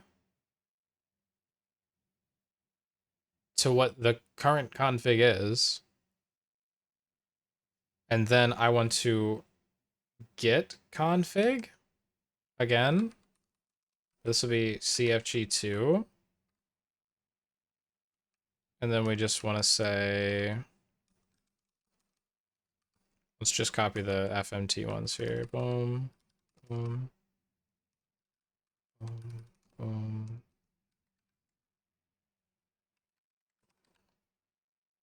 All right, this is like, I should just make a test function for this, but that's fine.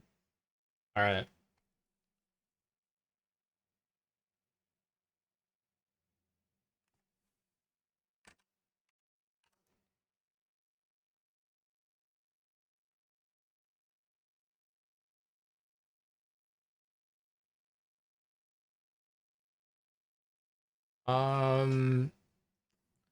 So the OAuth does get changed in the file,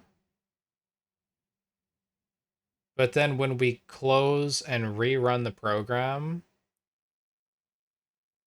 it reverts back?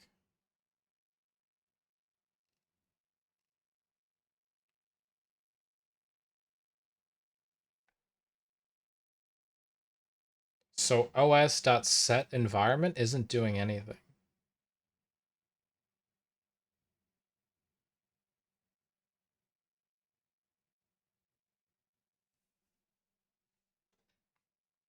Like it changes the file, but when the program closes, the file goes back to where it was. Um,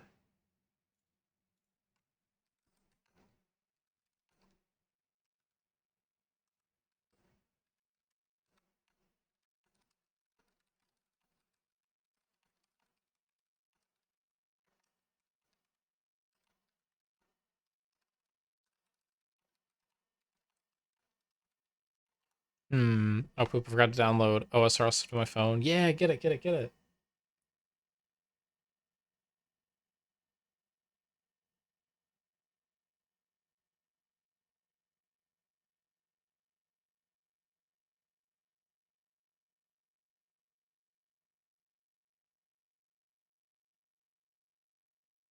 Oh, because that's runtime only.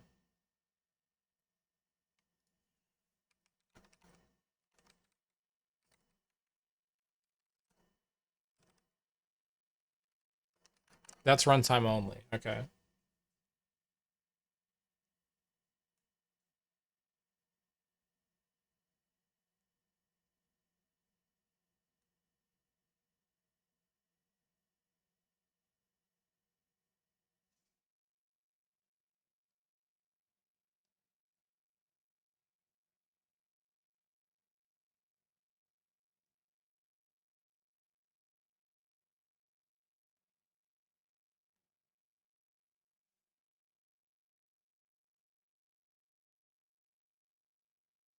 We have to write directly to the file. Ugh. I mean, do I care then about the access token if I can just refresh and grab it?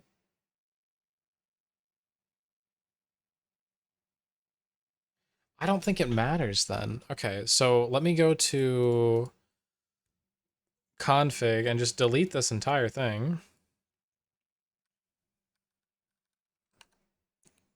And then let me go to main and we're just gonna wipe all this stuff out.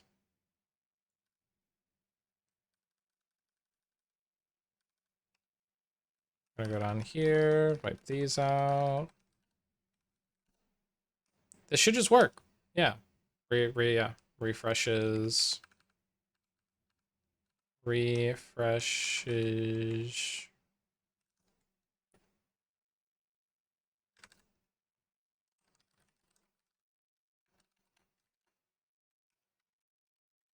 Generates a new OAuth. Okay. That should just work. That should just function. Cool. Cool.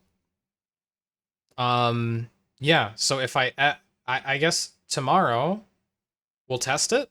We'll do the actual real test. First time ever tomorrow. So if I run this now,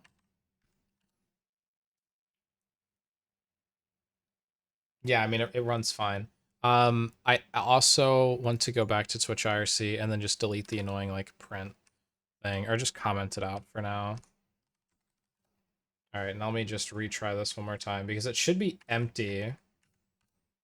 Go run and then yeah, if we type a message, it shows up. Cool. Okay. Yeah, so I guess I'll test that in like 4 hours or so. Oh, wait, no. I can just change the access token so that it's invalid. Oh, oh, that's how we do it.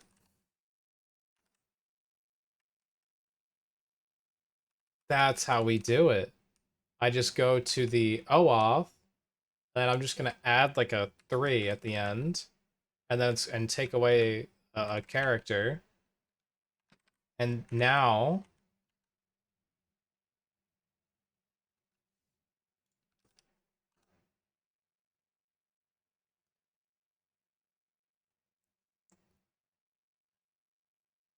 uh-oh.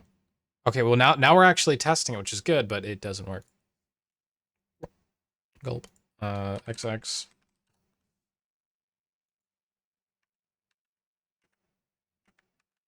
Run it again. Okay, so it gets that the authentication failed.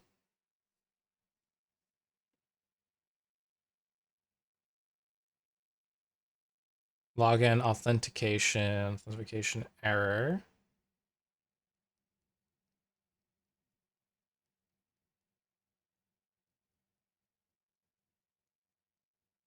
But it's not making it to here.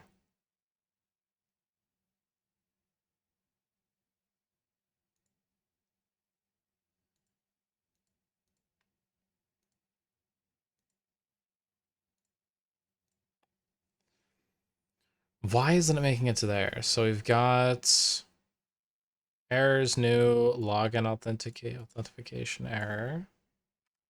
And when it returns an error, this should be like, oh no, there's an error. If error, okay, so if there's an error, then it says if error equals errors new error. That.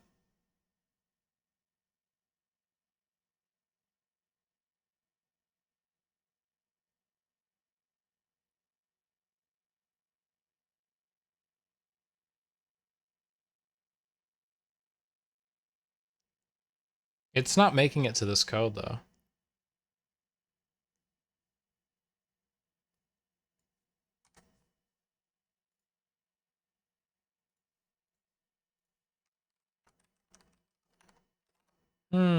Getting ready to run some raids. Wish me luck. Good luck, Max. What raid you doing?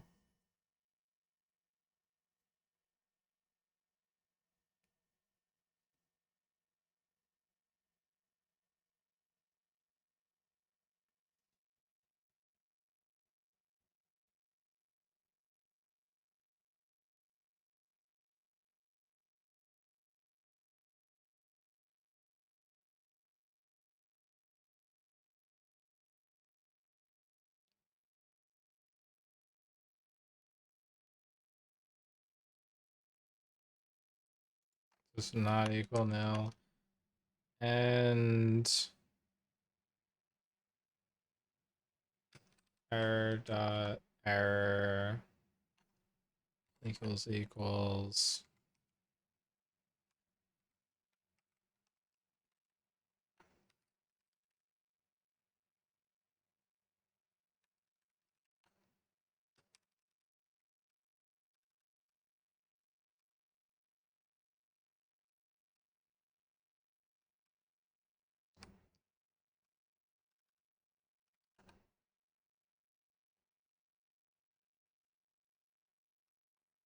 Right, so FMT. All right, let's try this. But yeah, okay, let's give this a shot. I'm just gonna close out RuneScape. That's fine. Because I really want to get this working.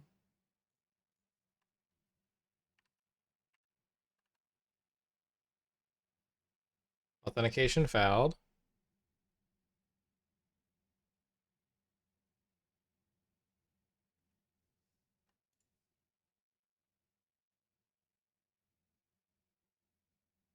IRC error nil. What?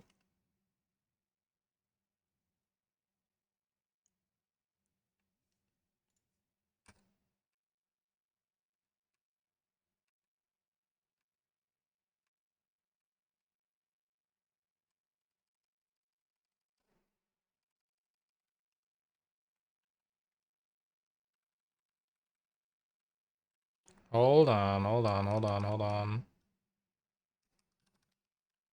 I think I'm onto something here.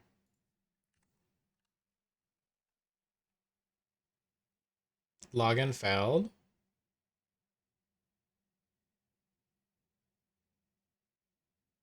It's not making it to this point.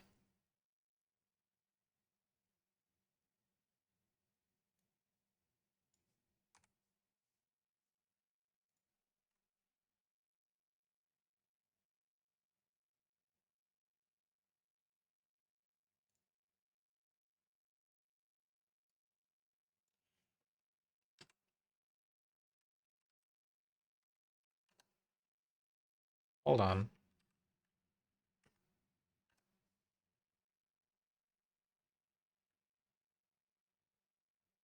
It's just not making it here at all. Like this should be printing IRC like error. Mm. You know what must be happening then? You know what must be happening, shop? There must be an issue in the IRC code. Oh, debugging. All right, wait, we're almost there. We are almost there.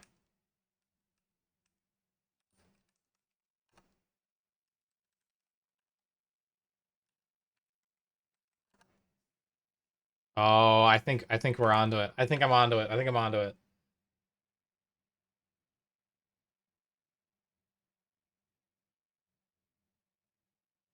NOTICE. Um, hold on, chat. You ready for this? You ready for this?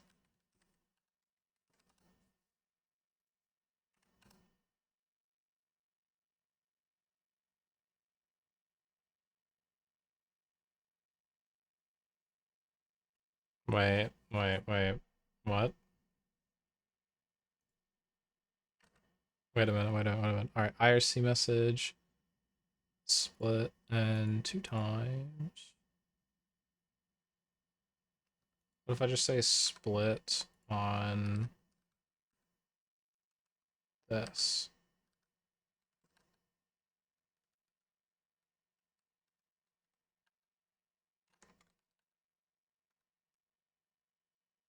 So raw message.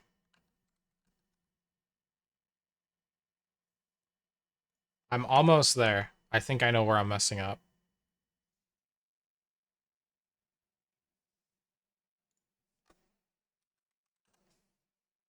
For what?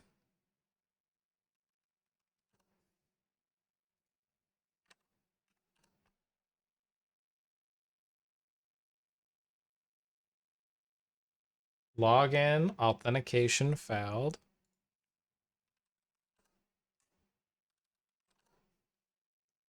Okay.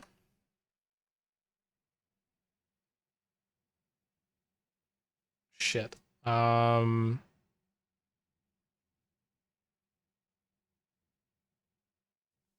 do we clean a message? How do we clean something? But you know, how you doing? You're in the top 15 damage dealers. You get to mine some gems. Yeah. Yeah. Yeah, if you join a world where you can be the top 15, you get some gems. I thought it was 12. I guess 15. Uh, there's invisible characters here. All right, I cleaned messages in the past. I knew this was going to continue to bite me in the butt. All right, how do we clean a message? Clean string right here.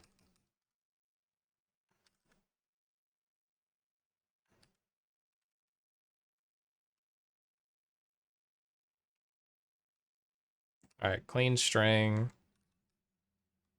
And then that's the string we need cleaning.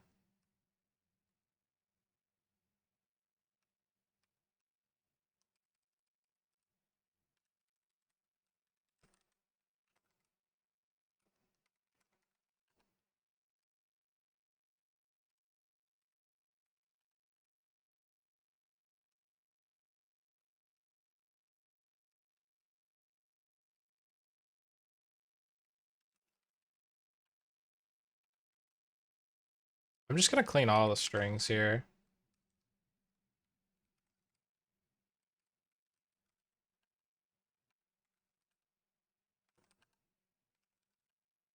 Okay.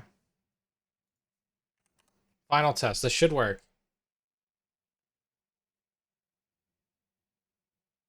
It does not.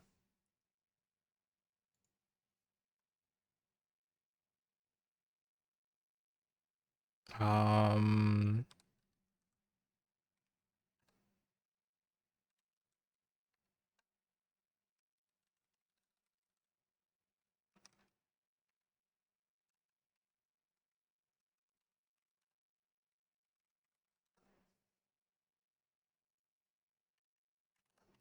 what am I getting here?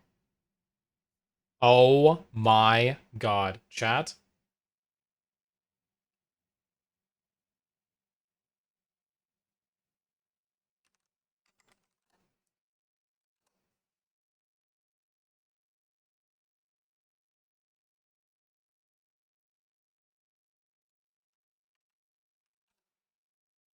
Oh my god. It's because it lowercases it.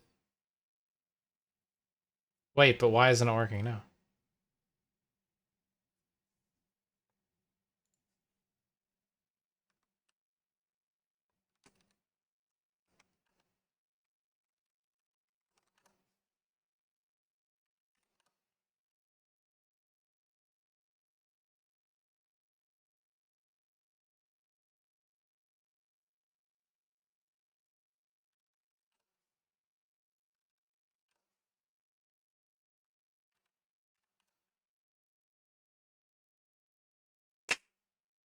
Chat. Chat. We got it. Ladies and gentlemen, we got him. Oh my god. No way. Go. IRC login authentication error. Send a message. Okay, that's huge. That's huge. That's so huge.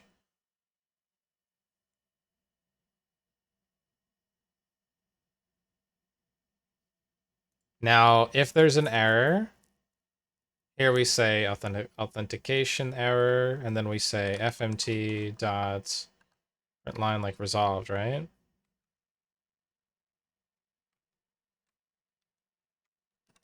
I'll figure out something from we're connected. Wow, that works. Madison, you're stinky.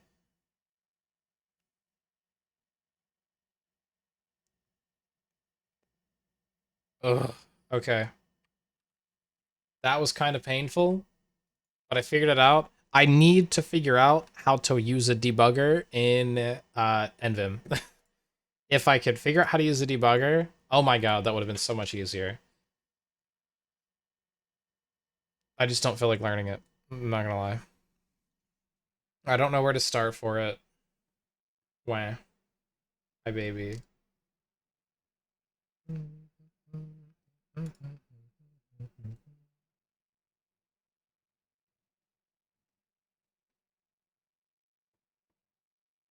Chat, you know what?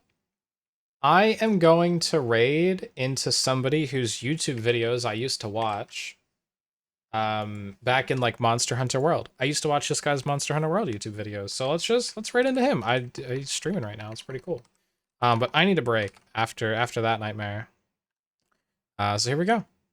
Raiding into Dear Gamer. Or no, I think it was For Honor. I think it was For Honor videos that I watched. Yeah, I watched his For Honor videos way back in the day. He's playing Path of Exile 2 right now as well. So if you guys do stick around, let me know how you like Path of Exile 2. Maybe I'll stream it again in the future and try it out. Yeah, but have a good one. Yeah, I'll see you all tomorrow. I'll see you all literally tomorrow at 8 p.m. EST.